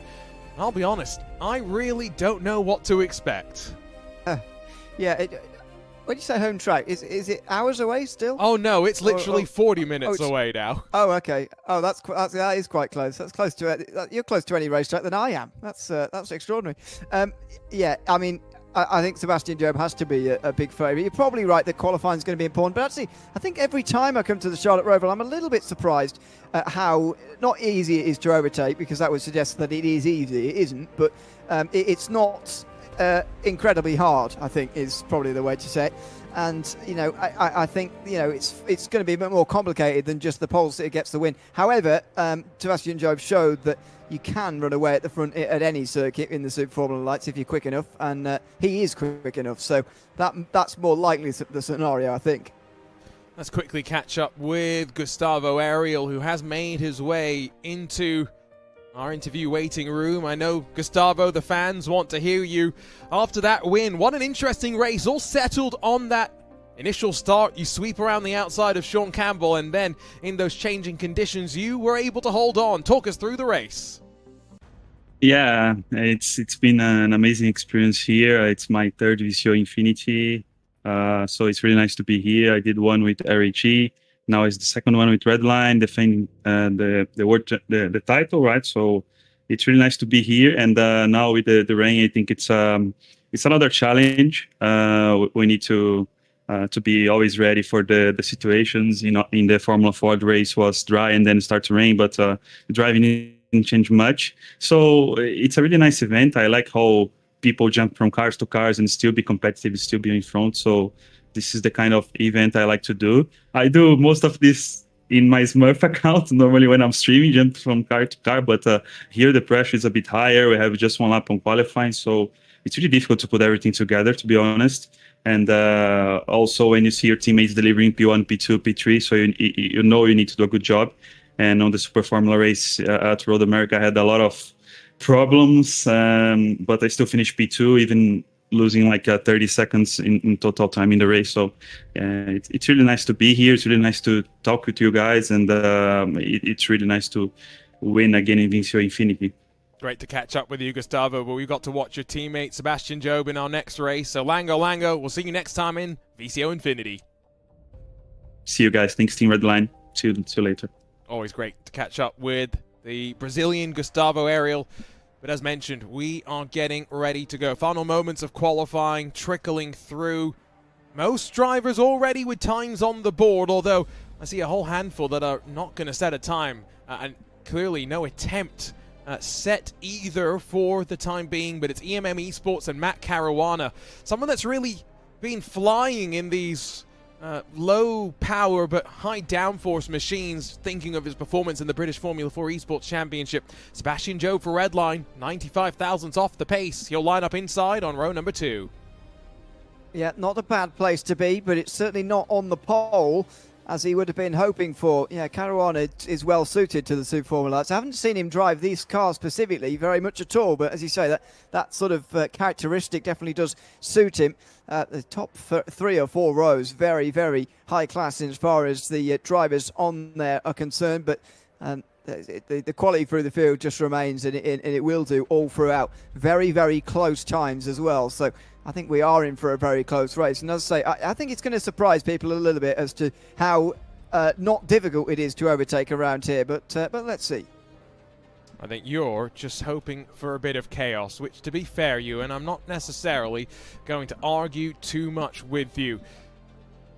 Just a handful more races here in the night conditions. Next time out, Radicals at Okayama will travel back across to the land of the rising sun before we break back into dawn, and we will go racing with the Formula Fords at Silverstone for the first race once again in the daytime. Let's run our way down through the starting grid once again, as once more 54 will do battle. Matt Caruana, 112.550, 91 thousandths quicker than Kieran Harrison for SimRC, who in turn is 4 thousandths quicker than Team Redline and Sebastian Job. Shoma Shintani, one of the better qualifying efforts for the William F1 Team Gaming Academy crew, while Elliot Veyron trying to close that gap on Redline, starting right behind the blue and red machine. Jaden Conwright for BS Plus Hybrid, lining up in 6th with Beniti Racing and Blue Mercury Esports. Then behind them, Sheza and GridandGo.com round out the top 10, 3/10 through the field. Remember, Isaac Phelps, our winner at Road America in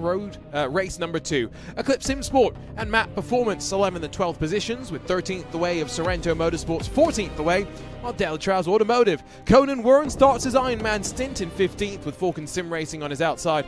Drago Racing, Alexander Spetz and Peter Bieder and Stint 1 Motorsports then behind them, while completing the top 20, Vitality Sim Racing and Delta Sport. Fiercely forward, the ERE Race Esport team back in 22nd, with Olympus Esport 23rd, Fast Repair Motorsport 24th. About halfway through the field, and Graham Carroll is buried in the pack. Second of the Falcon Sim Racing machines to his outside, with Capivara Racing and Thomas N Sim Racing then on row 14. Shera Esports and Armamentario on row 15. 31st for Lion GP Fenster, 32nd for MG18, while GT Spain 92 Prison Motorsport, Ride Simsport, Samantha Tan Racing, and then Impact Simsport, Avalon Motorsport, Absolute Motorsport, Brabham, U Amateurs, and Dutch League Racing. If you're wondering why I'm flicking through the pages, well, they're already rolling on their formation lap, and so look at some of these names at the back. BS Plus, Was Cooking, the Grin and Go Machine, and Team PGZ. Lots of strong contenders, Ewan, that will start at the back and with some work to do. Yeah, Bike 500's driver Santiago Pastaga was very, very good in the Road America race in these cars as well. Yes, that was in the rain, but he clearly knows the Super Formula Lights very, very well. Be very disappointed to miss out on a lap in qualifying, but this is one-shot qualifying in VCO Infinity. The pressure is on. Unfortunately, some drivers were not able to deliver under it. I really enjoy the one-lap qualifying session It's something that is very much a unique thing increasingly at the top level of esports.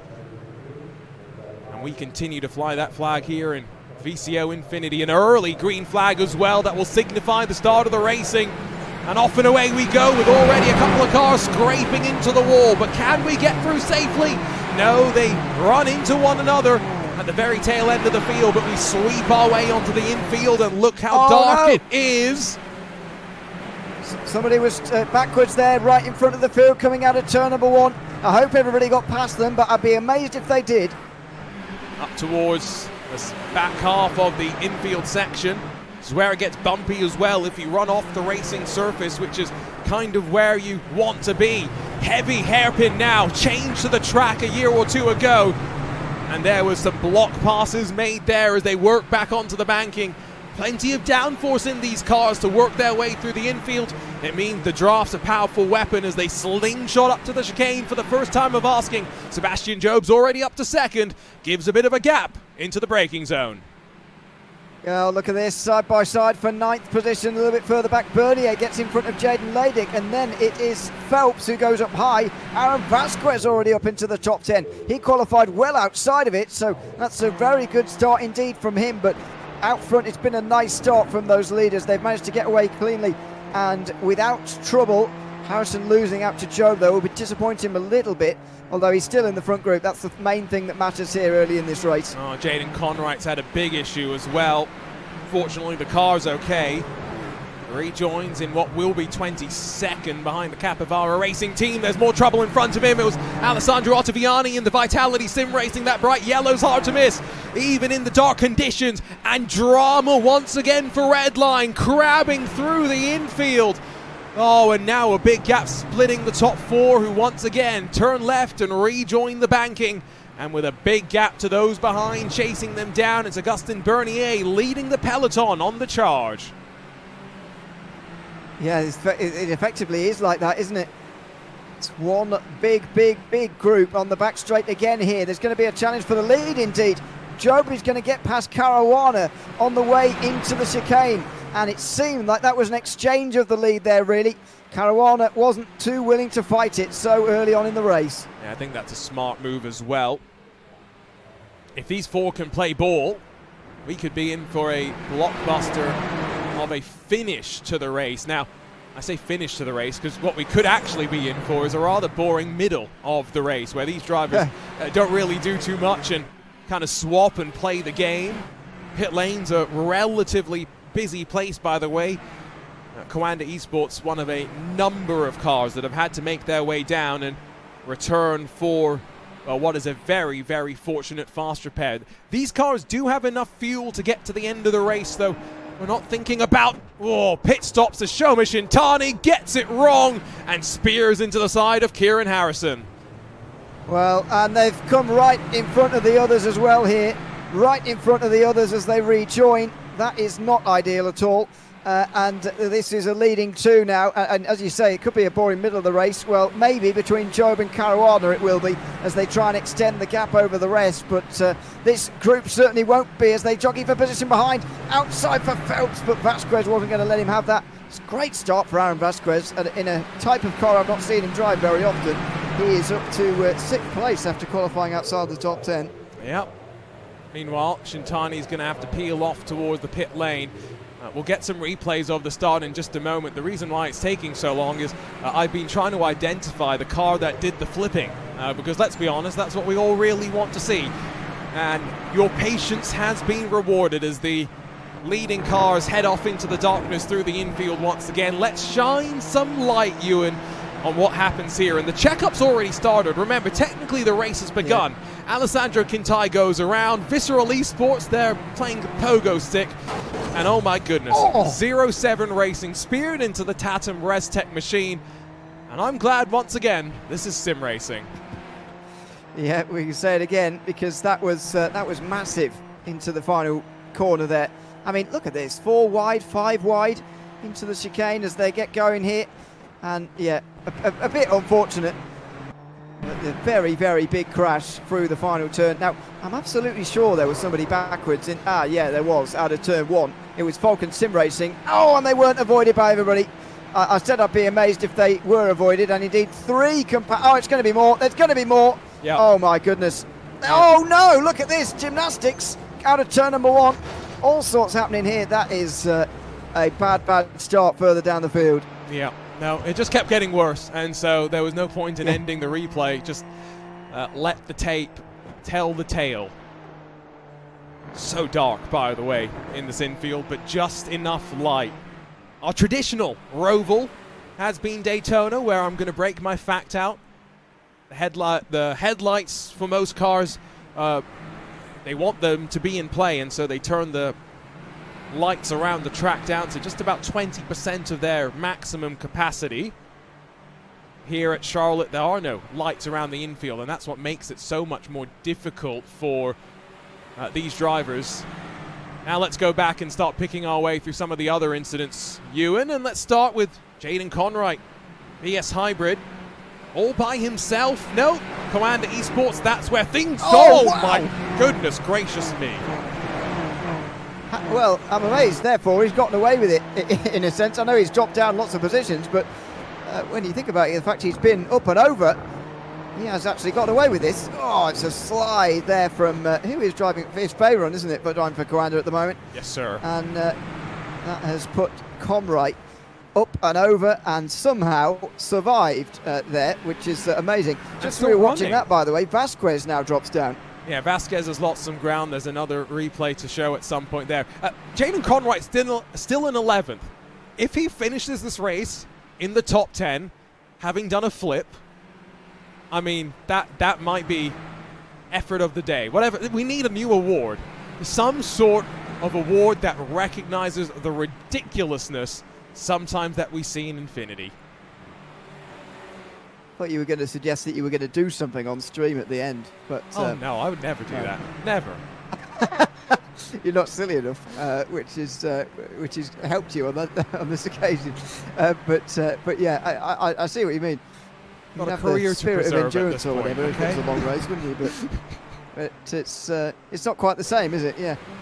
Here's- For one of these races. Here's a look at the bumblebee of Kieran Harrison. I mean, I don't think he does anything wrong here.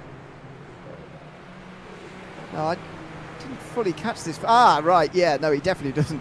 I didn't fully catch what actually happened there first time. So Shintani, or at least the extent to which Shintani just didn't have control of that car at all.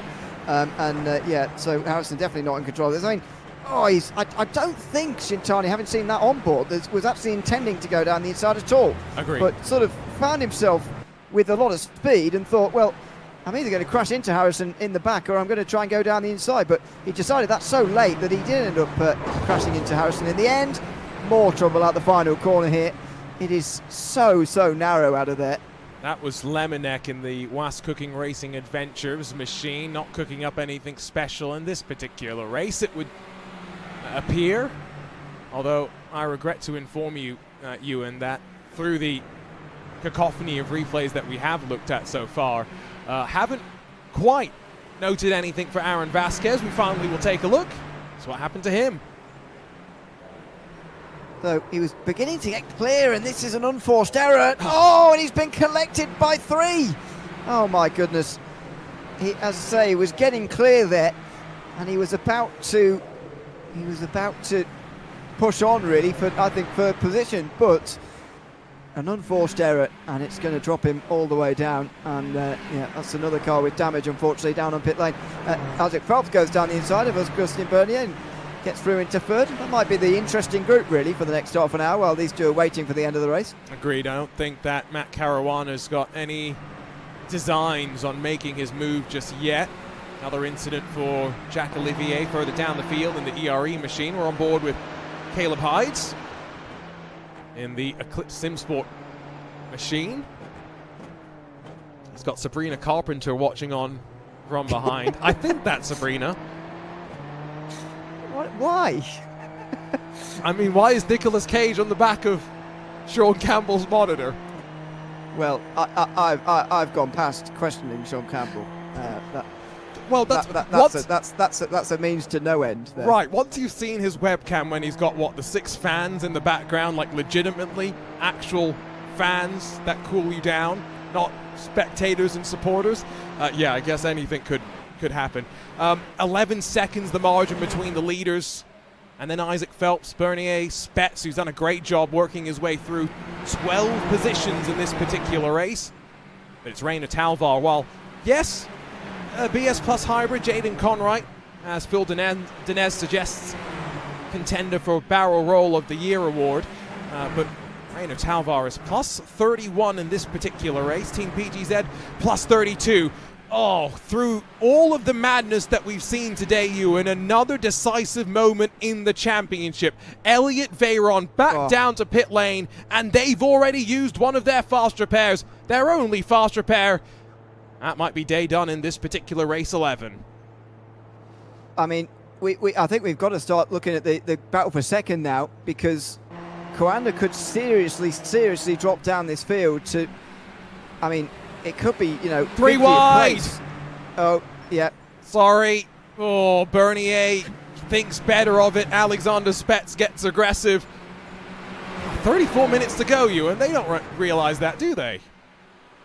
Well, no, but I'm glad, because we're not going to watch the leaders for the next half an hour, I don't suspect. Caruana and Joe are going to follow one another for a very long time there, but these guys are going to probably fight. Phelps has got a chance to get away here. He's got a few car lengths, and with a bit of help from Bernier, who would be smart, I think, to stay behind Spets just for the next lap or so, Phelps could get clear of the rest here. And look at the concentration here.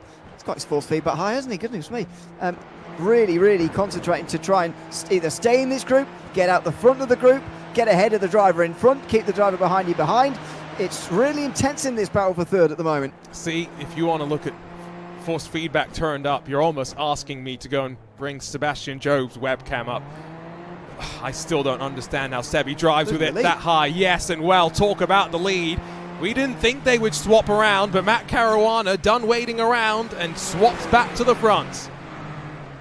So why did he decide to do that, is the question I've got. Yeah, that is quite high, isn't it? Goodness me.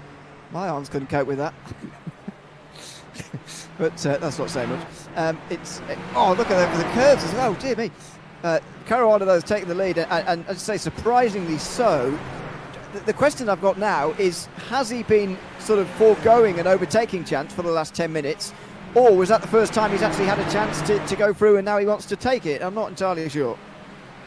Doesn't look like Sebi's too bothered. Nonplussed is how some might describe him, looking backwards from Phelps. iRacing has a rallycross layout which uses this part of the infield, and it's so interesting. It's got a weird camber to that section of the track that when you're sliding through on dirt, a lot more noticeable, to say the very least. Oh, contact! Spets runs over the left rear of Phelps, spits him high and wide. And I'm hoping that's not going to lead to a meatball for either one. There's a meatball for Caleb Hides, unfortunately, in the Eclipse SimSport machine, in that pack slightly further behind on these machines. Varga for Sheza Esports pulls to the outside of Alexander Spets, squeezed, and then Sen from Augustin Bernier robs him of fourth. Yeah, it's been really rising through the field very quickly in the last couple of laps, but just a couple of places lost there to fifth place for Varga.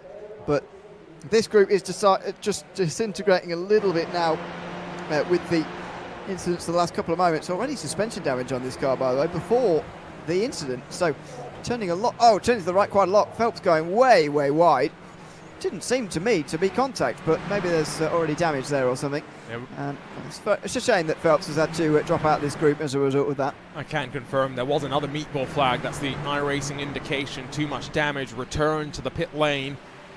Phelps will rely on the fast repairs. They're only stationary for a flying 1.2 seconds. If you could get a factory fresh car off the lot in that amount of time, sign me up to whatever online process gets me out of the dealership. Took me a couple of hours to walk out with the keys from my car last time, but the pit crew turning around Phelps as quick as you would like. Second and first, split by 0.3. Third through 11th, covered then by just around 7 seconds right now, and at no point could you expect any of these drivers to be completely safe, given of the 55 that started this particular race. Only 30 are left on the leading lap, with now a full 15 minutes washed off the clock and 30 minutes left to run. And you can imagine there's going to be quite a few more before this race is over. This has been one of the more attritional races of the day. Well, I don't know about of the day, but way more than last time. And you know, you wouldn't expect that either. You know, rain and GTPs in the dark at Silverstone, less attritional than Charlotte Roval and Super Formula Lights. Yes, they can't really see where they're going in the infield because there's no lights on the infield or whatever, and that does make it challenging. But I don't think that's been a contributing factor to any of this at the moment. I think it's just been the racing that we've seen, and just a lot of contact, a lot of ambition, and unfortunately a lot of incidents over the course of the first 15 minutes. Maybe it will just calm down on that front over the next half an hour. So as some might say, in certain cases the ambition has not necessarily matched the adhesion. Rainer Talvar's made his way past Jaden Conright, so I think Conright is suffering with some of that damage, and in fact make that now past Carl Boss as well, because the fiercely forward machine has spun off the exit of the chicane. Fortunately, that car looks like it's got away scar-free. Doesn't look like it's got any damage, although it didn't look to me like Phelps had any either. Oh, he has hit the wall. So has he got away with it, will be the next question. Quite smart there to use that little bit of tarmac on the right-hand side there to sort of get himself turned back round again, or at least turn round that corner so that he could not get smashed into by those on rushing behind. But he'd rather not have the spin in the first place, as we see Rainer Talvar, who, how many places did he gain now? 1 million, is my guess. He's up to 37 positions gained, so it's not bad. It's a bit way off 1 million, but he has got, yeah, that is not bad at all. 44th starting position. 44th place starting position, and yeah, done a very good job. I mean, just staying out of trouble from that part of the field more than anything is the impressive part for me. The couple of cars having issues on the return to the banking include Shoma Shintani. Not the first time today he's run into struggles there. Back up front momentarily as your leaders are slowly just having to pick their way through moments of traffic. What's happened here to Shintani? Oh, he's looking aggressive once again. Again, Jinx very, very late. All sorts of outs of control, and that's a second time in the same place. He's got tangled up in an incident. Yeah, so first time round he went too early, trying to avoid Kieran Harrison going for a spin in that that direction. This time he's gone way, way too late. Look at him diving for the apex there. Yeah, that's the way you dive for turn one, not the hairpin there. That was very, very narrow. Not least because you run then onto the back straight, be rubbish. But he's just dived in there, and unfortunately that has sent him into a spin with contact. And yeah, Shintani now back outside the top 15 all over again, and he's back in the pit lane again as well. So long repair going to be happening down there. So reminded me actually to look where Coanda are. 44th position now in this race for Elliot Veyron.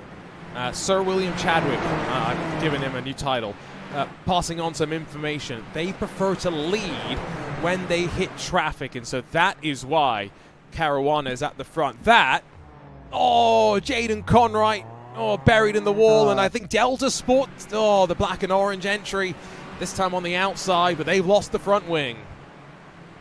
I like that new Delta Sport livery, by the way. It's good, isn't it? But unfortunately, car doesn't look very good at the moment with no front wing, and it seems like no suspension or steering arms at all as he tries to turn left and get into pit lane, and not especially close to each other. So it doesn't look like this is going to be caused by anything other than an individual error from Conright, and he just clips the Delta Sport car. Look at that, a very unlucky.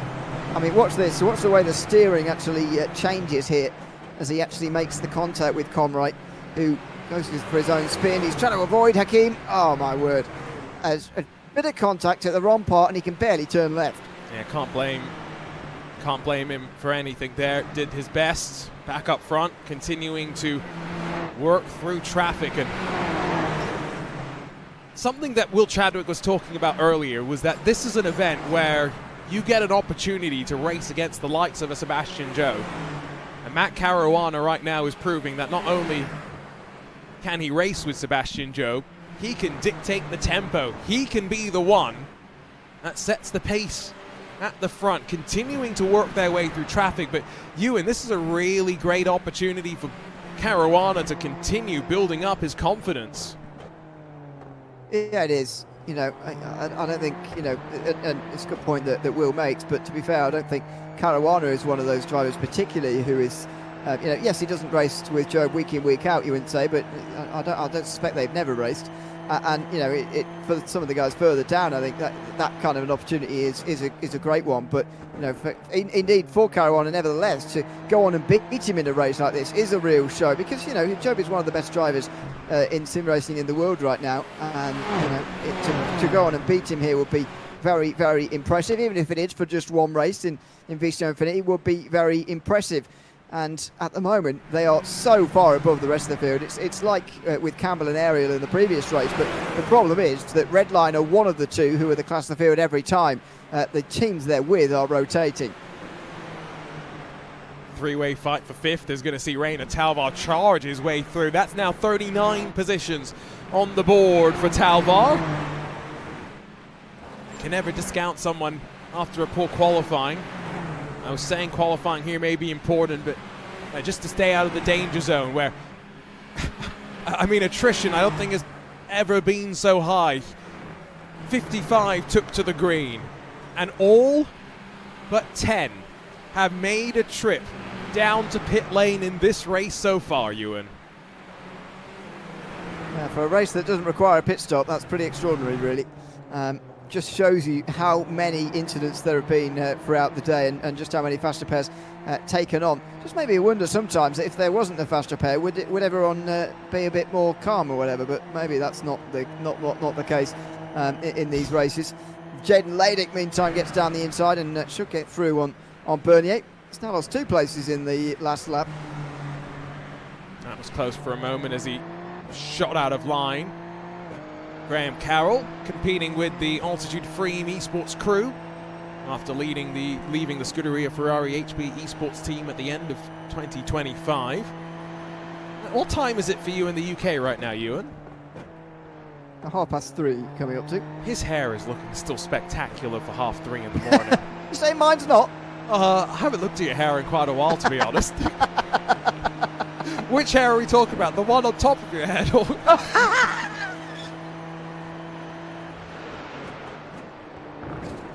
oh, you gave me such a golden opportunity halfway through. Race 11 of 24. Next race is our final race in the night as well. Radical SR10s at Okayama, and that will mark the halfway point of the 5th edition of VCO Infinity. I still cannot believe this is the 5th time we are doing this wild idea. Yeah, no, well, same. I mean, it's it feels like it was about last year we did this for the first time, but it was dawning on me the other day, it's 4 years ago, which is pretty ridiculous, I think. Anyway, is it 5? That's 4, I think. 4, please, surely. Anyway. 4? Ewan, Yeah, I'm going to cut you off because chaos through God. the final corner. Oh, no. And Redline have found the issues that Kawanda were hoping for. Caruana's also got a meatball flag, though. And guess who started this race down in 17th position? But Alexander Spets is about to sweep through and take over the lead of the race.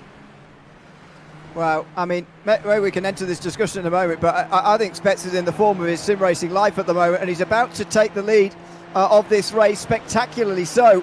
Sebastian Joe with very obvious damage. Caruana seemingly, as you say, got a meatball as well, but he's got much less obvious damage, and hence why he's been able to keep the lead for a little bit longer. But Spets now is surely on his way, as long as there is no trouble. We thought that about Joe and Caruana, to be fair, so we'll hold fire. But, I mean, it's the first time, I think, Redline have been involved in such an incident like this, and it could seriously jeopardise their record of finishing in the top 4 for every of these races so far. Oh, that's already gone, if you ask me, unless there's even more chaos in these last 20 minutes into the final corner. Is it going to happen in front of them? And we're closing on traffic, yeah, and oh my goodness. It's such a shame that the leaders are taken out in a way like that. See how much reaction time they would have had. I'm guessing not very much here. Oh. Well, So to be fair, Caruana a lot of other cars are... So, go on. I think Caruana tries to check up, but as he does, he gets run over by Sebastian Jobe, who's completely blind to it all. Well, yeah, but look how many cars have done it previously. Jobe was the first one in about a row of 6 who didn't see that and didn't slow down. Yes, the others weren't quite as close to one another, but, you know, there were some cars who were quite close to each other, and they could see that, and it's not like it's a narrow, blind corner here. I think Jobe should be a little bit more aware. And look at that car there. Very similar battle happening towards the end of the lead lap. But Jobe just does not see it. He's not looking ahead. And I'm afraid, I think he's positively caused that because a lot of guys who have gone previously have managed to avoid without trouble. Now, I mean, I think he's just so locked in there. And the thing that was kind of catching me out a little bit on that replay, did he notice that the pit limiter was going on and off slightly? He's been doing that. He's been doing that to sort of not get into the back of Caruana to slow down for some reason. It's not the first time. Well, I don't know how often he's been doing it, but it's not the first time I've seen that from him. I'm not sure that's my favourite way of slowing down. No, there you go. You know why he's doing that, Ewan, is because there's no bump drafting allowed. You wouldn't want to do it in these cars anyway, but an explicit rule from our race control team was no bump drafting, and so I think trying to keep aware of that. We've got to fight for second now, and I don't think Reina Talvar would have expected, after starting all the way down in 44th position, that 25 minutes later he would be in this spot and fighting with Sheza Esports and with Mate Varga to hold on to that position. Talvar bottom right, Varga alongside of him. Interesting that Varga's gone for, let's turn the room lights off, and I just want some of that blue ambient LED lighting to keep me awake. Reina Talvar's got some warm yellow lighting, which I think is probably what I would like to do right now. I'm going to say, if I was in Varga's room right now, the headache I would have would be indescribable. That looks horrid, but anyway. They've got a decision to make here because there's 2 seconds to Spets and quite a long time left in this race, nearly 20 minutes. Quite a long time in the context of this race anyway. So how are they going to do this? Are they going to try and close on Alexander Spets? I think they should try, but then maybe fight again later. Maybe they're not going to be much working together anyway. Talvar seems to be leaving Varga behind through this opening sector anyway. Not entirely surprised. Reina Talvar has been so quick, and it was the failure to set a valid qualifying lap that compromised him. It wasn't a slow lap, it was just invalidating at some point, which is so easy to do, and go back to the fact that we have the 1 lap qualifying system. Sebastian Jobe has rejoined the racetrack down in 17th position. He's behind Jaden Conright, who has also grabbed a fast repair at some point. Could be a fun fight between the two of them. Crucially, though, I think the question that we probably need to be thinking about is, well, what does this do to the championship points, with Redline finding a little bit of trouble? Kawanda not able to really take advantage of it, though, Ewan. That's the real issue. And so 524 to 469, it's still a full race win, the distance between the two teams. Well, I mean, yeah, the gap's bigger. The gap's bigger. That's the problem, as you say, for Kawanda here. They've just not been able to gain while Redline have been having trouble here. And you know, as I say, I think this is becoming more and more of a battle for second. That's interesting here. EMM Esports, yes, they've dropped because of Matt Caruana's meatball a few moments ago, although everyone will gain a point now as Carl Boss comes into pit lane. There goes Jobe down the inside. That will get him 15th place as he barrels down the inside of fierce competition. He's weaving in front of Alessandro Quintana to keep him behind as well. Driving with a bit of aggression at the moment, but he's kept those two behind him, and therefore he's up to 15th position. But yeah, this battle for second, I think, is more interesting now. Redline extending their advantage even despite this trouble. Fight for second in the championship. Kawanda now feeling some pressure. Jaden Conright, the inaugural IMSA Diverse Driver Scholarship recipient, now competing in Lamborghini Super Trofeo as well as IMSA Michelin Pilot Challenge. Hand off the wheel as he wipes some of the sweat off the forehead. And he's pulled alongside of Kintai and will make that move behind them. The distinctive yellow for Vitality. Alessandro Ottaviani alongside his former R8G teammates. It's all in the fight now for 16th position. In front of them, a couple of chops and changes. David Sobrero slips past Oskari Kakkonen in the TC Esports and Team PGZ machines respectively. There was also a bit of a change as Isaac Phelps dropped behind Kieran Harrison, and that's the fight for 8th and 9th place out on track. And once again, go back to the live points. Isaac Phelps trying to maximize points positions right now. Oh, no! And he runs into Harrison, who loops the rear end around. These cars out that corner there just are so much more trouble than you'd expect them to be as you're trying to get the power on. And Harrison spins in front of Phelps, who gets a point out of that, but he does slow down and lose quite a lot of time. Drops outside the top 10 as well. I'm not sure SimRC have really got a sort of open wheel specialist in this race, but it is a strange call to me to have Kieran Harrison doing these. He's just clipped the inside curve, trying to get on the power the normal way, and Phelps has hit him. Let's hope that Phelps has got a meatball, because you can pick things up for even small contact like that. Fight for third is on. Varga has dropped into the clutches of Jaden Ladick, but my focus is on the fight for the lead, because Reina Talvar, I don't think you're incorrect in saying that maybe Drago Racing and Alexander Spets in the form of his life right now, but form of the day, no question of that for me right now. Reina Talvar gap down to 1.2 seconds, and look at that, in the green for the last 3 laps. He's chopped away half a second, and now close to slipping into the drafting range. Behind the move is made, although not sure how long Jaden Ladick has got now before he looks forward and clears away from Varga. It's a great podium effort, best effort I think we've seen from Maniti today. I think so. I will check that, but I think so. Over the course of this race so far, they've not actually been in the top 20 yet. So there you go. That's by far their best performance so far in this VCO Infinity, and they've got an outside chance of something happening here. Spets and Talvar are both going to want to win this race quite badly. Spets just because that's what he's like, and he's at the front of the field already. But Talvar as well, for one of the most extraordinary drives through the field you're ever likely to see. I haven't fact-checked this, but I'm imagining this is the best run through the field of anybody ever if he were to win from here. I can't see anybody having won from further behind than Talvar started in this race. It's like you're asking for a challenge. It's just an open-ended question. An open-ended invitation is what you're offering, and our big boss Florian does like the wrestling metaphors. He's kind of been dubbing this VCO Infinity 5 as well. Talvar brushes the wall. Effectively, you know, likening this to our version of WrestleMania, which is not wrong with the level of action that we see through 24 hours.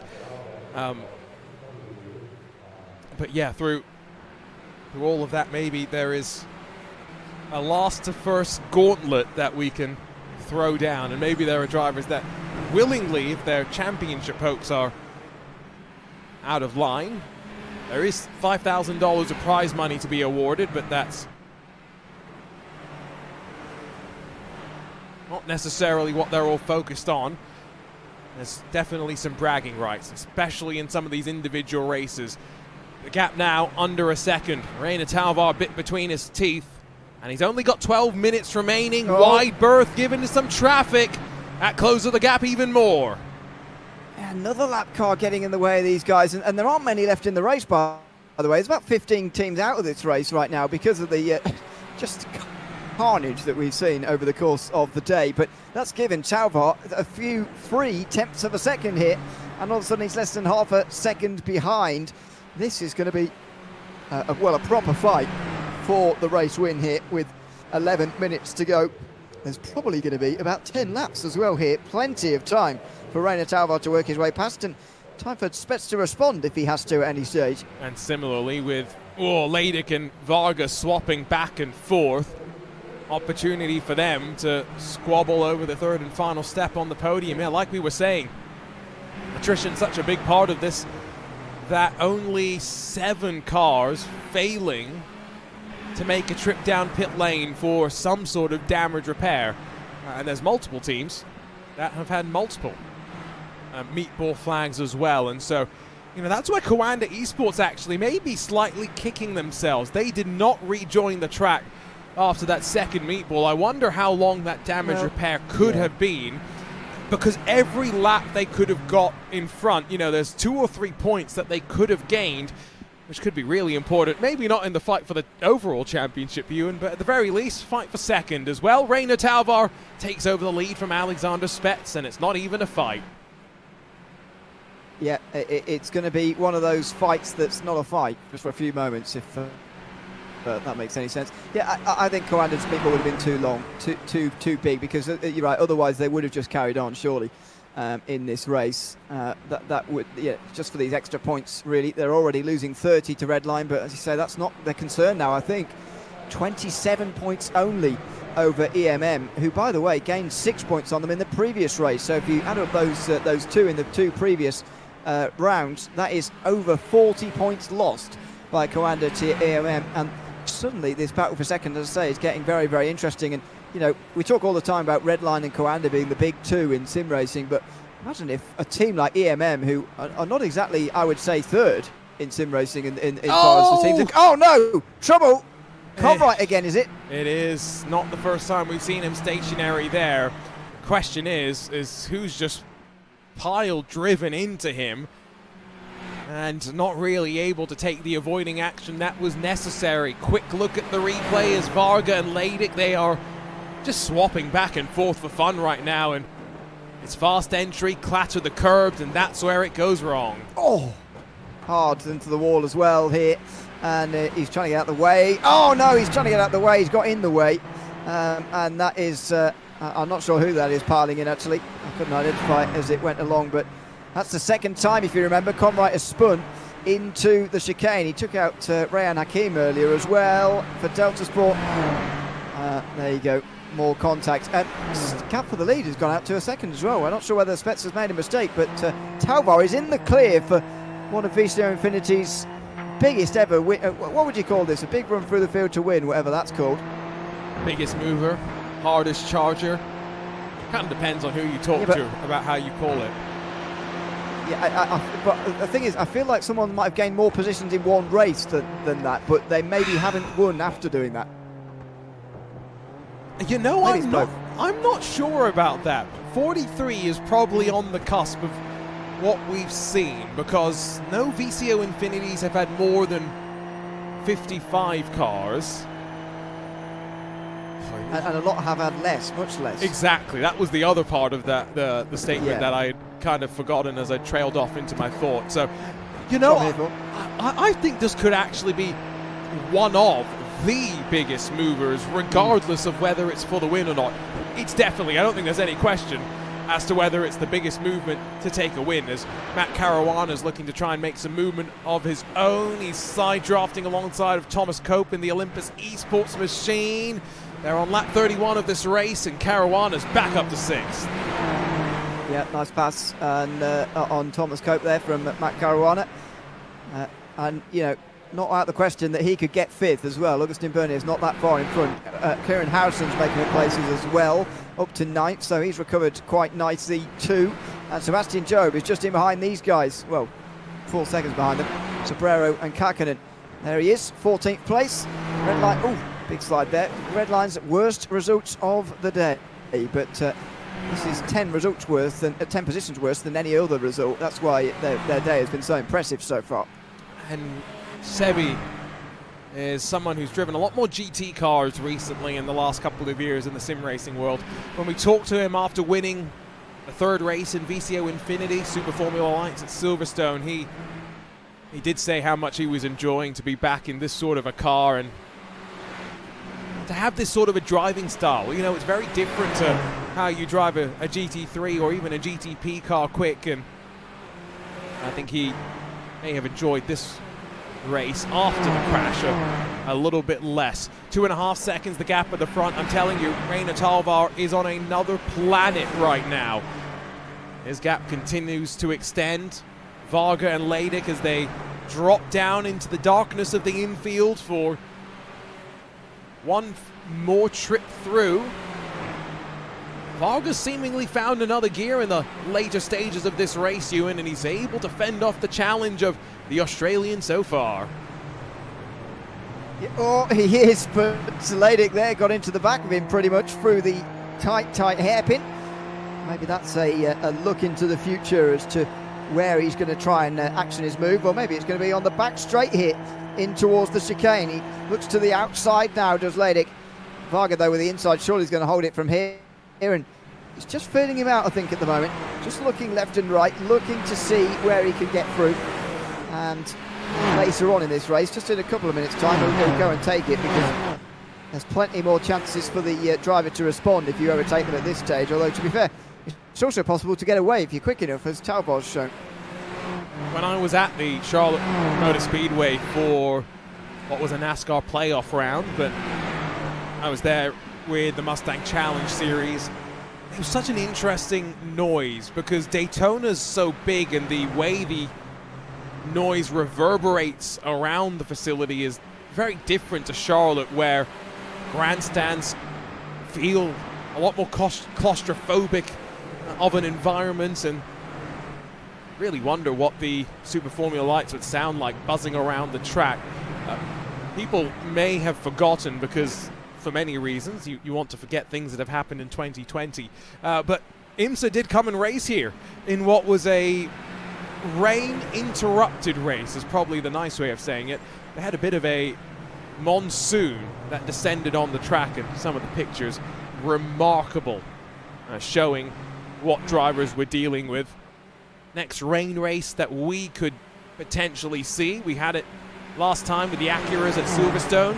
Race 16, Super Formula Lights again at the Fuji Grand Prix layout. Altitude Freeing Esports Graham Carroll holding off the challenge from Kieran Harrison and the recovering Caleb Hyde. Picking their way through traffic, increasingly a factor for these contenders in the closing stages.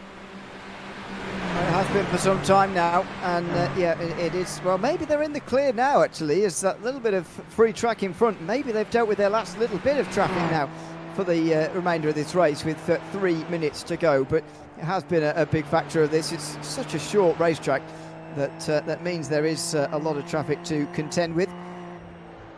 It's quite a relatively long race as well when you consider this race. So I don't know what the longer infield Roval races that have been around here in these sorts of cars. It seems to me that sprint racing happens more often than not, but it's probably 45 minutes proper race really, and that is creating a lot of traffic here indeed. There's Kieran Harrison just in behind Graham Carroll, trying to take 8th place away. And often we've talked about Harrison being a touring car ace, and while that's true, so is Corentin Gunez. In the last couple of years, especially with touring car, high-level touring car competition on iRacing being pretty few and far between, they ventured out, especially into some of the prototypes for iRacing special events, and no doubt that experience holding them in good stead right now. A couple more meatball flags, by the way, in these closing stages. This race, we'll see it in the results, just how wild it has been into the final couple of laps, though. Fight for the podium spot, final podium spot, still well and truly yet to be settled. Jaden Ladick, one way then the other, has not been able to make the move stick. Running out of time. Next time by, we'll see the white flag, I think. Yeah, it's going to be close. It's going to be close again, but I think probably here this time round. Ladick now going for it. Now he gets the inside, though, from Varga, who breaks a little bit earlier. You just wonder whether that's tactical. Is Varga saying, well, go on past, I'll just overtake you on the final lap in that case. As over the line for Talbot, he has got less than 70 seconds remaining. One more lap car to negotiate. This will indeed be the final lap. So these guys have timed it well. Varga looks to the inside, but he's not been trailing Ladick for very long at all, so hasn't had the chance to feel out his moves in the same way that Ladick did to him. Did this prove to be a bit of a gambit to wait for this last lap, to let Ladick slip through? Have to keep our eyes on Reina Talvar, yes, but let's be honest, this fight, the final step of the podium, with two teams not necessarily in the championship contention. Won't be settled on the run through the hairpin. Likely to be settled on the run to the chicane or maybe into the final complex of corners. More drama as Acura Esports pick up a meatball on the final lap of this race. It is so easy to find yourself in trouble. Varga commits the long way around, and while they'll squabble on their run to the line, let's give Rainer Talvar his credit. 43 positions to the good, and winning here at the Charlotte Motor Speedway. Into the braking zone for the final time, Spetter's grabbing second. Matt Varga, Jaden Laydick giving each other a wide berth, and with the crossover, Varga into the wall, and Jaden Laydick will grab third. Well, I'm not entirely sure how Varga actually managed to get clear there before the final chicane, but Laydick was not going to go down without a fight there at all, and he gave it a go at the very end. He managed to get to third on the road, but we'll see whether the stewards have anything to say later. Sobrero is going to be just in front of Sebastian Job here, by the way, and he will hold on for 11th place. So it's Redline's worst race of the day, but it is 12th position, which is not bad at all. And look at the final cars struggling to the line. That's the Blue Mercure machine. And I tell you what, this is going to be a lot less lengthy of a wait compared to some of the races that we have seen so far in VCO Infinity, with a lot less finishers for us to wait for. So a look through our results after Rainer Talvar storms through the field to grab the win here at the Charlotte Motor Speedway. From 44th to 1st, now some might say that was blessed. Alexander Spetz sits behind another driver that charged his way up 15 spots, while Maniti Racing, Sheza Esports settle it on the run through the final corner. EMM Esports and Matt Caruana tangled up with traffic. They recovered to 5th, while Olympus Esports, Altitude 3M, SimRC, Eclipse Sim Sports, and Delatraz Automotive. Only 5 of those machines in the top 10 did not need a trip down to pit lane for a fast repair. Neither did Team PGZ, finishing down in 13th spot. Redline and TC Esports only split by 3/10 at the line. Redline will be frustrated. PGZ and Grid and Go, along with TC Esports, 35 positions to the good. Into the used car lot early, 17th on back, 1 lap down, 25th on back, 2 laps down, and it only gets worse from there. And so as we run our way down through the results, Grid and Go down in 30th, Isaac Phelps, not where you think he should be, neither. Will Jaden Conright feel like his BS Plus hybrid car should be down in 31st? Williams F1 Gaming, pair of Falcon sim racing machines inside the top 40. While Kawanda Esports, big news in the championship fight. Redline falter, Kawanda not there to pick up the pieces.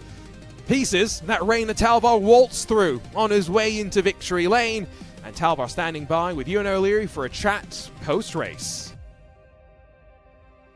Rainer, welcome in. Congratulations on race 11 victory in VCO Infinity this year. What an extraordinary race that was from yourself. First of all, let's talk about the early stage of the race, because there was so much going on down the back of the field. I can't really believe, in hindsight, that you managed to get yourself through it. How did you survive those opening laps? First of all, thank you very much, and I quite frankly have to say that was the craziest thing I've ever done, probably. Initially, I just wanted to take it really calm and make sure that I don't really end up in an incident, which is sometimes harder to avoid than one would think. And then I had to skip the last chicane because the pack was punching up so much. I had to serve a slowdown, and then the next 3 or 4 laps I was basically doing Olympic level acrobatics just to find my way through the track with the flying cars, and it was absolutely crazy. Talk us through the end of the race as well. Eventually, you get up to Alexander Spetz there. You have to pass him for the lead effectively in a one-on-one fight. What was your approach to that battle there, and how sort of surprised were you that you managed to just get past and then get away straight away? I knew after I got into clean air, I knew that my pace was really good during the entire race. I was basically the fastest car on track for the most part of the race. So when I caught Spetz, I was kind of hoping that he wouldn't put up a big of a fight, and he didn't. So in a way, I'm a bit thankful to him, but at the same time, it would have been cool to maybe see a fight there. In terms of BS competition and BS hybrid over the course of this race so far, you're sort of hanging around the sort of top 10 or so. Where are you aiming to end up here in the end of VCO Infinity? I think if we can keep up these consistent finishes and make sure that we don't get caught up in unlucky incidents, then definitely going for a podium should be the aim, and I think it should be quite possible as well.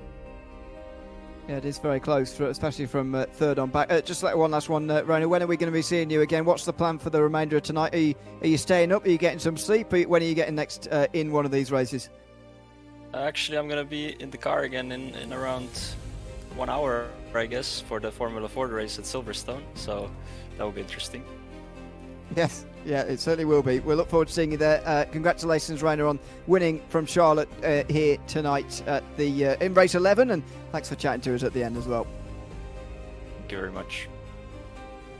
So much. Rainer Talvar, the biggest move forward ever to win a race. I still haven't worked out the best way to say this, but he's done very well. We'll workshop it. We will workshop it. Provisional points. Still waiting, I think, for final penalty points from any protest to be worked through the system, but the reality is pretty clear. Red line in the ascendancy, even with the stumble. First finish outside the top 4, and from a maximum of 550 points, yes, they have dropped a couple more than a couple of hours ago, but regardless, things looking good, Ewan, you would have to say, for Redline, searching for what would be a 4th win in 5 VCO Infinities. Yeah, it would be extraordinary that they could, be so successful in an event that's so unpredictable, you'd say. So many different teams in these races and in these events that just make it extraordinary that they're able to finish up towards the front time and time again. And what I mentioned briefly, sort of the middle of that race, they're so often challenged in these individual races. It's not like they very often running away at the front of the field to win all the races. That's really a rare occasion. If anything, other teams are more likely to do that, in fact. But they're up the front with a different team each time. You look at the 2 races we've done so far. It was Sean Campbell and Gustavo Ariel who were challenging one another for the race victory, and they were miles better than the rest of the field, I think it's fair to say. Yep. And in that race, Matt Caruana and Sebastian Jobe were miles better than the rest of the field. But they're on different teams, Caruana and Campbell. And, it almost feels like the rest of the teams should team together and the Red Line should be going on their own. Because that's the way it feels sometimes with the way they're able to get to the front at every single race. I guess the advantage for Red Line, as much as all our teams have got plenty of quality at the top level of sim racing, when your lineup consists of 3 Porsche Esports Super Cup champions, kind of helps. And Cooper Webster will be jumping into the car next. And you've been commentating a lot on the Radical Esports in the world of iRacing. And this Radical SR10 is a really interesting machine. Our last race in the night. What are we expecting, do you think, as we get ready to see the sunrise? Well, they're going to be able to see where they're going, which is helpful compared to the last race through the infield. But I think, unfortunately, I don't want to put it down on it, the Radical Esports Cup race I can remember from Okayama have been a little bit disappointing on occasion. Oh, no. Now, admittedly, the officials don't have 55 cars in them, and they very, very rarely have people who don't drive the Radicals all the time in them either. So okay. that makes it very, very different. This race is just so different in so many ways. I mean, we did a short race at Charlotte Roval just last night and one earlier today, and it was and they were both completely different, obviously. So this is going to be very different as well. But yeah, it is a strange car to get used to. I don't think it is impossible to get used to, though, and just a little bit of practice in the week. It certainly seemed to me, anyway, looking at the Charlotte Roval race, a little bit of practice in the week, and some of the top guys, the big talents, definitely seem to be up to speed pretty nicely. This Okayama circuit that we'll go racing at. We'll go racing at it again for race 14. I was trying to figure out the best way to say that. We've got Formula Fords at Silverstone to come before the return here with the NASCAR truck machines. I know you're not a golf fan, Ewan, but I've got to say it at some point today. Okayama, formerly known as the TI circuit. Why? TI was the abbreviation of Tanaka International, after the name of the golf club owner. Always find a way to tie motorsports and golf together. Bam, Lewis and McLeod, eat your heart out. It's not even awake to appreciate it, which is the most disappointing thing. But But there you go. No, I'm not a golf fan, as you well know. Spend my time doing other things instead of standing around waiting for somebody else to have their go. Excuse me, Mr. Test cricket fan. That's way more exciting. I mean, you're not getting arguments from me that Test cricket is exciting. But no. Pot, kettle, black. Oh, let's not get there. Qualifying underway, and we looked at the championship points. We'll get more and more of those live point scenarios on your screen the deeper we get into this race. But as we reach the halfway point, it does seem as though the fight will be for second rather than for our championship. Is this the first time that Vitality Sim Racing find themselves at the top of the provisional time sheet? There's still a whole handful of drivers yet to set a time, although I don't think anyone that will challenge for pole position. It's Thibaut Casabon by 12 thousandths of a second. Yeah, Casabon has been strong so far. He did well in the Roval race in the Radicals, actually. Well, he qualified well anyway. He wasn't on pole, but he was on the second row. And unfortunately had an incident which just dropped him a little bit further down for Vitality, who at times have been having a pretty difficult afternoon. But looks like this will indeed be his first pole of VCO Infinity ever. I don't remember seeing Thibaut in any of the VCO Infinities in the past, but maybe I'm misremembering. It's a close qualifying session. I know the track's relatively short, but it's quite technical. And so impressive that everybody's able to run so close. How close will they run when we get the action underway? Our fourth race was here at Okayama with the GTP. That ended up being a fuel save race. These radicals do find themselves having enough capacity to get to the end. You've said that the race you covered in the official iRacing series may be a bit less exciting. I do have to ask, was it at night? No. As I say, there's so many differences. I can't even comprehend. It wasn't at night, no, from what I remember in previous seasons. This is about 2 times as long, nearly 2 times as long than the officials, and as I say, there's nearly 3 times the amount of drivers. I mean, we've rarely touched more than 20 in an officials. The iRacing does restrict them quite to small numbers. So yeah, there's so many different differences between those races and this. Well, let's take a look at the starting grid as we get ready to rumble.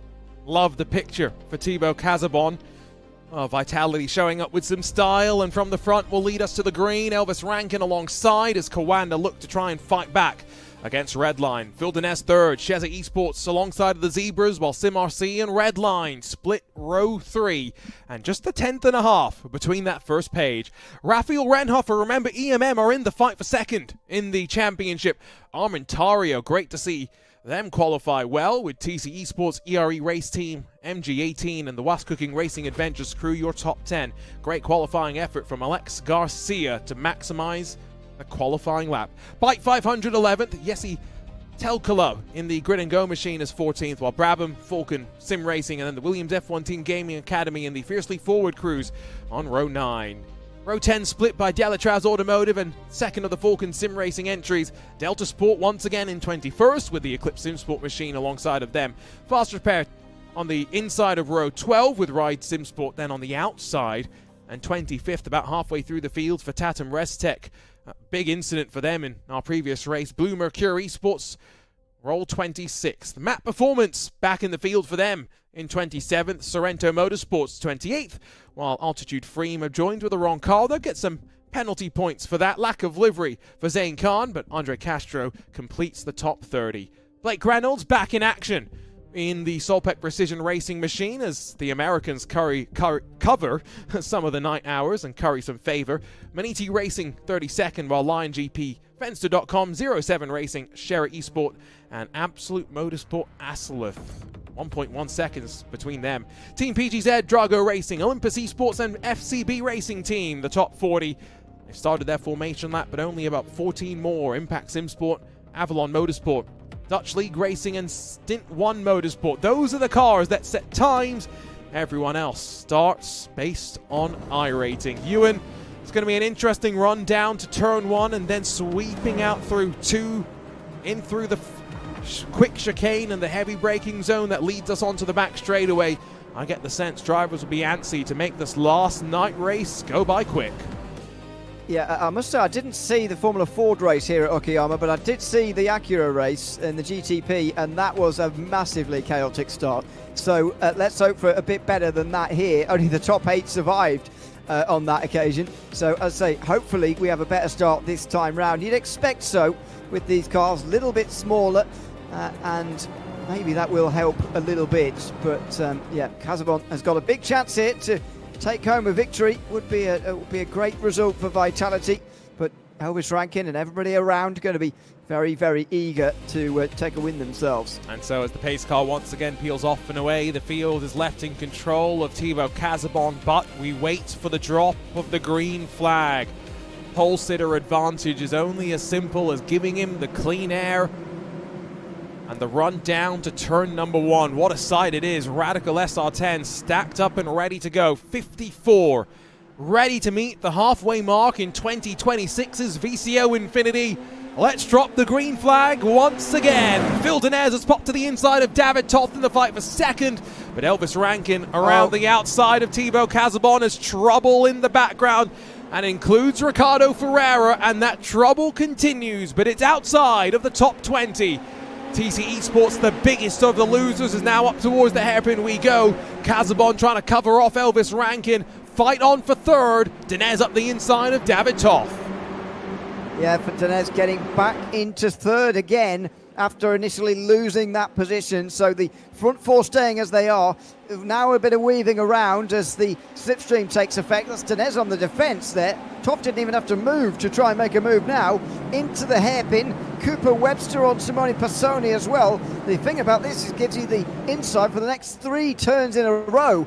And that might well mean that he can hold on here, Cooper Webster, to a 5th position, gaining that place away. It's not over yet. He's still just down the inside, and now he's through. Webster just about clear, and Passoni makes a mistake and goes wide. And well, is that going to be the freight train following through?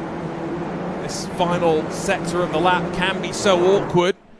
Slightly off camber in places, and there is some trouble in the mid-pack, but the front of the field is going to navigate through safely and end lap 1. Remember, there's no fuel saving needed, there's no fuel stop needed in this car either.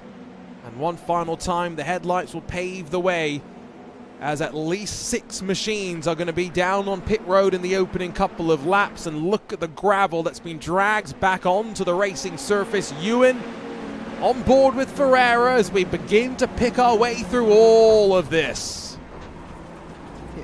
Who was that? Was that Webster who sideswiped him there? I think that might have red been and black car to me. The MG18 machine, I think, was the one actually. Was it? Yeah, you're probably right. It did feel a little bit far down for it to be Webster, and you're just a passenger. You cannot be avoided by everybody. It wasn't as bad as the Acura race, but there were quite a few off in towards turn number 1. And look at the way they have to pick themselves through. Now you understand why they have so much gravel on the racetrack when these guys turned up again for the start of laps 2. Absolutely. At the front of the field, it's still Casabon that paces them. A leading train that effectively extends all the way back to 31st position right now. Elvis Rankin has got to be careful because David Toth is hungry. We jump on board with the Sheza Esports machine. You know just how much speed this team can have. They have not put it together. And another driver who is in a very dark and dimly lit room that would give Ewan and myself headaches for the rest of the week. Thankfully it's Sunday, yeah. But yeah, dear oh dear, it's amazing, isn't it, the way different people's brains work like that. But yeah, absolutely locked into those 2 up in front and focusing in at the moment. As you say, not quite showing their speed so far in this race, but in individual races they can definitely get up there. Rankin communicating very regularly with his kind of teammates, maybe saying, I'm going to go for this down the inside of Casabon. And Casabon doesn't really fight too much, but as they exit off the corner, almost 3 wide, Rankin now has to watch for Toth. It's a 5-car breakaway that's starting to build. Cooper Webster in the pack as well. So remember, Redline versus Kawanda, not really minimizing or maximizing, I should say, any points advantage is the purple and orange in this particular race. Webster's done a good job of navigating this start as the edge of the top 10 begins to start to fall away and starting to trip over one another. I think some lap traffic playing its part here too.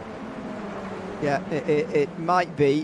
Whenever you have a car towing back to pit lane and getting a fast repair, they drop a lap, but they drop almost exactly a lap, and so they do drop right into the middle of the lead lap drivers. A bit of a downside of the system, the way it works, but anyway, that's to be dealt with by those a little bit further down. The leaders, the top 6 or so, are absolutely clear of this, but this is a theme of radical racing in the SR10s.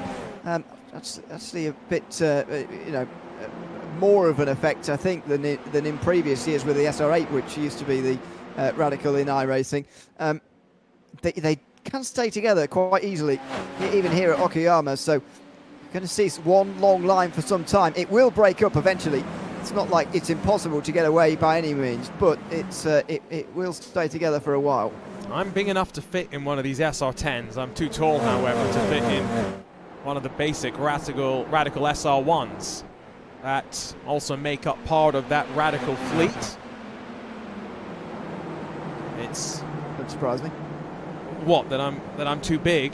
That you're too... yeah, well, I'm surprised you're not too tall for this, actually, as well, but there you go. Yeah, well, you know, if the market's there for a race car that caters to the taller amongst us, you know, we'll find it in the big and tall section. Live points on the top right of your screen showing that not really much movement between those in the front 4. They're all running inside of, well, the top 5 for the time being. Only David Toth and Sheza Esports a little bit further down in the playing field, but again, only 4 points off BS Plus competition as things run right now. It's Jesse Teukala, the grid and go machine down in 12th, that really is going to need to try and grab some more points. Or is that actually the other grid and go car? Yeah, 21 points. Sean Campbell all the way down in 30th. Yeah, a long way down, and hasn't got any damage on at the moment, but yeah, that's a long way down. I was going to say that the impressive thing about that order there is the way that BS Competition and Shezia are suddenly in the conversation for a top 3, or certainly a 4th place. BS Competition up to 4th with the results going the way currently. The other grid and go team with Teukala currently at the wheel, not been having a particularly great time of things. They're 26th at the moment in the points. The last time, well, they haven't finished in the top 10. They've only finished once in the top 15 in this entire race. So the other team have been having a disaster, really, but Teukala looking for their best result. On board with Dinez as we cycle through some of these drivers. Not much action. 7 minutes into this race. Does feel as though you and I will have a chance to go into full podcast mode and break out the rhythm, but if anyone's... Sorry, go ahead. Sorry, I was going to just say, I'm not sure it's going to be quite as single file as it looks at the moment. I think Rankin wants to lead at the moment, and that's what so much discussion with his teammates is all about. And remember, he had that failed attempt to get past Kazabon earlier, but it was failed because of his own over-exuberance, not because he couldn't get past. So I'm not so sure. Well, for Phil Dinez, what I was going to say is if you're struggling with internet options and thinking maybe something like Starlink is your final resort, well, Phil Dinez racing on Starlink and sending us that webcam as well. Stable enough as Rankin does indeed look to try and hit the front finally as we sit on board with Cooper Webster. Oh, he's got a great perspective of Dinez trying to peel David Toth off the apex of 6. Bit of a hip and shoulder check there, not quite contact, but a little bit of mental mind games as Dinez tries to use the force to open a door that Cooper Webster will try and follow through as well. Raphael Rettenhofer has made it 6 in contention at the front. And don't count out ERE Race Esport Team, SimRC, MG18 and the Falcon team that round out the top 10. I'm glad you said it's mental mind games, because physical mind games are not something I want to see taking part, to be honest, on the racetrack. That would be a bit grisly. But Top there was in the awkward position of wanting to defend from Dinez, but also then actually let him pass so that he could defend from Webster. In the end, he decided, and he was right, that braking late on the outside there of that hairpin through turn 8 was the best way to defend the place, and it was successful. So at least he keeps 4th, but that's what I mean about this, that there being sort of movement, I think, just a little bit generally throughout the race. I think Rankin wants to lead here, but Casabon, well, we'll see this time round, see his expression on the way in towards the hairpin at the end of the back straight. Is he happy to sit here for another half an hour in second place and wait, or does he want to lead again? He's staying behind for now, but that was very close into the hairpin. Yeah, almost checked up the group, and we got away with one, no question about that. Telkala fighting with Armentario, 11th and 12th positions. There's a three-way tussle for 18th spot, make that 17th behind Andre Castro, Maxime Naz, Samuel Vila, and Zain Khan. Remember, Zain Khan joined with the wrong team, so that Altitude Freeing crew are going to get a penalty point at the end of this race, or a set of penalty points. Zain Khan slides through there and makes the move on the Absolute Motorsport crew. Sorry, there's something, I shouldn't laugh really, but there's something funny about an event like this, joining with the wrong team. But anyway, sorry, I shouldn't laugh, as I say. But yeah, this is one of those groups further down where it might be a bit more lively. This might be where we get a bit more action. If the front of the race is, as you suspect, going to go into this pattern of a lull through the next 20 minutes, certainly, then this is a part of the field where certainly it won't. And that's a positive about here, I think, is that the groups are staying quite close together and they're not all fighting for the lead. So these guys are much more interested in battling away. And just a reminder, if you're watching on YouTube, at the end of this race, we'll be switching over to part 3, so just keep that in mind. Through the hairpin, there is some chopping and changing. Dinez peels Casabon away from second, and now David Toth still vulnerable to Cooper Webster for red line. Rankin breaking clear at the front of the field as we once again on the brakes in towards Redmond. Series of switchback hairpins. Webster now tucked back in behind the Hungarian, and I think officially you can say Jeremy Lafile has filed in at the back of this train and will latch on Simone Passoni potentially as well. Rankin within 7/10 of Dinez, who's got the bit between his teeth to close up to the leader. Yeah, as Will Chadwick was pointing out when we were doing the Charlotte Roval race earlier, this drop-off between there being sort of 8/10 of a second and even sort of 9/10, to be honest, in terms of the slipstream, it's quite steep, it seems to be, in these cars, and it's one of those circuits again where you can stay quite close with the draft. So it seems that Lafile just needs to be a little bit closer before he can properly say he's part of this group, and Passoni the same. And Elvis Rankin is quite actually close, maybe closer than you think, to actually getting clear of this group completely. Phil Dinez not that far behind, as Renhofer there had a look down the inside of Casabon. He's clearly fiddling with something. Just as he comes down the back straight, now he can focus on the pass. Casabon forced to go on the defensive after an error on the previous lap and letting the lead go 2 laps before that, suddenly down to 5th. Cambered in is the hairpin at turn 5. Does allow you to run the tighter line and carry the speed through without too much of a compromise. That's what's holding up this gaggle behind Samuel Villa. Zain Khan trying to skip up the road in front.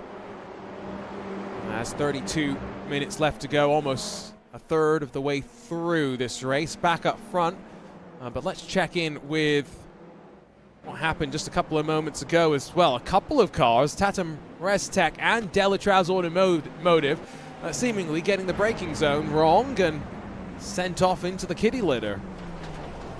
Yeah, it's the driver in front of you does it, then you're very encouraged to go on and do it as well, it seems. And they both make the same error coming down into that hairpin there, which is well, I'd say expected really when you're following somebody in so closely. They've brought Rankin back again, so he was so close to getting away there at about 8/10 of a second, but they've properly brought him back. This is still a big fight for the race lead. At no point are we going to say this fight is done. We are just aware that the fight might be dragging on, and our next race will see a set of pit stops in the Formula Ford at Silverstone. Pit stop strategy has been vital in those races, deciding how much fuel you need to put in. The later you stop, the more confidence you have in having saved your fuel and having a full burn number to the end. And then after that, the NASCAR truck at Okayama will also see a pit stop because we've capped the fuel at 80%, basically to make sure there's no fuel saving for 45 minutes. We're trying to guarantee a little bit of action, but Ewan, that does not mean that they will try and do their fuel saving still and minimize the time in pit lane. Well, exactly.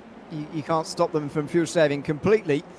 You can, in effect, force them to make a pit stop, though, by putting those fuel restrictions on. I wanted to ask, by the way, you mentioned the bump drafting rules in the previous race. Does that apply to every car, including Yes. the trucks?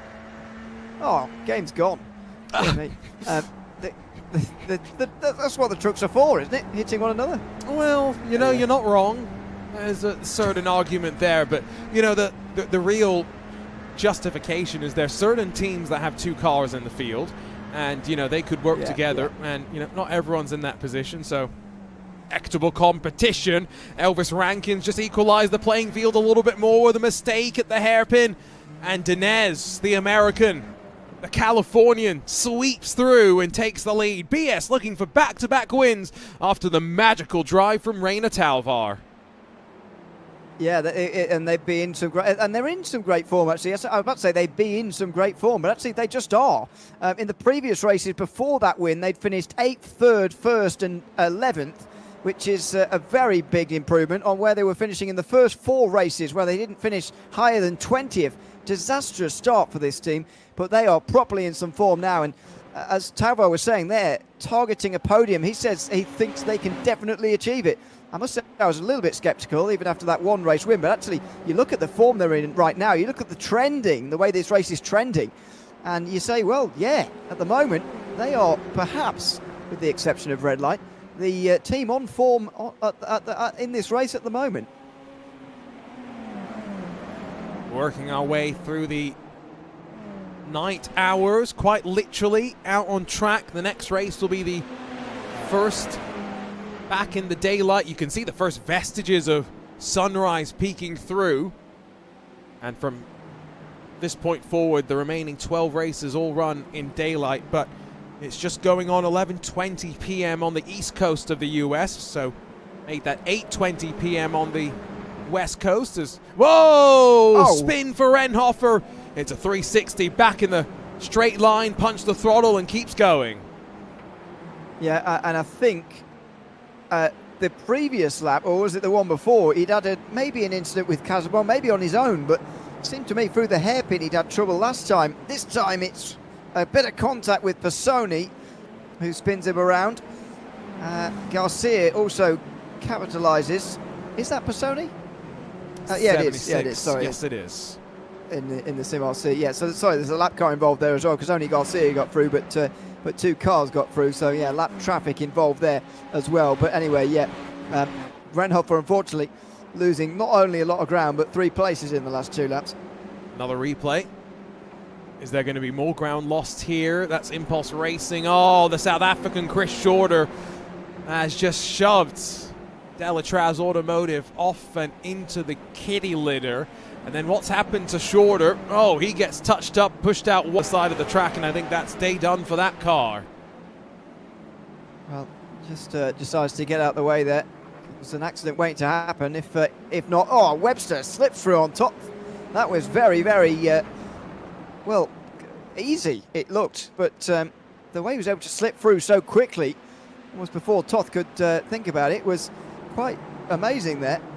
And so Webster's up into the top 3. And going back to the conversation on time of day, 11:20ish p.m. on the east coast of the US. It's 3 p.m. or so in parts of Australia, and so you can see the brightness behind Cooper Webster. He's carrying these night hours while the likes of Diogo Pinto potentially get a couple of hours of sleep. Ewan, what time is it for you right now? It's 20 past 4 now. I think Webster's in Victoria, isn't it? I think it's 20 past 3 in the afternoon in Australia. Prime time at the moment. Definitely not prime time for you. You are working the night hours, and a good slog to say the least. But glad that We have tall and short together here with 2 more hours, 2 more races to come before we welcome back in Lewis McLeod, fresh off a nap.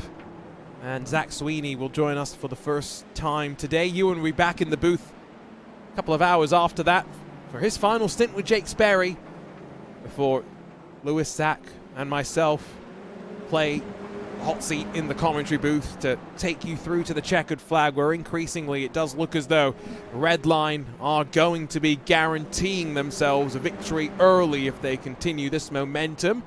Blue Mercure, Ethan Bernard jump in front of Jesse Telkula. Remember, the other of the grid and go machines, not the one that's nestled in the top 10 in the live points, which you see on the right side of your screen. Redline 60 points in the clear. Yeah, it's an ever-increasing gap, although they are losing a point at the moment in the standings in this race. On screen, by the way, Telkula getting down the inside of Ethan Bernard there into the final turn, and so he's now got no speed. Raphael Renhofer's looking to regain these places for EMM, looking on the outside line. EMM 64 points in front of BS Competition in a fight for third place, now 32 behind Coanda, but 25% of that is being created in this race, so it is much closer for second than I think we've probably realised. Look at that, through the mountains that nestle around this Okayama circuit. The night is quickly being replaced with the first glimpse of the sunrise. What a glorious sight for the drivers and for the teams, although it's a rather cruel sunrise in many ways, with still 12 hours of racing to go. At a Daytona, sunrise around 7 a.m. Checkered flag drops around 1 p.m., so 6 or 7 hours. This is a lot more close to a Spa, where sunrise can be, 5, 6 in the morning, and the checkered flag doesn't drop for another 11 or so hours after that, 5 in the afternoon. There is a long way still left to go, but it's Phil Denez pacing the field after slipping past Elvis Rankin, closing on half race distance in race 12.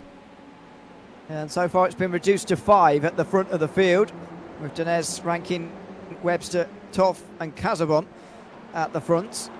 But there's still more than half of this race remaining, so lots and lots of time for things to change here, and the jockeying for position will start in the not too distant future for those last laps. It's not one of those racetracks where you want to be second going on to the last lap for definite. You might do, but it's not quite as easy of a pass as that. So there's going to be some jockeying for position, I think, in the next 10 to 15 minutes before those final 8 to 10, where we decide the winner here of race 12. The conditions 20 to 5 in the morning, but it is the middle of May, so that's why the sun's already coming up here. In the UK, we're hours away from any sign of life. That is for sure. Still in the middle of February, although daylight slowly coming towards us quickly, which does mean that in the next, I think, month or so, the month of February, we get another 40-odd minutes of daylight to go and play golf. Woo. Oh, let's go! Oh, I slipped that one through and didn't even get the reaction. Oh, I know Lewis McLeod, me and him together in the last 2 hours will be salivating over that extra time to go and hit some balls. Nice, that's good. Yeah, I mean, that's not what I would use it for. I mean, I saw a thing the other day, it was a couple of weeks ago, but something that says the sun's now not going to set before 5 p.m. until October again, and I got very excited, I must admit. Oh, me too. Golf, perfect. Not for golf, I didn't get excited, just for my own health. Oh, yes. Well, as someone who grew up on the equator for the majority of their life, oh, that's a great camera shot of some trees. It's grass. Was that grass? That's a big... That was very long grass. Let's get someone get a mower. I know. Get Tony Kanaan and his lawnmower services and the IndyCar out. Yeah, someone who grew up on the equator, I did not really comprehend the power of seasonal depression. It is nice having a bit more daylight. Blue Mercure hoping for the daylight to give them some good results. EMM, Raphael Renhofer dropping back in proceedings. I wonder if there's a bit of damage on that car that's holding him up. Any aero damage can really hurt the handling of the car. You're reliant on that default configuration. Telkola, Armentario tucked in behind in this fight for 9th. Yeah, it's some, you know, I might be being unfair by saying surprising teams in here, but, you know, there are definitely some big results happening here in race 12 for a few of these. I mentioned the Grid and Go team of Telkola, the other car doing okay, but they've not finished in the top 10 yet in any of these races so far today. Armentario haven't finished inside the top 15 yet, and hopefully for their sake they can get on and do it, because they're down in 40th place in the points. They're not exactly going to get a big result out of this, but it's about these individual races as well. It gives you 24 opportunities to go and have a good showing at the front as well for some of these smaller teams, and I think Armentario knocking on the door of a top 10 is very impressive. And you get an opportunity to reset every hour, right? If you get tangled up in one of the many lap 1 incidents, which that's a talking point in and of itself, the maybe increased mess that we've seen on lap 1, maybe attribute that partly to increased car count, you know, biggest Infinity we've seen with 55 on track. Maybe attribute that a little bit to impatience on various race starts. Maybe also just some of the combinations don't lend themselves to clean turn 1s. We don't have Monza, no. Instead, we've got Fuji. It is quite a quite a rude awakening. And indeed it was. Sorry, in race 1 I was watching. That was quite a combination to start with, by the way. The trucks at Fuji for that run down in towards turn 1, for that big stop on the hairpin, and it was a good way to start. But right from the very beginning, Redline were taking control really of this VCO Infinity, and they have been ever since. See whether they can go on and win race 12 here, or whether it's going to be somebody else. You get the feeling Rankin wants to come back through again, and here he goes. Yeah, patience worn thin. 19 minutes left on the clock at the time of the move. Webster not alongside to take advantage, although it is 4 now, with Thibaut Casabon slowly dropping and fading away. Wonder if that's a bit of the tire usage playing its part. Yes, cool track conditions are ideal for grip, but the balance on these cars, Ewan, it is ultimately a prototype. The way Radical and Tom Drewer introduced these cars to me was slicks and wings is kind of what the pathway of Radical introduces drivers to. Lots of downforce, lots of grip, but when that goes away, boy, it goes away quickly. It's a good balance, I feel. Sometimes I have a hard time categorising it almost. I suppose that's the sort of aim, isn't it? Just make it very, very unique, and I do like that. It's also got a great community in iRacing as the Radicals. Racing, obviously, in the officials, very well populated, but also in various leagues down the different evenings. You can race in as well for slightly longer races, a bit like this one, 45 minutes in length, because the officials are very short. It is always good racing. I mean, there can be a lot of waiting around, like what we're seeing here. Can be difficult to overtake in certain circuits, but so far in this race, it's been tension building to the finish. Fierce competition under pressure again here, though, with Cooper Webster trying to take second. Not ideal that Dinez is blinking out slightly. Webster's taken advantage and slipped through. David Toth wisely leaving a car's width and not forcing the issue there as Dinez re-emerges into reality, albeit virtual reality, and holds on to a spot on the podium. Bit of a wiggle as the rear end tries to protest as Powell put down. And now 8/10 the advantage. Rankin building up a buffer through all of that. Maybe another 13 or so laps to go. 17 odd minutes left to run. And now Cooper Webster trying to chase down Rankin, albeit not having to make the move, as Coanda Esports, remember, not really making inroads in the championship fight. Yeah, it would only be a couple of points at this stage, and with still 12 races to go at the end of this one and a 60-point advantage, they only need to be within 5 of Coanda in each race to win VCO Infinity, even from now.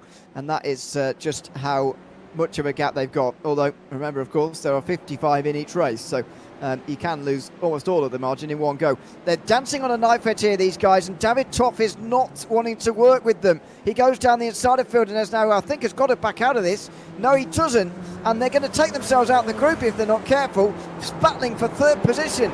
If they want to win, this is needless, completely needless. Outside for Toff, and he's going to get through, but they're potentially throwing away their chances of winning. I think they realised that eventually. Dines compromised as well on the exit from Piper at turn 7. This is one of those tracks that is quite nice. Not only does it have lots of corner names, but the track map still defines relatively sensible corner numbers. The only objection that I'm raising with the track map in front of me, the first and last corners, Ewan, that's literally their names on the track map. First corner and last corner. Yeah, I know some people will enjoy the simplicity of that. I'm not sure I quite like that. You know, I like something interesting to be naming the corners, to be honest. Is there a corner around here called Hairpin, or is that somewhere else? No, you're right. Turn 5 is the hairpin, but every other corner on the lap has got a proper name. Yeah. Not that I quite understand who all the people are, but you know, why is that? First and last corner, and then hairpin. They run out of names, I suppose. No, they just call it turn 1. They just haven't figured out who to name the corner after yet. They Yes. are thinking ahead. Big brain planning by those working on corner names at the Okayama circuit management. They've kept themselves with three. Make it sound like there's a board of executives. Exactly. Oh, they have a council specifically for track naming. No, but you know, this could just. We should make one. I mean, we have joked around about building a track map service that goes around and consults with various tracks, and we'll start with Road America. You need our services most of all. Okay. And can I then go to Road Atlanta? I'd like to go and sort them out, if I'm honest. Yeah, but Road Atlanta isn't too bad. Like, it's quite bad. I agree, it is bad, but it's not as bad. I mean, Road America is just obnoxiously bad. And so we'll start there. Traffic for a moment, sorry you, and I thought was about to separate these four out a little bit more, and it has. About 7/10 now between each of those podium spots with 13 laps to go. And I don't think there's any settling back now and waiting. These drivers are all pushing to the limit. No, there definitely isn't any waiting any longer. You've got to go for it. You've got to push on. You've got to try and get what you can from the remaining 13 minutes. I think that basically also there's not going to be enough time left for waiting anymore when they eventually make the gaps up. Look at that. Renhofer and Tokala way too deep on the brakes. And Ethan Bernard moving up into ninth, or at least keeping ninth. Nikolai Pedersen then catches up as a result. And not only do you run wide there anyway through turn 5, bad enough, but all that gravel on the outside just makes it a whole lot worse. Last race, attrition was such a big factor that, well, we had basically about 20 cars cross the line and actually finish the race. This has been a lot better. Yes, we had about 6 cars tangled up in lap 1 incidents. Outside of that, only a handful, maybe 10, have been required to head down to pit lane at some point or another. Tell you what, we may end this race with sufficient sunlight to really not be reliant on the headlights. They will still stay on. Drivers don't control them. The iRacing system controls them. One driver does not have headlights. That's a simple way of removing iRacing's control over whether your headlights work or not. Well, indeed, yeah. But thankfully, unlike in some previous occasions in the last 5 hours or so, they can see where they're going now. As you say, this has really been a sunrise race rather than a fully night race, I would argue, because I mean, they can see where they're going anyway now without the help of these headlights. But it's not going to be a factor of thinking for these drivers at the front.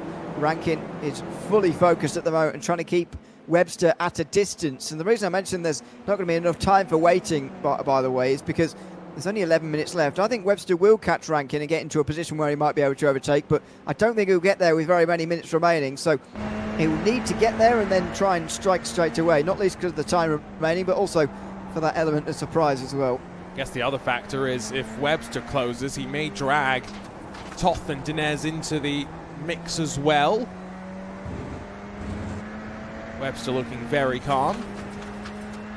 Elvis Rankin based out of the UK for the last couple of years, so might be ready for a bit of a sleep after this. He's done races in GTPs, but that's one of the rules in Infinity, is that you have to race in at least 2 different cars. You only have to do 1 race in each of those cars, but if you want to be part of the maximum 5-driver roster, then, well, commit to driving 2 of the very different machines we have on offer.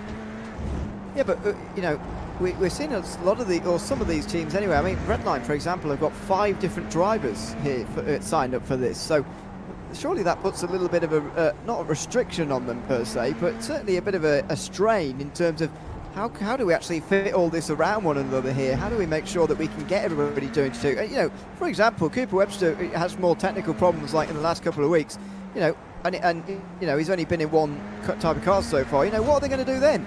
You know, I think they seem to be taking a slight risk with having so many drivers for this race. Well,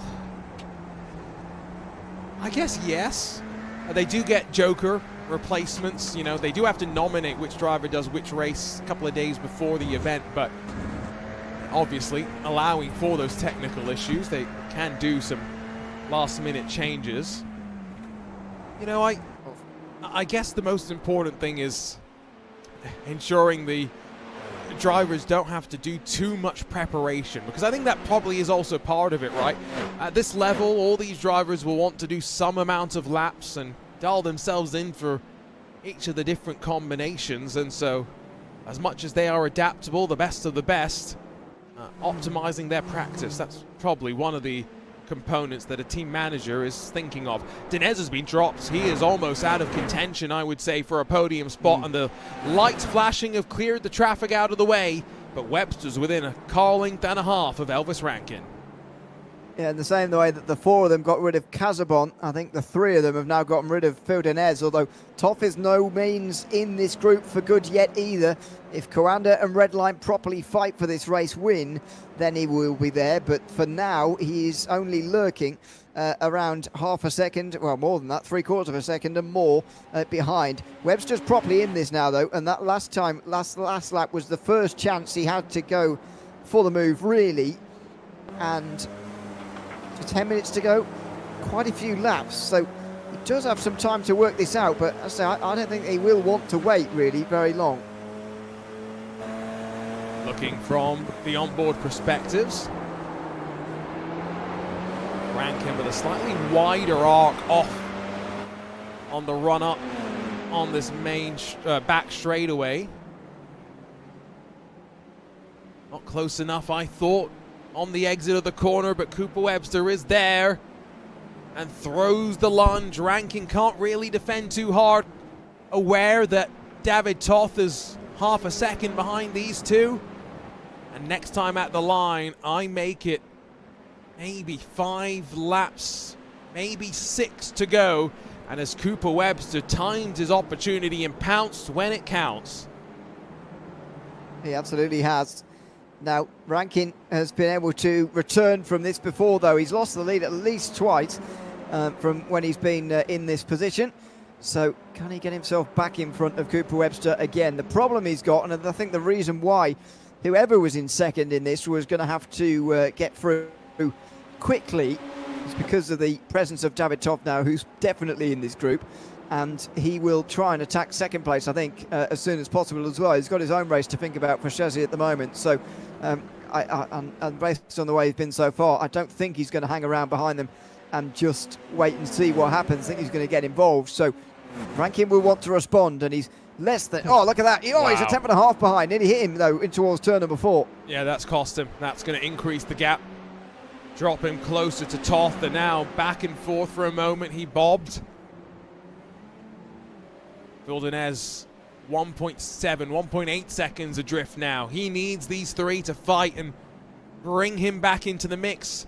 At that point, Thibaut Casabon is probably hungry as well, sitting in no man's land for the last 20-odd minutes or so as this final of our night races, the sun continues to rise, and Cooper Webster is now 5-odd car lengths in the clear, and Rankin is all over the shop right now. That car is using as much track as Rankin can find, and it's not looking quick, sliding off the switchback hairpins.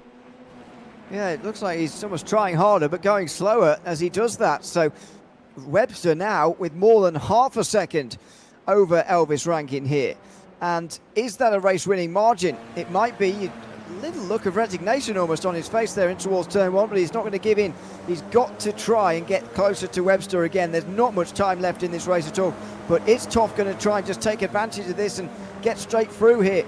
There's definitely an opportunity for him to get into second.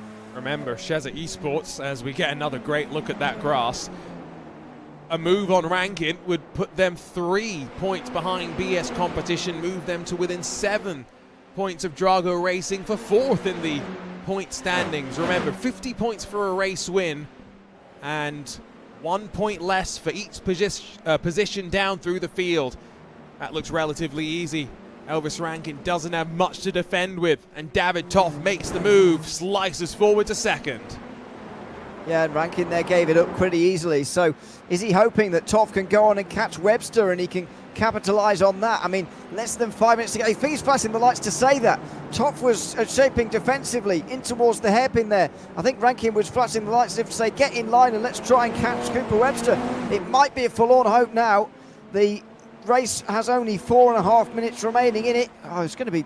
Why is it always close? I don't know why. It's going to be, I think, maybe 4 laps to go, actually. They might squeeze another one in. Cross the line with 4:15. Yeah, I think we get 4. I think we get that extra lap.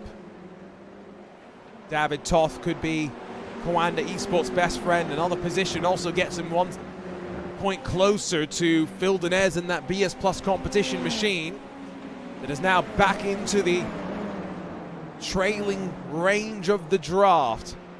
Elvis Rankin hoping that David Toth can move his way forward. Let's check in with some of the other fights though very quickly. Ewan fight for 9th, still behind Rafi Orenhofer as Blue Mercure, Grid and Go and Falcon Sim Racing try to hunt. Yeah, and Ontario just in behind as well, on for their best result of the race so far, as are Grid and Go, potentially for their first top 10 if they can get in front of VMM and Rafael Renhofer or Bernard actually in towards the hairpin, and no move this time. It's been a group that's been going on for quite some time actually. They're just in the back end of the top 10. 07 Racing, Absolute Motorsport, Astolyth, another one of our little battle packs in these final stages. Matteo Blotto, Samuel Villa on the outside, and Blotto now left on the wrong side of the track in through turn 6, but look at the confidence. He sent that speed, trusted the downforce of the car, but the long way around puts you still on the wrong line, heading up to the first of the hairpins. Great fight going on here for 19th position, but finally the white, black and red machine slips through and holds on to the spot. Up front, leaders have crossed the line once again. Margin 7/10 as they work onto the backstretch. I'm not sure this is coming down enough here. A flash of the lights from Webster. He understands the importance of this. I think that's a response from the lap car, as if to say, well, I'm not really sure. I always wonder what they're saying, whether that's a stop flashing me, I know what I'm doing, or it is okay, I've seen you, I'm going to let you through in a moment. But Cooper Webster will want that lap car to get out the way pretty quickly, and maybe it's not happening quite as quickly as he would like here. Toff is going to close as a result, and yeah, that lap car has said, no, I'm not going to listen to you, thanks very much, you've got to work your way past. Deep in towards the hairpin, and now what about in front of Toff? Is it going to get in the way again? Is this going to seal it, maybe? The gap's already 2/3 of a second, and I think this will do it. Traffic has not necessarily always been easy, and yeah, on the racing line, as you should, make the faster car go the long way around. Elvis Rankin, I think, is asking for a little bit of help down to turn 1. Is he going to send and commit? Yes, he will. Trust the downforce, but the gap has crucially opened up that little bit more. And with 2 laps to go, 8/10 the buffer. Cooper Webster, one hand on the victory, you'd have to say. And so another look at how the points will be reflected. Of course, with race control intervention still to change, but Redline dropping nothing in this particular event. And their points lead will be 63 over Coanda Esports. Yeah, that's an absolutely massive advantage to have here. Is it going to be 62 as Rankin attacks David Toff now? Chesney having one of their better performances, by the way. You can see them moving up to 6th place with this. Even if they lose this position, close, very close. But Toff around the outside will stay in front. And what's that slow lap car there on the inside line again there, right in front of these guys. So not getting the best run through traffic in the last couple of laps. Yeah, that's the other thing, given, you know, not many actually finished the race last time out. More drivers on track, more traffic. It's going to be close, but I think we will see the white flag, not the checkered flag, as Cooper Webster dances out of the final corner. Seconds tick away. And what could have been the checkered is indeed the white. We get one final lap, one more opportunity for Elvis Rankin to find a way through, as the sun is well and truly among us here in VCO Infinity.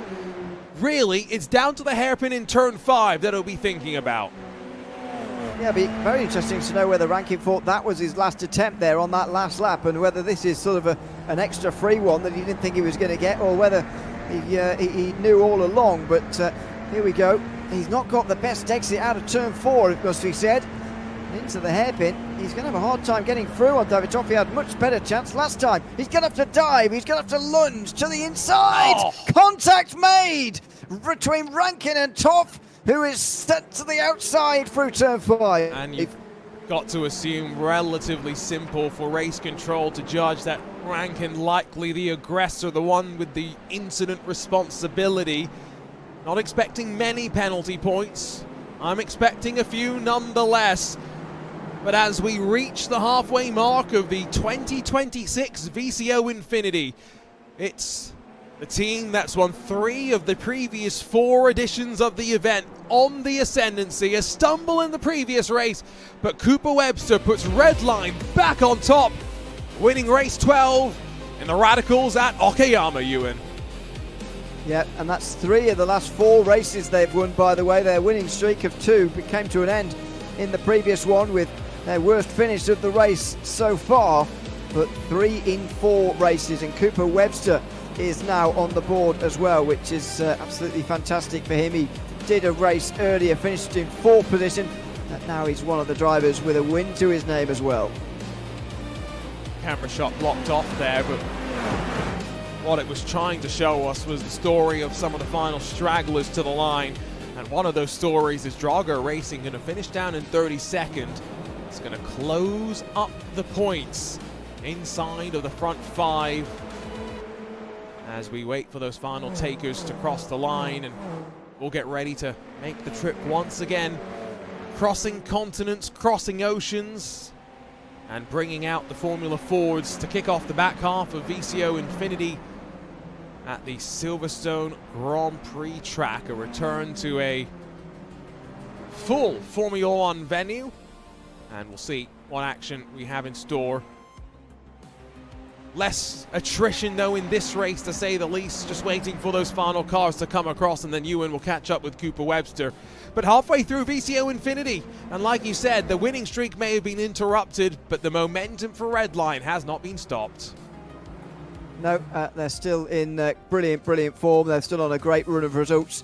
Apart from them, you do have likes of PS Competition and so on getting on some good runs as well, but unfortunately just in these last couple of hours, Coanda has started to slip away, and it's that previous race at Charlotte which is really starting to hurt them. So a quick look at the results. Penalty points, of course, to be added on top of this, but Webster from Rankin, the aggression from Coanda Esports, get them past David Toth and Sheza.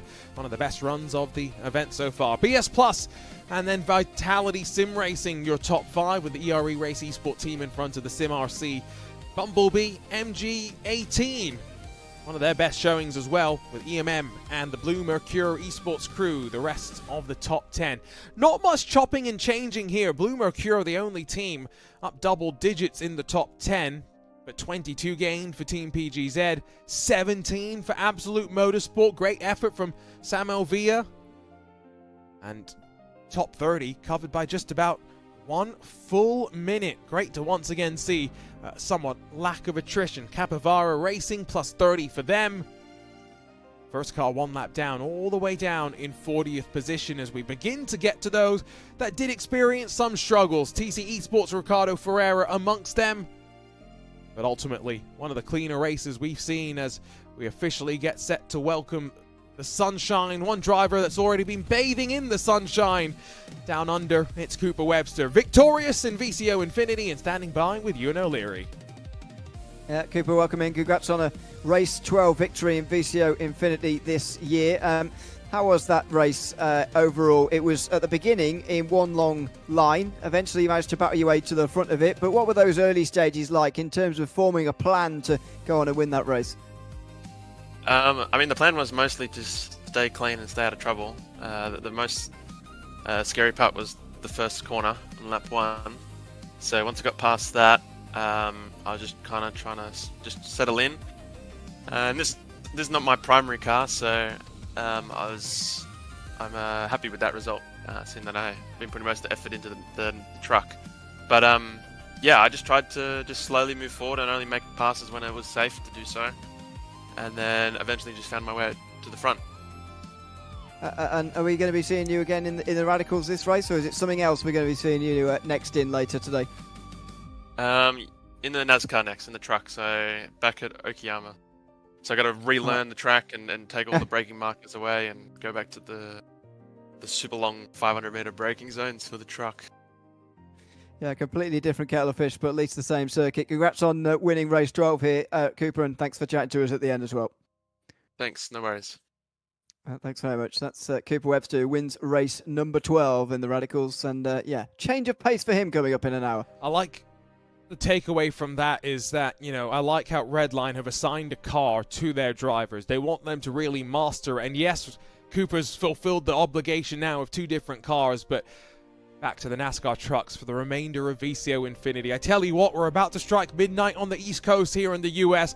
That's about our time to cut over to another YouTube feed. So if you're watching on YouTube, RaceSpotTV, VCO Esports, get ready to click over to part 3. You're watching on Twitch, you won't have to click a button. Sit back and relax. More racing to come on VCO Esports when we return.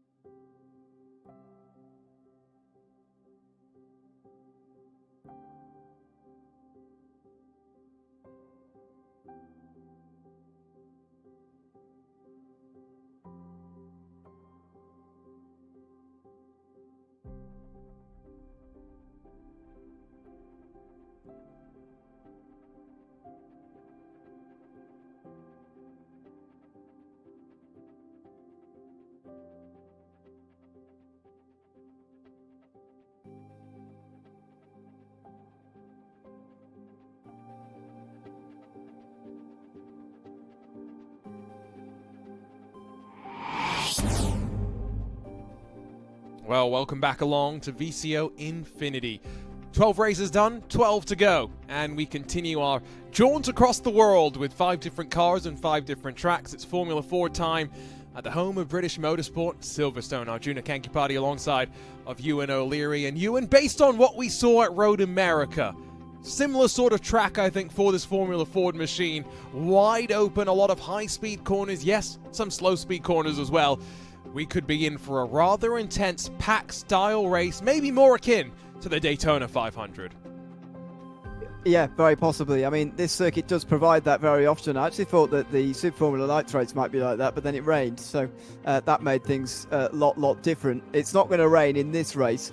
It is one of the, well, it is the first we've got properly in the daylight from the beginning to the end as well after the night period. So normally, we always talk about 24-hour races. You're looking towards the end. You're looking for those final few hours, but we're absolutely not here. We're only halfway through this event for this year. And again, back into the daylight we send our drivers. They have survived the night. We do have some more rain to come. That is not the last of the moisture that they will be dealing with. Qualifying will draw to a close, and well, how important is qualifying?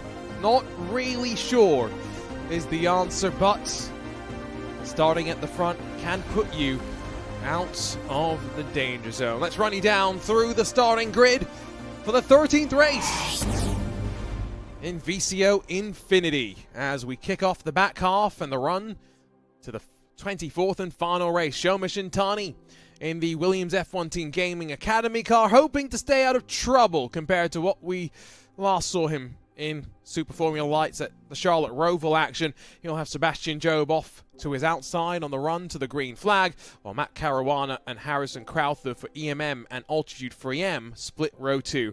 Dan Amor for Coanda alongside of the BS Plus hybrid machine, and then Byte 500 Team PGZ. Deltraz Automotive, watch for Connor Jopp. He was quick in this car at Road America, and Matt Performance, your top 10. TC Esports and Maniti Racing, 11th and 12th positions with 07 Racing. 13th, Sheza Esports 14th after a great run from David Toth. Falcon Sim Racing, BS Plus competition. Watch for Reina Talvar after gaining 44 positions to win in that Super Formula Lights race at the Roval. Romanidis, Mamasi for Drago and Grid and Go, then split row 9. Thomas Eng Sim Racing, Jamie Hopper led at Road America in this car. He'll have Fraser Williamson to his outside to bookend row 10, excuse me. Fast Repair Motorsports and Olympus Esports then behind, while Stint 1 Motorsports, gridandgo.com, and then Impulse Racing, Falcon Sim Racing, Sorrento Motorsports, the Ride Sim Sport machine, and then Movano and Eclipse Sim Sport, your top 30. Still plenty of cars with times on the board as you get down to the ERE race team, Esport team, Absolute Motorsport, Aslith, Solpec Precision Racing. Although they've joined with the wrong car, they'll get a couple of penalty points for that.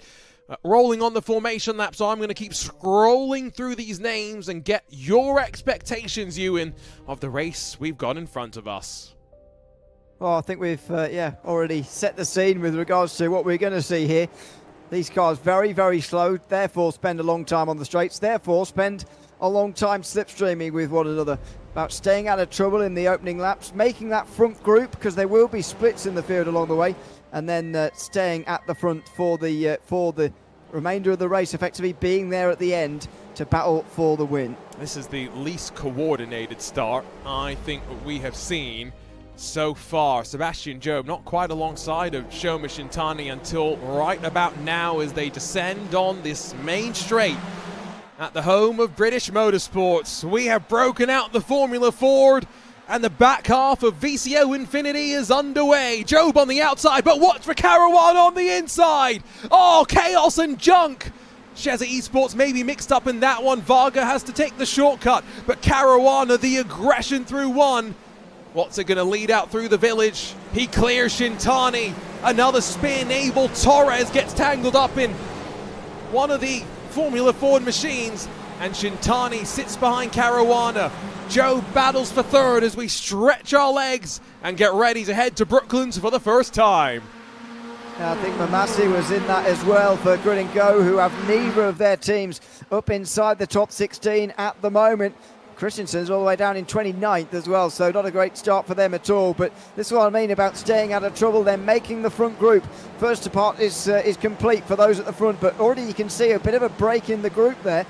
It will break apart further than that, but yes, it will be about making this front group for the moment as it all settles down as we get on with this race. Another aggressive start, another race where as many as 11 cars have meatball flags, and that includes the likes of Sam Ward for PGZ, who qualified so well.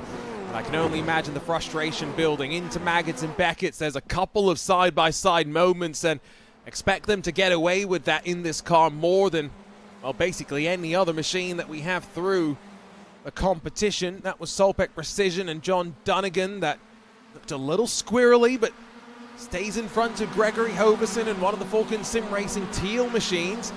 It is Matt Caruana after the bold move into the opening corner to slice to the inside. He's gone from third to first, Shintani Budzinski behind. But we will see a pit stop in this race. They are required, given the limited fuel tank in this car, to return to pit lane and top it off at some point.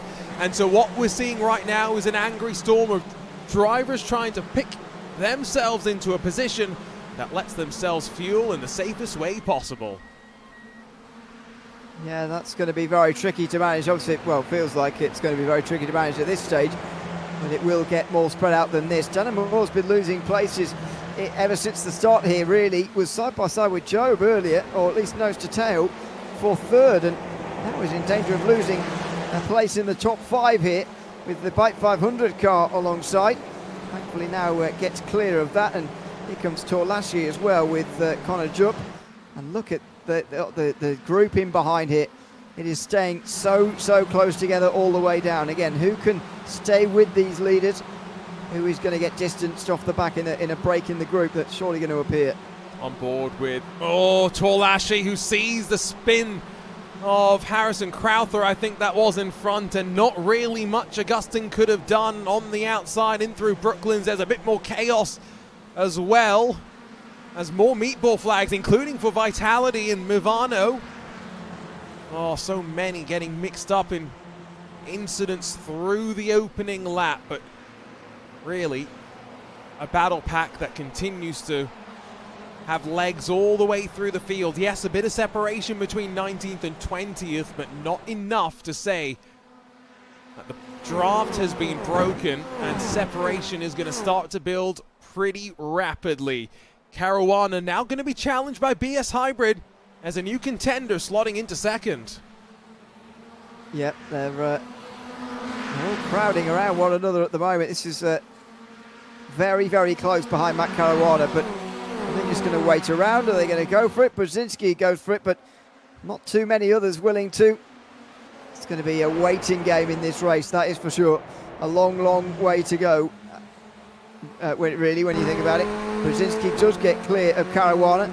Shintani looks for the space on the right-hand side. Job, I think, looking for some space just to survive here on the left, although he does go down the inside of Shintani now. They're far by side for third, then to get back into line again. Dana Moore not interested in capitalising, so they come across the line again. And what is it? We'd say probably 10 in the front group now. If I'm Sebastian Job, and well, I could be a lot more talented.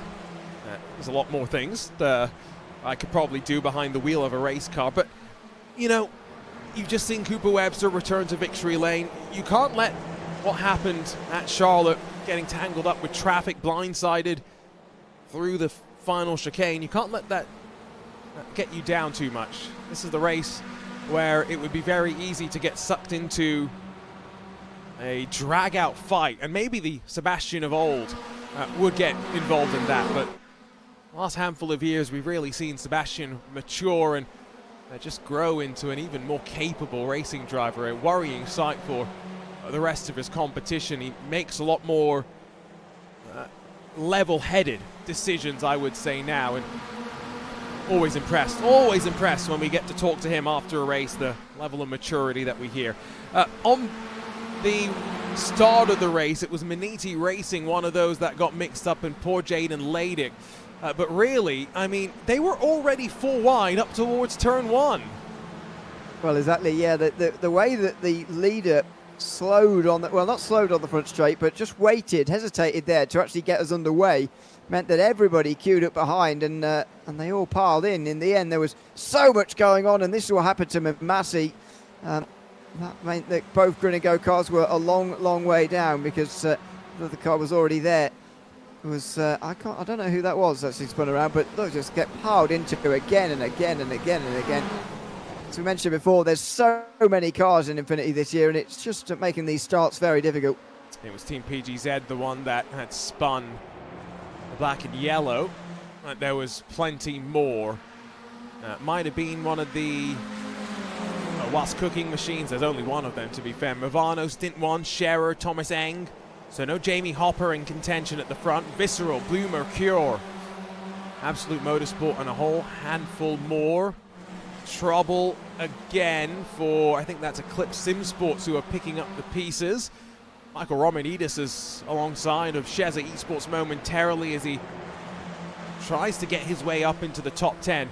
It is now 11 cars, though, in this leading queue, and we are starting to see the separation building behind as only about 8 minutes complete in this race. Yeah, indeed.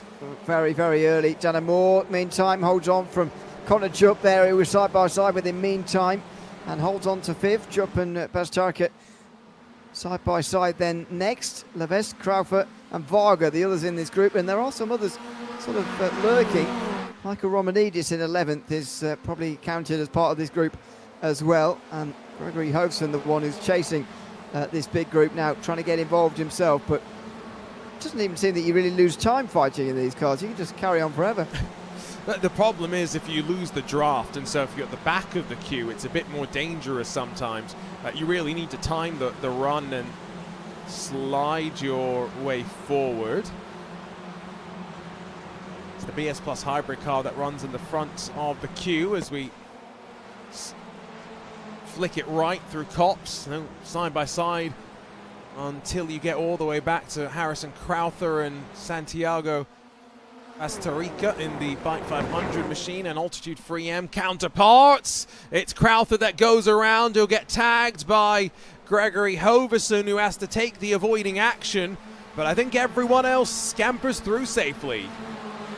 I thought that was Levesque, Guillaume Levesque, who made the contact and has skipped through the S's. It looks like Hovson's actually caught up to the group, so we've lost 2 but gained 1, so still 10 at the front, although those 3 at the back are in danger. This will help though, side by side, and Moore goes past Job as well as Coanda try and get in front of Team Redline and try and take some points away from them, some much needed points away from them as well indeed, in the battle for VCO Infinity title. Through the chicane they survive, but Danamore does get the place. This is the run on board with Levesque. You are correct. He is the one that tags the back of Harrison Crowther. Rainer Talvar is just headed into pit lane, so that's an interesting call. He doesn't have a meatball.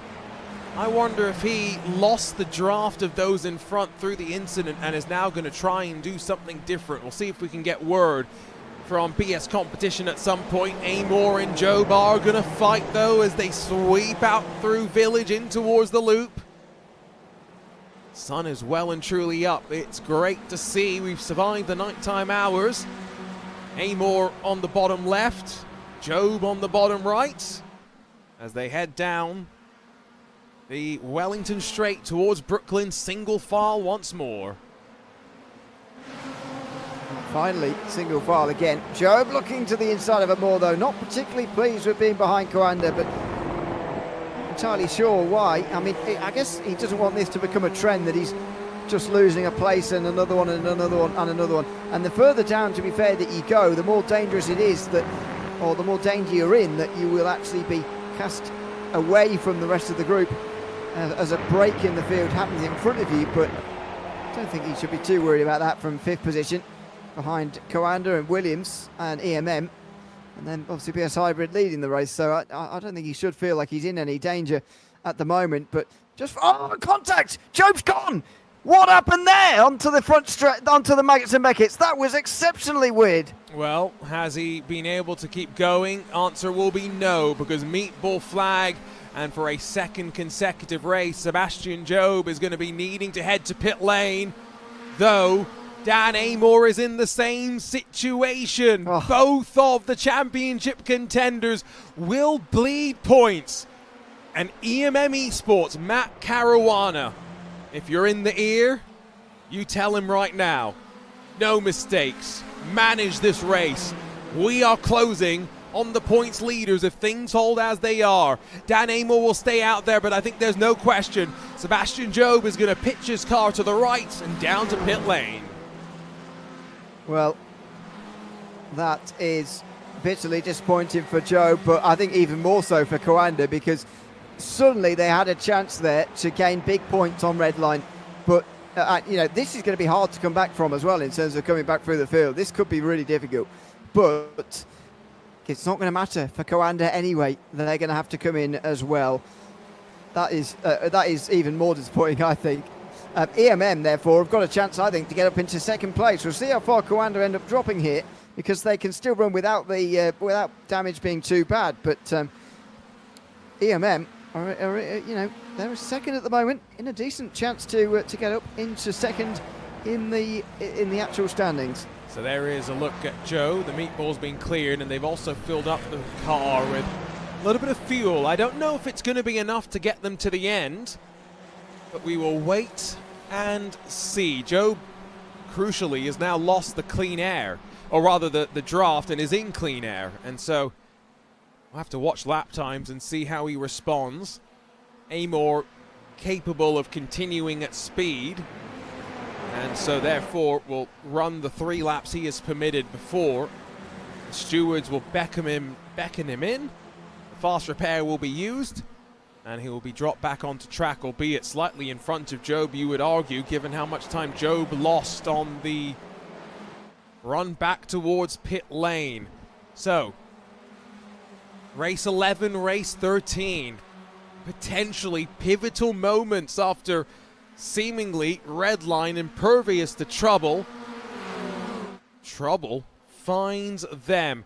Matt Caruana not looking to make a move just yet. He is content to sip the fuel and stay behind, trying to minimize his time in pit lane. Oh, and you remember earlier on that Caruana was caught up in the incident that Job got involved in race 11 as well, so EMM could be a lot closer to redline as well, but to the tune of about 10 points or so. It's pretty major when you're thinking about this. So Caruana's got a big chance here. He's got to, at the most, I don't, you know, doesn't have to go on and win this, but certainly can't get involved in any sort of incident that would send him a long way down the field. That would really hurt EMM Esports, I think. And as far as trying to capitalise on redline being so far down the field here, Joe currently 39th, as he's saying clean air for now, but there's groups up in front of him. Now there are a couple of teams that have just pulled down to pit lane, so I wonder if Dan Amor was also holding out for a couple of laps to try and get to maybe 30 minutes left to go, the 1/3 mark of this race, at which point he feels like he can pack enough fuel into that Formula Ford to reach the checkered flag. Remember, Job had enough damage to the suspension that was not an option. But this is what the strategists, the team managers, will be contributing as well. It's not just the drivers that are sprinting for 24 hours. The strategists in some of these races, the calculations will be typed into various calculators, maybe a TI-84. Good old classic. Hey? Did you never use a TI-84?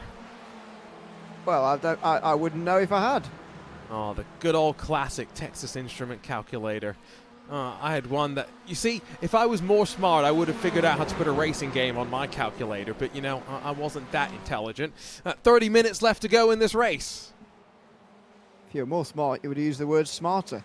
But anyway, that's me being annoying. Oh. It's 12 o'clock in the morning here. I'm going to take my excuses.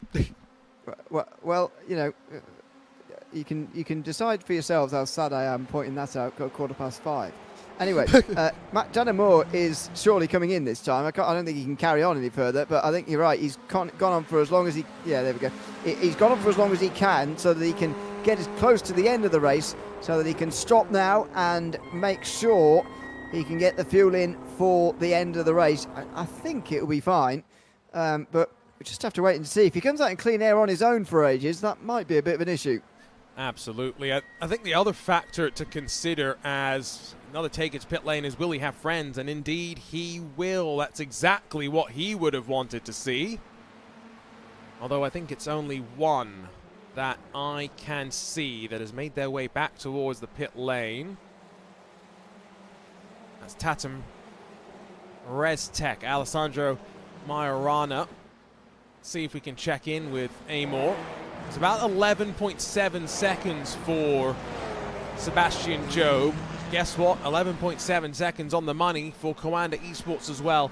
And I have to think that they can get to the end from here. Yeah, I think so. I mean, we're not that far from halfway anyway, so if they can't make it, this window's very, very narrow for the others to come into pit lane. We'll know for sure when we see what these guys decide to do. But I wonder if, you know, let's say 3 of these out this group, which has swelled to 14 in recent laps, decide to come in on their own, you know, find a bit of clear air, find a bit of speed. What would happen here? Would they be able to maybe go a bit faster than this leading group led by Elliot Budzinski and get in front of them to the tune of a few seconds, you know, create a group of their own? Or would it backfire completely? I'm not entirely sure. We haven't seen it yet, but because mostly guys have been coming in on their own. But it would be interesting to see if anybody, you know, in a smaller group could run